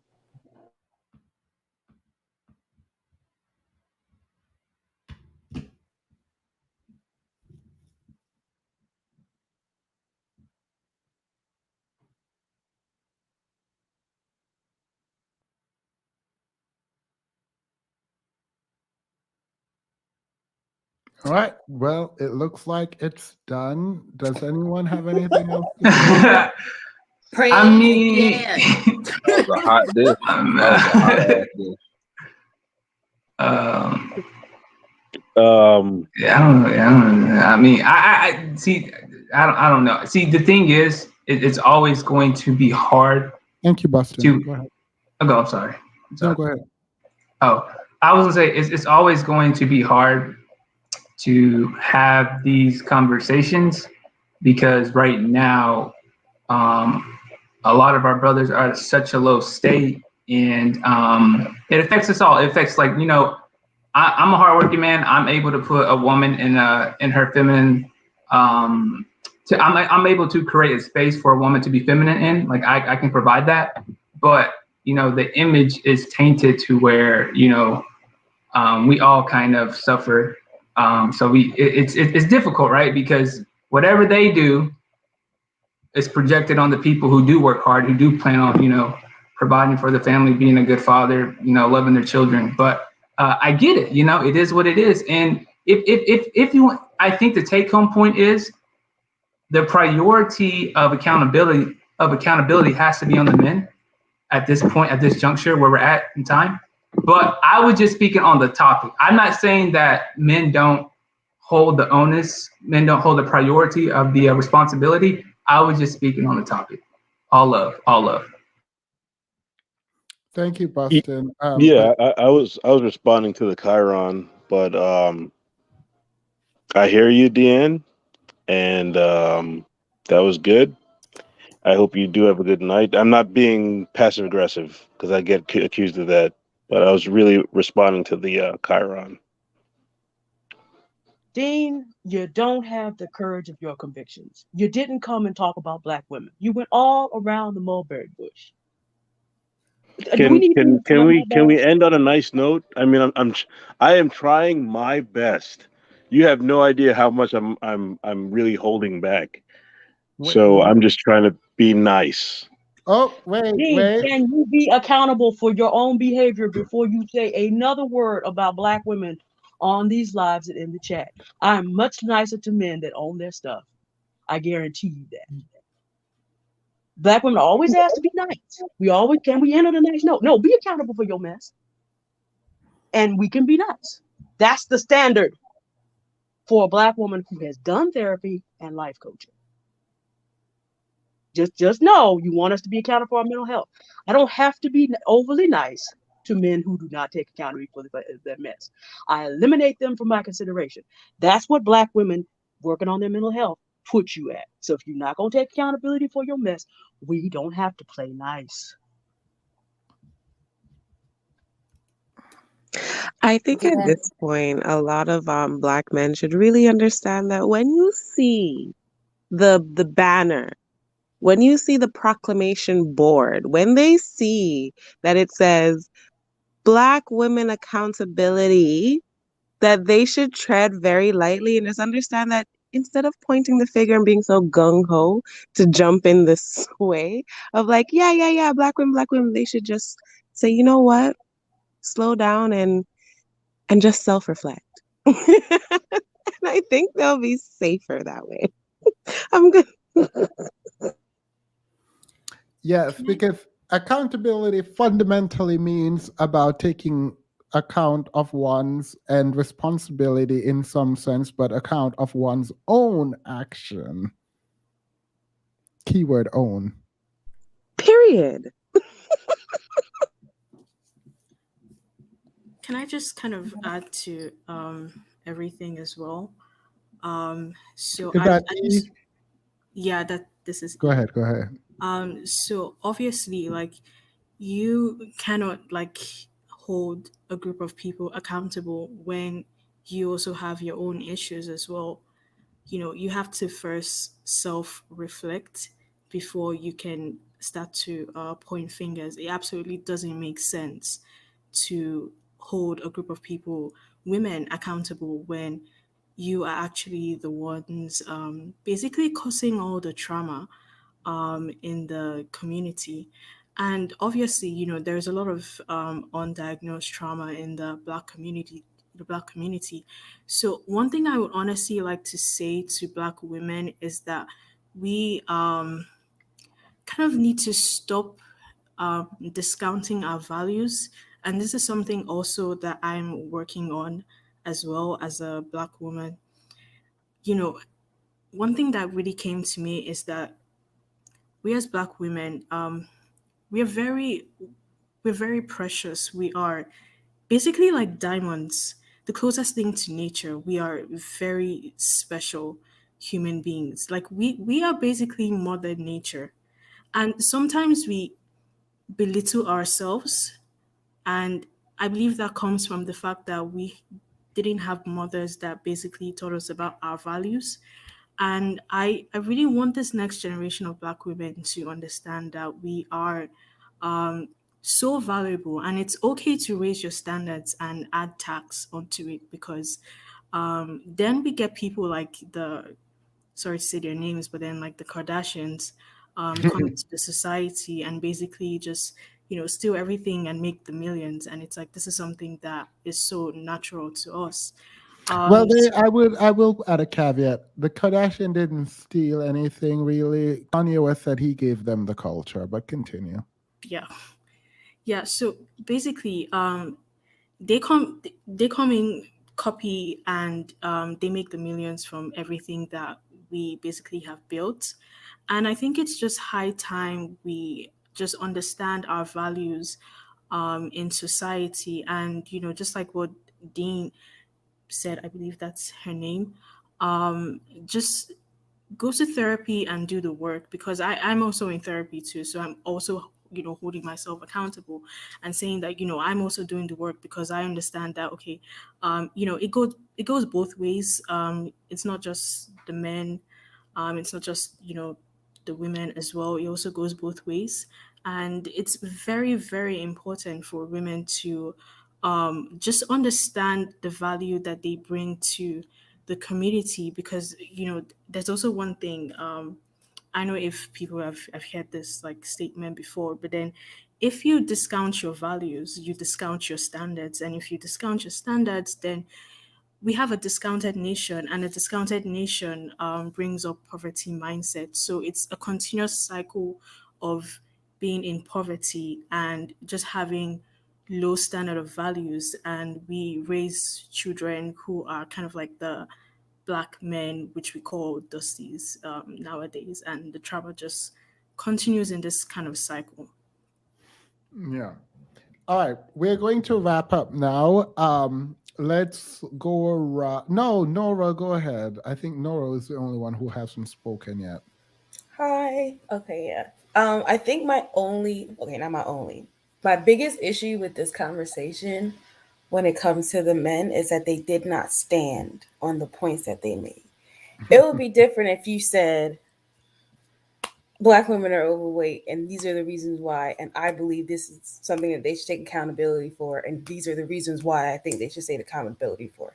But the second the idea gets challenged and they have to now go deeper, then it becomes like, oh, like you're trying to set them into a trap or something like that. It's just like, no, just stand on what you're saying. If you truly believe it, I'm going to give you X, Y, and Z reason. And they say it only happens to men, but I've seen women come on here with different opinions than you, and you do the same thing. You ask them, no, what did you say? This is what you said. Say it again. Like, is this not what you said? Or you be clear in what your intentions are. And but the women just, they keep going. They say, well, this is why, and this is where I'm at. Or they'll say, okay, this is where I'm at, but I can see how this is an issue, and I can see how this mindset could be bad. But it's just like the fact that they would not stand on their points was the most frustrating thing about the whole thing. Because like I can disagree with you on how you feel about Black women and weight and how you feel about student debts, and like I can disagree with you on that. But if you are having a conversation with me and you can look me and say, well, these are my opinions, these is why I have formed these opinions, and I'm going to stick to them in this conversation. Or if I'm challenged to a certain degree, I can see where I see your point and where I see my point. Then I feel like we can have a conversation. But it points to why we are the way we are in a community, because it's just like the so-called Black men that are supposed to be leaders of our community can't even stand in their opinions in a room when it's just us. So what happens when it's a room where it's everybody? You wouldn't be able to stand in those opinions there as well. Like, you don't have the conviction to speak for the Black community, because what happens when because they're going to do the very same thing Themis is going to do. They're going to challenge your points. They're going to ask you and go deeper and deeper. And it's not in a way to set you a trap. Unfortunately, I Yeah. think, unfortunately, like a lot of people go their entire lives without articulating their position, but more than that, without having their positions being challenged. And I think we hold toxic, really detrimental, toxic ideas, right? Like, why would you protect a man who has touched your child, right? As a community. If you really think through that, hopefully you'll get to the conclusion that you shouldn't. But I think that because we don't think and talk out loud about what we believe, and then definitely don't get it challenged, I think what happens is every kind of challenge or every kind of clarifying question or any kind of pushback, any question at all, seems like it's an attack because you have not thought through that which you're positing. Go ahead. I wanted you to Yeah. underscore that because I thought that was such an important point. Yeah. I think because for me, like, my dad is a contrarian. So, like, we have long discussions. He has disagreements, and he has done it all my life. I remember when I My was like mom. 5, and he would have debates with his friends about Pan-Africanism and like all the sectors of it. And they would disagree, but they would talk for hours about how they disagree. So like they challenge every point, and then some points they will sway and then they'll sway back. So like for me, I think I go in assuming that no one agrees with me. So I have to prove my point, and it will be challenged. So it's just like it's very frustrating to see like you really trying to have an honest conversation and then people just refusing to go deeper and then saying it's because you're trying to set them in a trap. It's like, no, this is Can I literally please how respond to debates that? happen. Oh, I'm sorry. Yeah, this is You literally will how after debates this. happen. Like that's like you're going to feel you're being attacked because literally your point is being attacked. Like it's not you that's being attacked, it's the point that you're making that's being attacked. And that's important But because either you're let me going to find announce out that you're right or you're going to find out you're not so right. we're having a debate on the 3rd of next month, which will be about whether or not sex work should be decriminalized. Hopefully, you guys can come and learn some things here for the men. Go ahead and respond. Okay. So I hear what you're saying, and I respect what you're saying. But when I first did that, when I first stood on my point,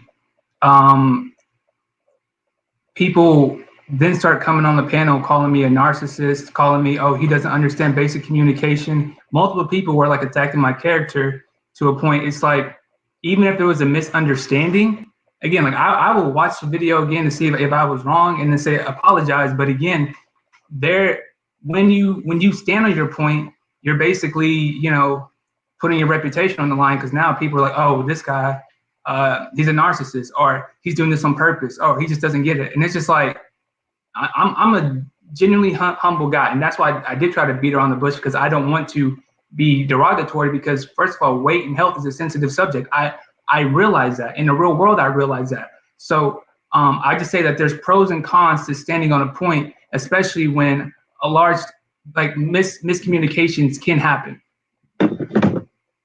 Yeah, I just don't believe you don't believe. Like, you must literally not know what your point was to not understand what the issue is. Like, one, I'm gonna apologize because people are like, don't apologize. I don't apologize without contrition. So when I apologize, I actually do mean it. But my apology here is for something that I'm about to say. And this is not apologize in advance for your sin. Go to confession and say, God, I'm going to sin, and then go and sin anyways. But I'm going to say it. It is really difficult for me to accept, and we don't have to get into this. It's a matter of disagreement, and we're fine. It's very difficult for me to accept that you don't know what's wrong, what I'm saying you're wrong on. Fair point. But can I at least explain this? I'll end with this. You said and now correct me if I'm wrong. Now, whether I'm right or wrong, this is my perspective. This is my perception. You said I knew that it was a general conversation, or she was speaking in general terms based on me referencing points in general. But I wanted to say that I said, okay, if that's your evidence, okay, fine, cool. But I was trying to say that I spoke in terms of general, and I spoke in terms of the narrow perspective. And when I speak in I like my thoughts just flow out my head. So while speaking, I came to the conclusion like, oh, wait a minute, yeah, this is too broad. And I just felt that it kind of went astray. Like, but that's my perception. Like, I spoke in narrow terms and broad terms, but you use the evidence of broad terms and kind of painted me as dishonest when I'm like, if I miss something, I miss something. But like, I'm not intellectually dishonest. Like, I will definitely admit when I'm wrong and apologize too. Yeah, but you said you didn't I'm sorry, we're not going to do it, but I'll explain for 2 seconds because it's hard for me to hear this and not explain again. You and I were arguing, and we went back to prove to you that you were speaking in general terms, but then you accepted that you were speaking in general terms. And I said, oh, okay, cool. And then we had another argument that you didn't actually change your position without affirming to us that you changed your position. And that was my problem. It is about you arguing both times about the position you held. Then you said you always knew, and then you changed it and said you never said you didn't know, when we literally argued that you didn't know that they were talking general terms after you confirmed that you understand that they're talking general terms, and you did understand that. We literally went back.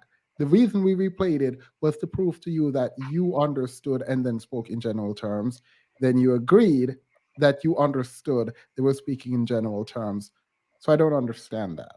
I did agree. Okay, sorry. No. We're not going back and forth. I'm saying you do have a right to come back. You obviously, I'm not stopping anyone. I think that you should look at it and then come back. Because you did speak in general and then specific. But my question is not what you said. It is the fact that you changed your position. I called you out on it, and then you said you never did because you didn't understand what was happening and you thought it was specific. Because if it was general, you would have already known, but you didn't. And then we argued about whether or not you said that. So please go back and look at that, and then we can have a discussion or not, and we can have another discussion. But I would implore you to stick around on this channel. I don't think you've been here before. Am I mistaken in that? No, this is my first time. Yeah, I would say stick around even if you don't believe what I'm saying. You have a right to your voice, and I don't silence people as a general matter. So yeah. Wait, what was Nika Bubbles? Steven is extremely measured and patient, not hostile. This is the most polite debate space I've seen. The fact is they aren't used to having to defend their point. I have not been mean to anyone on this stage. And this is, I usually drag myself, but I intentionally try my best to not be mean. My family debates often as well, but there was a difference between how the narcissist member debate versus those who are humble. It's narcissistic to assume you can read his mind and intentions. I didn't assume I could read his mind. It was by circumstantial evidence provided that a reasonable person could surmise what a person is thinking. It is how you get to intent in the court of law. I don't know. It is narcissistic to come here. Actually, I'm not going to do it with you. Have a good day, Nika. I'm not even going to do that with you. But yeah, so do you understand? And do you understand where we're coming from? I think that there's layers to this conversation. I can go back and watch it. But if I feel that I'm, if there was a misunderstanding, I feel that as men, we can, definitely discuss that and come to that conclusion. But the thought of it did kind of feel like a personal attack because, you're saying that I'm not, having a conversation on good faith. And I'm just saying that even let's just say I did make a mistake, right? It's very easy to make a mistake live and maybe overlook something or misspeak something. And when your integrity is questioned, it does change your perspective of, oh, now this guy's coming at me. So when you say that you aren't coming at me or you're not interrogating, when you start questioning someone's integrity, that changes the whole perception of how I'm receiving your message. That's fine. And you have a right to your feelings, and that's fine. When we point inconsistency out, I think it is important that you investigate your thoughts and you put it forward. Unless I'm out here dragging you and calling you all kinds of names, then even if you feel personally attacked, that's fine. You can stop me and say, I feel personally attacked. I did, and you kept going though. Like I said, I thought we were interrogating. You kind of just kept digging. You said, "Well, I thought." No. That is not the same. Saying you felt like I'm interrogating you is not the same as saying I feel personally attacked. I will continue to interrogate your opinion. I will interrogate that which you're doing. I will not be attacking you. So if I'm attacking you or you claim I'm attacking you, I would have asked you, what have I done? And I'm the first to apologize if I go far enough to attack someone. When you say that someone's not being intellectually honest or not talking in good faith, is that not a personal attack? No, I think you are not being you are not being intellectually upfront with what you're saying. That's what that means. It means, based on what you have said and how you're contradicting yourself, that it's either ignorance or intellectual dishonesty. Or you could have a third option and you can present it. But saying you're being intellectually dishonest is not a personal attack when I can provide the evidence for why I think you're being intellectually dishonest or you're being ignorant. So that's not a personal statement at somebody? No, I'm not saying you are. Because there's a difference between attacking someone's argument and then saying, well, hey, I don't feel like you're arguing in good faith. Hey, I feel that, you are purposely trying to misconstrue. Like you did kind of go in. You did kind of go in. I think I'm gonna rewatch it. Maybe I'm overreacting, but you did kind of go in a little bit. I mean, that's fine. But again, if you ask me, if your observation was that I am attacking you, if you had said that to me, I promise you, this is not just for men. I do it for women. I don't like attacking people. So if it is an attack and you said it's an attack, I will investigate myself and then figure it out. But if you say you feel like you're being interrogated, well, I'm asking questions. So if interrogation is what you feel, that is what it is. But I'm interrogating what is happening then, sure. Yeah. Okay. I'm gonna go back and look at it and see what was specifically said. But either way, I guess speaking with you now, I guess, and seeing how you interact with other people, you do at least seem to be consistent with your framework. So I don't have any animosity towards you, but I'll just say that, like, I'm not pleased with, I guess to the woman's point who spoke before me, I'm just saying that there can be consequences with sticking to your point if there's a misunderstanding, because like I said, everybody basically is saying I'm a narcissist and I can't communicate, but it is what it is. And I appreciate you even open up the platform because these conversations are important. And I guess I'll be the first one to hop out. But yeah, thank you for this. All right. Have a good one. Also, before you go, just know that your pleasure is not why I am here.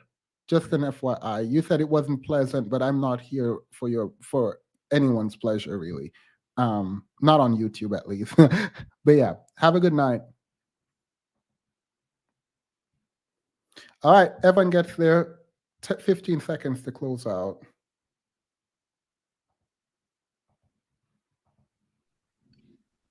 I guess I can go first. Mm-hmm. This is crazy. I just realized, but looking at your channel, I can tell which videos have men on the panel based on the length. I'm realizing now as we're hitting the 7 hour and 30-minute mark. But every time I bring men up here, I have to go for 8 hours. Go ahead. So I did have a point as far as accountability for Black women today, but I was too busy defending my client to get it out. And the general consensus from the men today seems to be that Black women should pick better. That is their accountability point.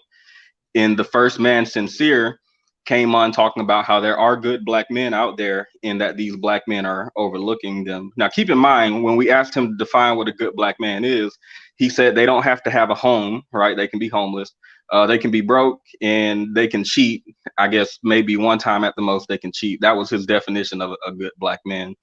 And while I do find his definition to be poor, I do agree with the idea, right? Like, I do think Black women should pick better. I do think Black women should have higher standards. And the reason I think that is because I watched the Mahogany Pink video. I rewatched it recently because she hasn't put out more content for us because she don't love us no more, I guess. But I think that video was the first false promise of Black love video. And she was referencing a study in that. I forgot the name of the study, but it showed that because Black women are pairing with Black men so indiscriminately, it has changed the dating complex of Black men. Like, they marry less, they look for less long-term relationship.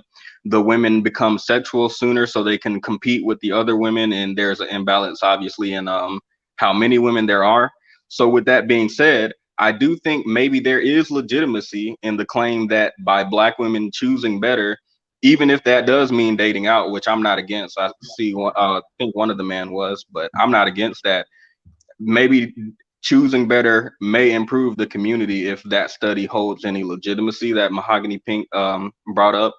With that being said, let me just give a disclaimer. I've said before, I don't think Black women picking bad men is to be blamed for the state of the community. So when we're talking about accountability, I'm not saying this is why these single moms are the problem. That's not what I'm saying.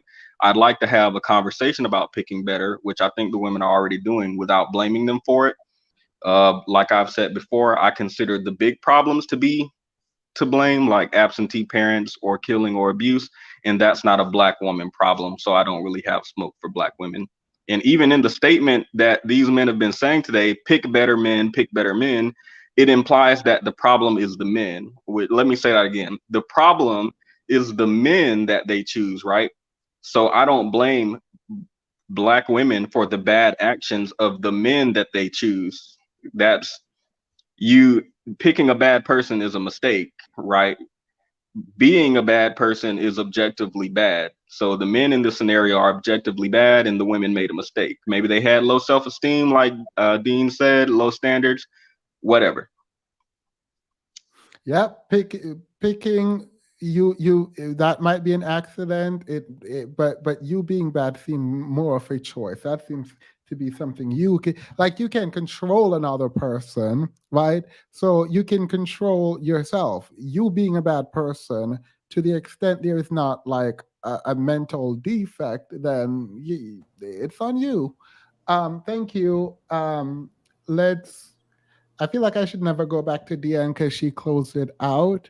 And so we can stop here. Does anyone else have anything else to say before I go?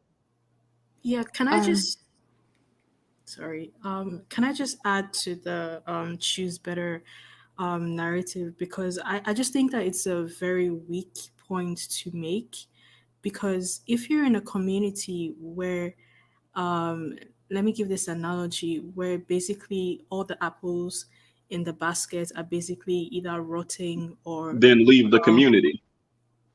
What? Then leave the community. Say it plainly. Thank you. I don't have a problem with divestment or swirling. So I don't think what you're going into, I don't think that pertains to me. Patty, don't interrupt. Okay. Thank you. So if you're in a community where all the apples are basically rotting, or the bad apples in the community are basically affecting the 1% of the apples that are still good, and you are telling a group of women to basically pick better, it absolutely doesn't matter if they pick better, because there is no better in that situation. It's basically the same kind of rotting apple, just to a different degree at which it is being rotten. So it's still the same kind of problem that is basically being it's still the same kind of problem. It's still the same kind of problem that we're still dealing with. It doesn't matter what community it comes from, like the diaspora community, communities that are from abroad, international Black people. It's basically still the same kind of problem that we all still deal with. So it really doesn't matter if you say choose better. And that's why the whole choose better narrative is, to me, it just doesn't make sense. I just think that the only solution to the choose better is if we have a community where Black men are willing to stand up and be the ones to take accountability for their actions and actually build structures, protect and provide.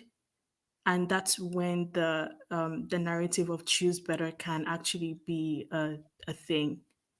Yeah. Who is raising these men and women? I feel like Boston is looking for some attention. And Boston, if you actually want to come up, I'm tired, but I mean, people are gonna leave, which is fine, but I would like to talk to you because I don't know what this means, but it feels like you want to engage in discourse. The panel is closed. The only person who can come on would be Boston Wiz. But thank you. Anyone else have anything to say? Yes, I did, Themis. My apologies. I didn't know that that you were still speaking, so my apologies for interrupting. No, you're fine. But the issue, this is a discussion that needs to be had, and I guess it kind of comes off like the Harriet Tubman type thing where, you know what, not all of us is gonna make it, because some people, in order to have this conversation, you need to be mature enough to understand that when someone points out that you have a weak or a thin talking point when you're trying to course correct, if you can't stick by it and you're told that you're wrong, it's not about you. We're trying to correct an issue that is affecting us as a demographic. It's affecting our children. It's affecting our mental, emotional, physical well-being. So when the stakes are this high, as Deanne pointed out so eloquently, we can't afford to have anyone come on here or anyone engage in this discourse, whether it's online, whether it's in private spaces or on larger scales, to have anyone say, oh, well, you hurt my feelings, so I don't feel like I want to engage in this discussion. We all together got here. We all together are going to have to figure out what our personal bag is and leave it at the door, check it at the door, and sit down like an adult and say, hey, this conversation might hit something that is sensitive for me because the scope of this issue is so big that I didn't realize how I individually am perpetuating stereotypes, holding negative beliefs that are the very thing that's causing the dysfunction. So you're gonna be wrong. Oftentimes, your anecdotal experience of dating, or your experience of, or your gaze of who is the issue in the community it's going to vary. But as much as you may want to point the splinter out in one person's eye, as the Bible says, not to get biblical, I don't care where anybody's spirituality stands, but if you want to point the splinter out in one person's eye, pick the beam out of your eye first. Address your pathologies. Address the fact that we already, as a people, I believe it's a book called Sister Citizen, where it talks about Black women being born into a room with a slanted floor. We are already born into a society that tells us that we are fundamentally flawed. So now you're going to go, as you being viewed as fundamentally flawed, try to pick at the other people that you feel are more visibly flawed than you.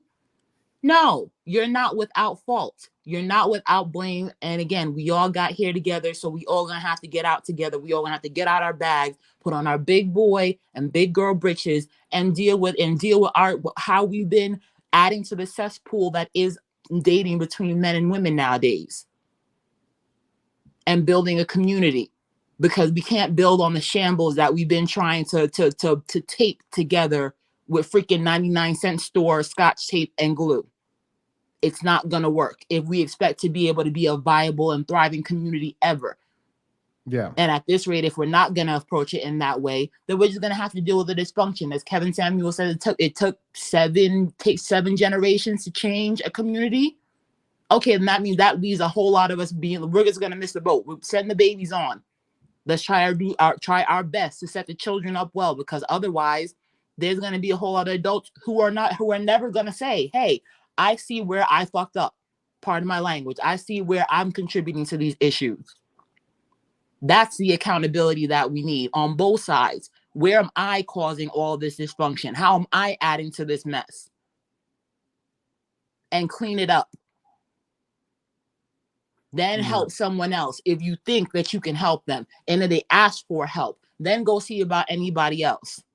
But what you're not going to do is sit here and deflect all your ish onto us like y'all are without fault, and everything somehow we just magically came out of our wombs and out of our mouths, or the cause of it is the fact that we wear hair extensions when every other demographic wears extensions, or our fake nails when every other demographic wears fake nails. Like all this other bullshit and superfluous stuff that you want to bring up, as opposed to talking about the character and mental and emotional issues that riddle our community and cause us to be dying at a ridiculous rate compared to everybody else. Yeah. I feel like on the Black femicide note, we should end it. But I will continue. Who else did not get to speak who wanted to speak to close out? This is Obi. Go ahead. This conversation has been really insightful for me. I've been typing up a bunch on my computer here.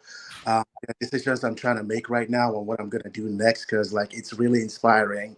I'm seeing that there is a gap to be filled, and I know there's a lot of people that are that want to help in filling that gap.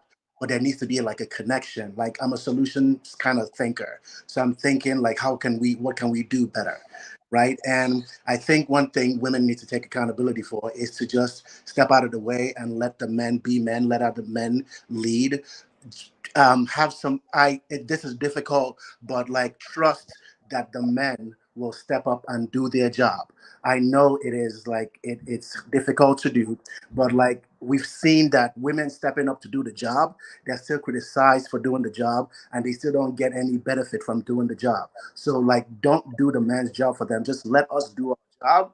And I believe Black men are powerful. We need to start seeing how powerful we are. We are not as weak as we look. We can actually be better. And that is one thing I need to start like transmitting to other men, being better about character, integrity, so that we can be leaders, fathers, and create structures that women can actually feel comfortable and safe following our lead. We have to make the first move. We have to show example so that the people we say we are leading can see who we are, see that we are trustworthy, that we can be trusted, and they can feel safe in following us and not fall into a ditch following us. That's all I have to say. Yes. Katie actually pointed out something that I was going to search fine.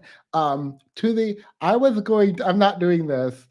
The women in the chat absolutely won't get this chance. I was going to do a companion stream to this. Like I had it planned where I'd do, I don't know who I thought I was. I'm going to do this stream about holding women accountable, and then another stream about holding men accountable. I am not going to allow y'all to come on here.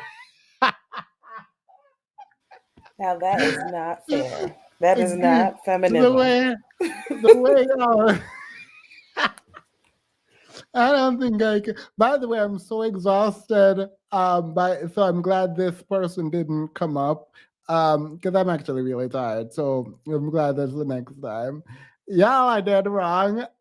What we're not gonna do is do that. Drop them kids off. Period. I might do it. No, we need a theme if you're not a feminist. Period.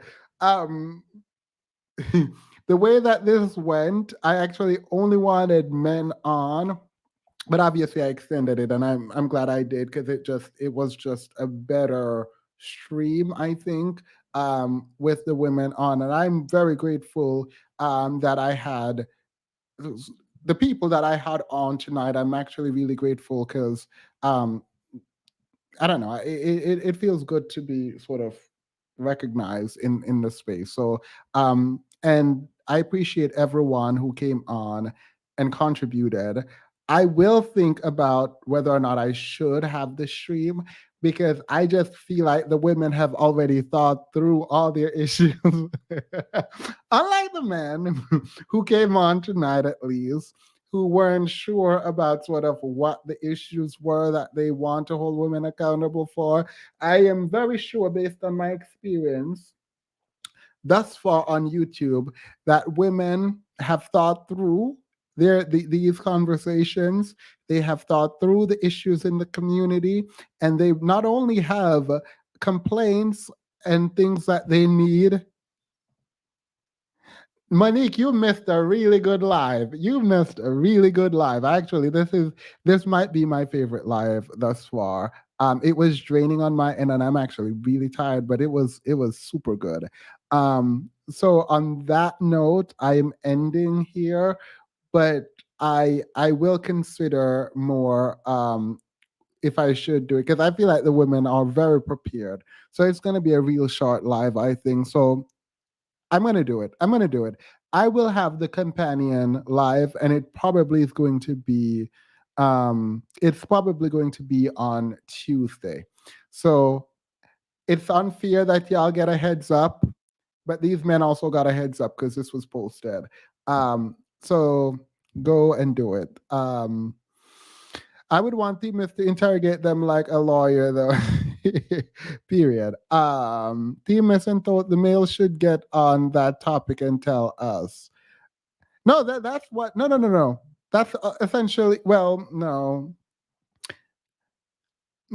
Because women were able to come on tonight, obviously men are going to be able to come on and either defend themselves or explain what they should do or whatever. But I'm going to do it. It's probably going to be Tuesday, unless there's a breaking political or social news. Don't hold me to it, but hold me to it. The Discord, please remind me because I'm definitely going to forget which date I put. Thank you all. Rose, E, Nora, Deanne, shut it down. If y'all haven't been subscribed to Deanne, please do it. Her channel is Deanne Matthews. I think she posted it in the chat just now. Just type in her name and the design of me. You will be able to find it. By the way, I didn't get through half of the agenda for tonight. Like literally not even half. We barely watched one video. We didn't watch Mahogany Pink's video. We didn't watch the John C. Maxwell video on accountability. We didn't talk about Sierra and Young Future's birthday.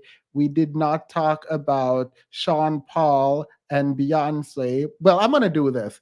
International Dust, right? Sean Paul should have came out and told the truth about Beyonce, but he said he didn't come out and talk about it because it was helping. It wasn't hurting his career, that there were rumors about him, even though Beyonce asked him. So Sean Paul is dead to me, not really, but really.